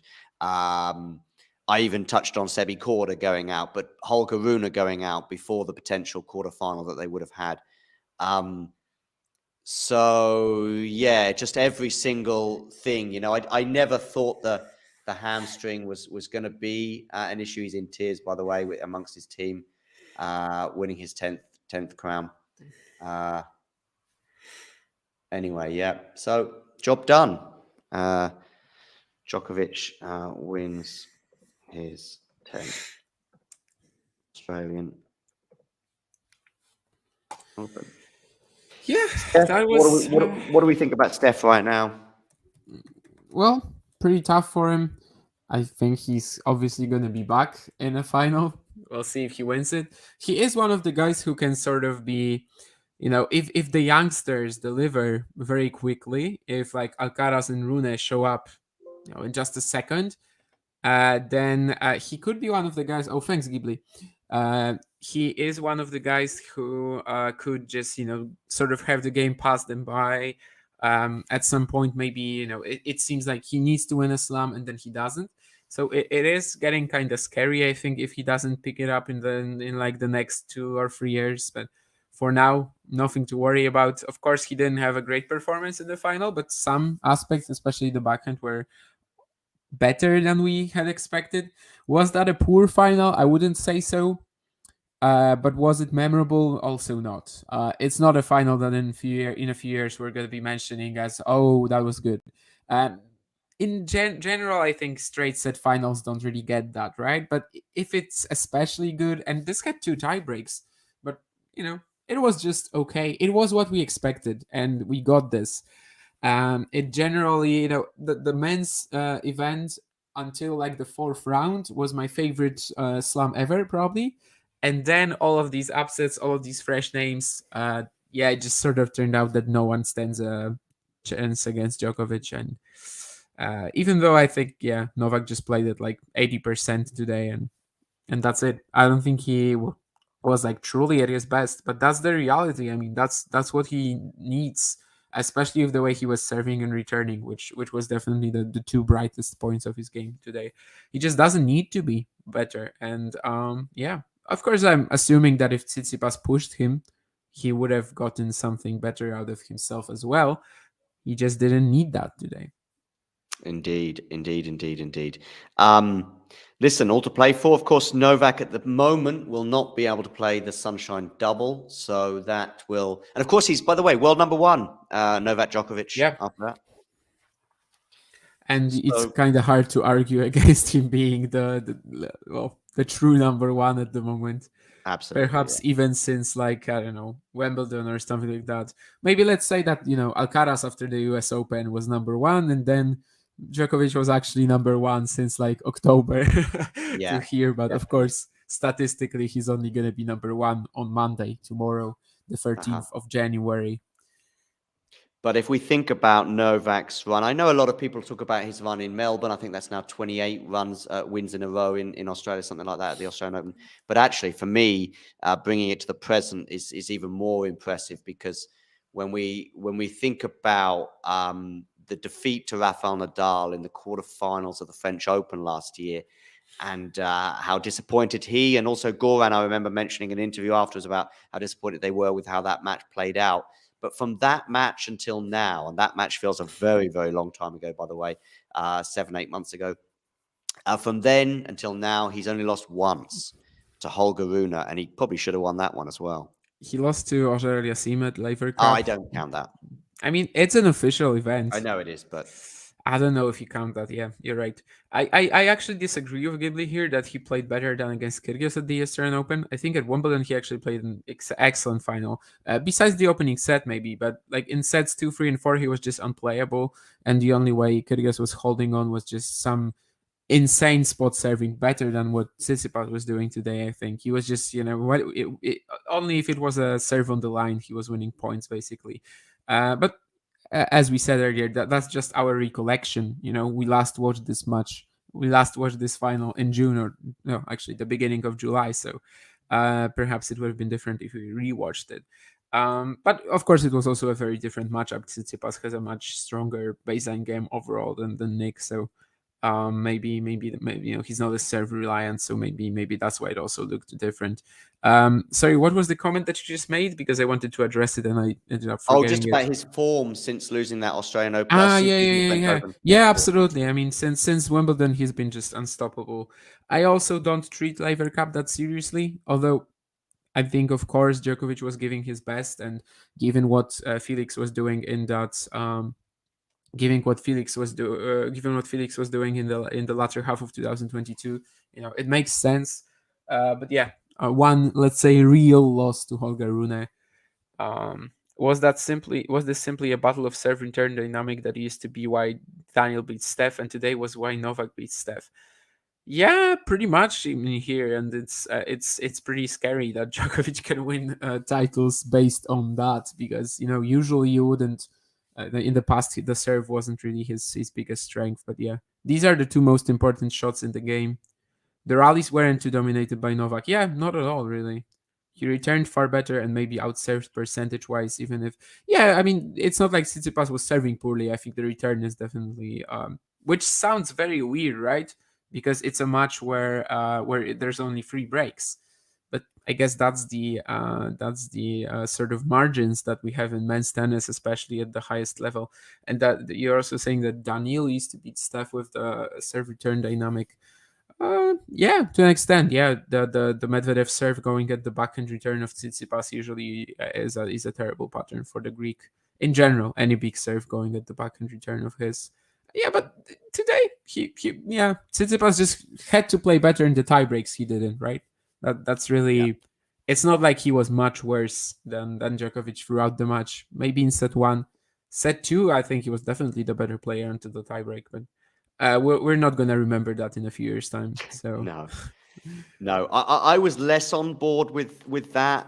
In that he was the better player in the second set. Yeah, I also remember the first couple of games of that second set where I thought Novak was going to get a break, but that didn't materialize. And maybe from that moment onwards, Tsitsipas looked solid on serve. And then of course we had the set point. It was fairly close for me that second set, but yeah. But then of course he goes down 4-1 as we said in the tie break, and then gets it back to 4-all, and you've got to hold your serve at 4-all to really continue that momentum. And then the second tiebreak was I think it was 5-love, wasn't it? And again, he sort of threatened to get that back at 5-3. Yeah, I mean, listen, it kind of went the way I guess many of us expected, anticipated. They are just doing the ceremony now. I'm going to try and keep going with some words until he lifts the trophy, so I can at least get a picture of that and then put it in a reel before wrapping up. What about some thoughts on the tournament as a whole on the men's side, Damien? I've already touched on the fact that I found it quite flat largely. From the moment really probably Holger Rune went out, it was like just that potential. Oh, he's got a jacket with 22 written on it, by the way. So that was all prepped beforehand, understandably so. it's like the golden jacket Federer had at Wimbledon. What was it, like Okay, yeah, 2007, yeah. I think, something like that. Yeah. Yeah, as the whole tournament, yeah, as I said earlier, I mean, especially as a challenger fan, up until the 4th round, something like that, it was brilliant for me. Guys like Mo, Shelton, of course, especially. Now I suddenly can't come up with names, but of course Korda as well. Well, Korda maybe hasn't played a challenger in a long while, but a lot of fresh names, which is something I definitely want to see at the very top of the game. But yeah, these fresh names, these upsets eventually gave us a bit of a flat quarterfinals and onwards. Especially like since the quarters, did we have a good match? Really, I mean, Tsitsipas Lehechka was okay. It could have been much closer, but still, it's a straight set win. It's nothing that we're going to be discussing in a few years' time, right? Paul against, who did Paul play in the quarters? Remind me. Shelton. That was pretty good. So probably Paul Shelton was like the best match we've had since the quarters, and that still wasn't like. I think that was quite serve dominated, though, wasn't it? Still, Tommy was cruising to a victory in straights, right? He was yep. 2-5, 3-5. I mean 5-2 or I think he 5-3 was up. serving. It was 4-3 up with a break in the third. He was serving for sure. Yeah. Serving And for the Shelton, match. yeah, and then Shelton won a few I won a thought it few was games in a 4-3 row. when he got broken, but whatever. He was certainly very close. Maybe he was. Maybe he was. Never mind. Maybe he was. I'm not sure. I'm not confident enough to argue. But that was probably the best match since the quarters, and that wasn't actually that interesting either. So, yeah, I think still we have Djokovic so much better than the rest of the field, and I'm not sure if it disheartens me, as Ghibli says. I generally don't really care about the slam finals as much as probably people do. I have my own other niche interests that probably bug me a little bit more. But of course, yeah, we I would like to see some rivalries. I would like to see some fresh names that actually can win the event. But yeah, I'm pretty sure it's gonna happen soon. Of course, Rune is going to be come back with more experience, which here I think was probably his biggest issue. Alcaraz is going to be back from the injury. There's like 10 in the chat. We have 10 takeaways from Ghibli. So let's see. One is number Novak C.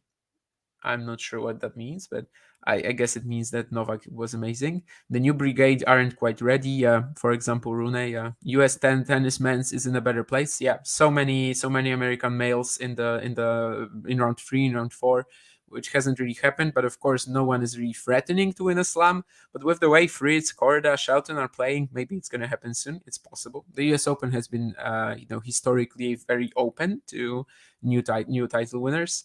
Świątek won't completely dominate. Yeah, I actually think she might like struggle to stay at number one this year if she doesn't get a great clay season again. Like I think it's just pivotal for her to win Roland Garros again. If she doesn't do it, I don't think she's number one at the end of the year. Just think on these quicker hard courts like the US Open, like the Australian Open, nothing is guaranteed for her. At the US Open, she wasn't also holding up. She wasn't playing that well. She just won a few matches playing, her C game, and then it went on from there. Perhaps if she beat Rybakina here, she also would have been a threat for the title. But yeah, I agree. She might actually not be as dominant this year as some people think. And the Rybakinas are here to stay. Yeah, absolutely agree with that. Magdalena gives great press conferences. She's very smart and reflective, it seems. Yeah, absolutely. I have watched a few longer interviews with her, and yeah, she's fantastic. And even in her second language, she can be excellent. Yeah, you're right. Daniel really has faded. Oh yeah, that's a big takeaway from the Australian Open for sure. We kind of knew that. We kind of knew that he was in a rough spot right now. But seeing how one-sided that Korda match was, a lot of us were thinking that it could be close. A lot of us were thinking that Korda in this form could take him down. But how, the extent of it, the effort that Daniel just gave, no, it was just very worrying there. Yeah. It will be interesting to see what state Rafa is in for clay. Yeah, it looks like he will probably skip the Sunshine Double even, right? So I guess he's gonna give it all for the clay season, and usually in the past it worked out. And number 9 is Sabalenka. If she serves this well, would be really tricky for Iga. Yeah, it is one of the worst matchups on tour for Iga for sure. Yeah, she isn't. I don't think she takes time away as efficiently as Rybakina or Garcia does. So I don't think it's like the worst two for Iga, but definitely among there. Yeah, just with the insane power she has and how much pressure she can put on that forehand corner. And Pegula, I'll believe it when I see it. Yeah, Pegula's showing against Azarenka wasn't great. Perhaps the conditions didn't play into her hands that much. She would have liked it a bit faster, like it was against Swiatek at the United Cup. But yeah, she made us believe against Swiatek in Sydney, and then she sort of made us revert to that. Pegula is a quarterfinalist, but and also run if you may. But yeah, she definitely has the game to do it at some point. Perhaps it's more of a mental question than is wise. Oh, and of course, Elena Ostapenko, Benjamin Bonzi, and Shapovalov are the goats. Yeah, great events for all these guys, right? I mean, not for Shapovalov maybe, but he lost in 5 sets to Hurkacz, so you can't really be wrong about that. You can't really be angry about that. Ostapenko, of course, had a great run, quarters, and Bonzi. I guess you wish he would have done more against the Minor, but still getting to a third round for him, I think was his first third round appearance, wasn't that bad. And Brandon Holt is the Grand Slam champion for 10 people. Yes, Brandon Holt, the Grand Slam player. We'll see if he does something at Roland Garros, because that would be wild. I guess he hasn't really played on clay that much in his career, probably. Maybe the green one only. Yep, so they're just going through the ceremony now, which obviously can take quite a while. I'm still hoping to grab a picture from this ceremony, and then then wrap up.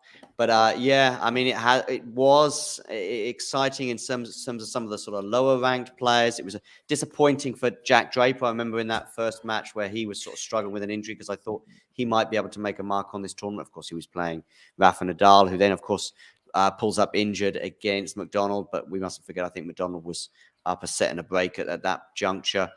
And Daniel Medvedev continuing his lackluster form over the last 12 months since that Australian Open final. So another tournament passes him by with a disappointing result. Sebi Korda, maybe 2023, January 2023 has been a kind of a breakout month for him. Is that fair to say?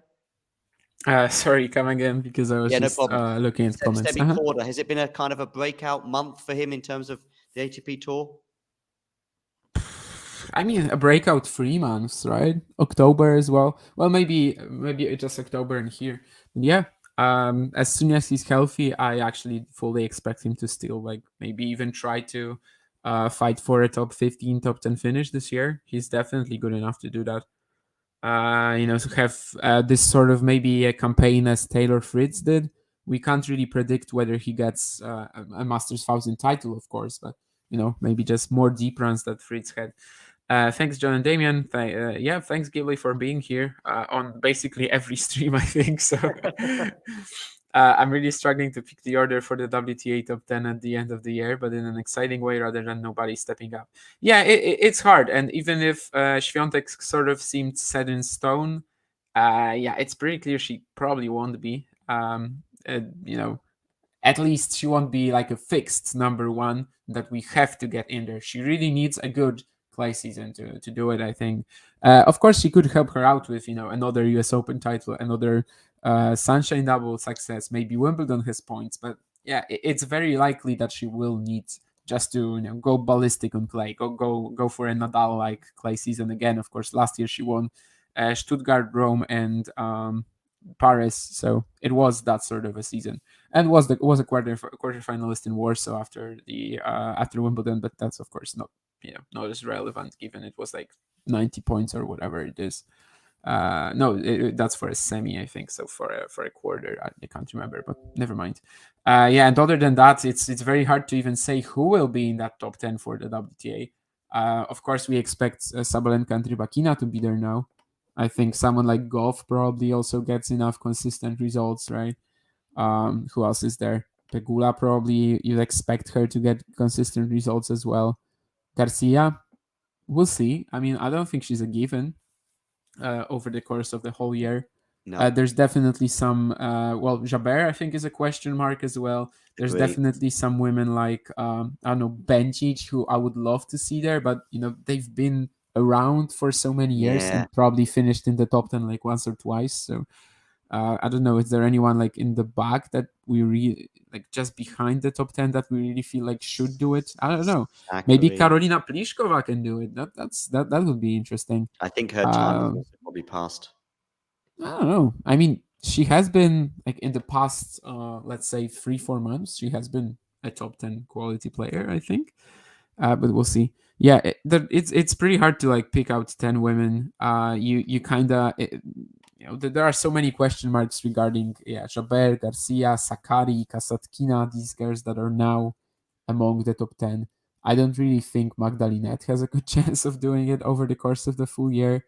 I think this run she sort of benefited from facing almost the same opponent every single time in a row. Not counting Maya Sharif in the opening round, but Maya was just too weak to trouble her. But then she sort of played all these powerful players, and it's gonna be a bit different, I think, when she plays someone where she needs to be, injecting pace a little bit more. But we shall see. I mean, with that confidence, who knows? I'm just looking at who did well. Azarenka. Is it possible at 33 and 34 even at the beginning of the year for her, at the end of the year, for her to be in the top 10? She probably has the quality, but I don't know if she's gonna pick up enough results, if she's gonna be healthy, because that's been an issue recently.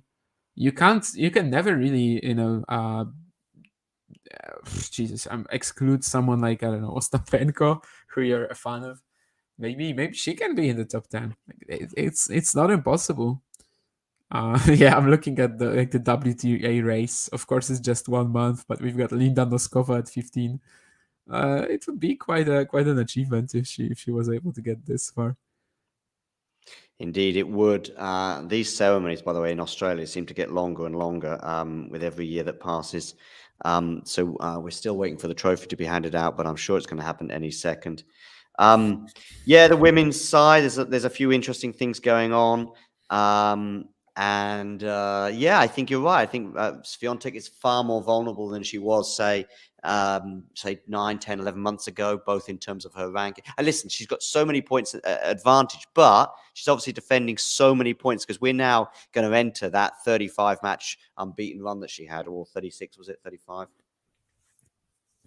Come again? It's 37, yeah. 37 was it unbeaten run Yeah. from 35 up until Roland Garros, and then 2 more at Wimbledon. Yeah, she really needs that clay season, and of course it would help if she did something in the hardcore tournaments as well. Sunshine Double, Doha, Dubai. I think she's signed up for both as well, and I think she also played both last year, right? Because she won one, the slower one, which is usually Doha, and then she won both Sunshine Double events, and she went out early to, I think, maybe even Ostapenko in Dubai, someone like that, or was it Yeah. 2021? She also lost to Muguruza, I think, in 2021 in one of these events, or I might be mixing up the years. She lost to Ostapenko in Dubai, so I was right. Yeah, and then she started that insane streak. So these events like Miami or Indian Wells, I think, actually suit her a bit more than the slams right now. They do play a bit slower with the weather conditions, with the surfaces. So Miami, she just completely dominated last year. Indian Wells, she had some weaker sets at the beginning, but of course, such tough draws there as well. I mean, she played Osaka, Pegula, Kvitova, Goff. That's all to win Miami, all these 4 in a row. Or Sakari, Halep, Keys, Kerber, that's to win Indian Wells. And of course, another couple of matches at both events. In general, like the WTA 500 draws have been so strong recently, by the way. I mean, yesterday it was the Doha entry list was announced. And for now, players like Andrescu, Zhang, Krejcikova, Azarenka, Rybakina are in the qualifying. Yeah, I know. I saw that. I mean, there's still a special exempt can be can go away. Let's say can be eliminated from the draw. Some withdrawals will probably come, but still, someone like Qinwen Zheng, Karolina Pliskova, players ranked around 30, they will not get into the main draw, which is it's crazy. I think it comes from the fact that of late, well, not even of late. I think on the WTA tour there are some limitations to top players playing 250s, I think, and that comes from they can't really do that otherwise than like I don't know. Can there be like one WTA top 10 player at a 250 or something like that? So I don't know the exact rules for the WTA tour, frankly, but that makes a lot of women just go for these 200 for these 500s for the same tournaments. The schedule also usually isn't as busy as on the ATP tour, so it doesn't really spread that much. And yeah, we've seen some absolutely absurd draws recently, which was also one of the reasons why Rybakina, had this many terrible round 1 draws since she won Wimbledon, because of course her ranking did not improve, but she still as a top 25 player, she still had to play like Kvitova or Collins in Adelaide this year, right before the Australian Open. Right now, it's going to be much different, but of course, the Doha entry list was still made with her previous ranking. The Sunshine Double she will already be getting into based on the post Australian Open ranking, which, when it comes to the entry, is not going to change much, but it's going to give her a seeding. So a better seeding, I might say, because her previous ranking would also give her one. How's the ceremony going? Because I frankly just turned it off. It's done. I'm just basically made the video. I think I am pretty much done with this. Now I'm just gonna save the video and then upload it. But yeah, no, the ceremony. Well, certainly the trophy handed out. He's just giving a speech right now. And yeah, we are pretty much at an end. Damien, big thank you to you. Just any final words on Djokovic and the calendar slam? Djokovic in the calendar slam. If it didn't happen in 2021, I think it's still unlikely to happen this year. But then again, other than Nadal and Alcaraz, who can beat him at Roland Garros? Tsitsipas maybe. On clay, he has a better chance. If Zverev got back into form, maybe Rune is gonna be ready for that.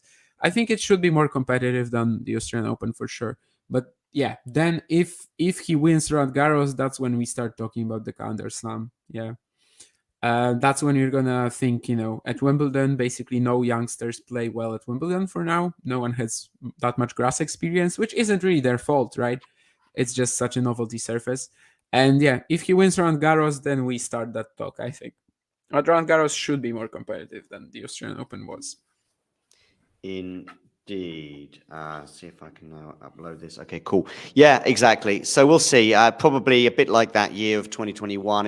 The French Open will have a large say in that because, and also, of course, whether he's allowed into the country in terms of the US, but that's a long, long way away. But right now, he's obviously savouring his 22nd Grand Slam title and his 10th in Melbourne, drawing level on the 22 figure with Rafa. Of course, Rafa's has had the lead in the Grand Slam race now for 12 months, but that has been ended, if you like, because he's not in the lead now. He's tied for that. So we'll see how this pans out. A fully fit and firing Rafa, of course, would go into the French Open as favourite, so that may change again. But the big question is, will we have a fully fit and firing Rafa? We've not really had that since the French Open last year. So there are huge, huge question marks about him and his immediate future at the very least, because I don't think we'll see him on a tennis court for a good 6 weeks or so. As you said, I think it might well be wise for him to.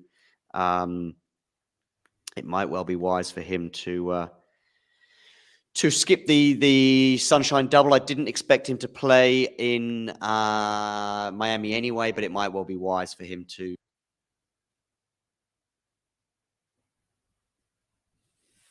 I stopped hearing you just a second ago. Maybe the mic is off.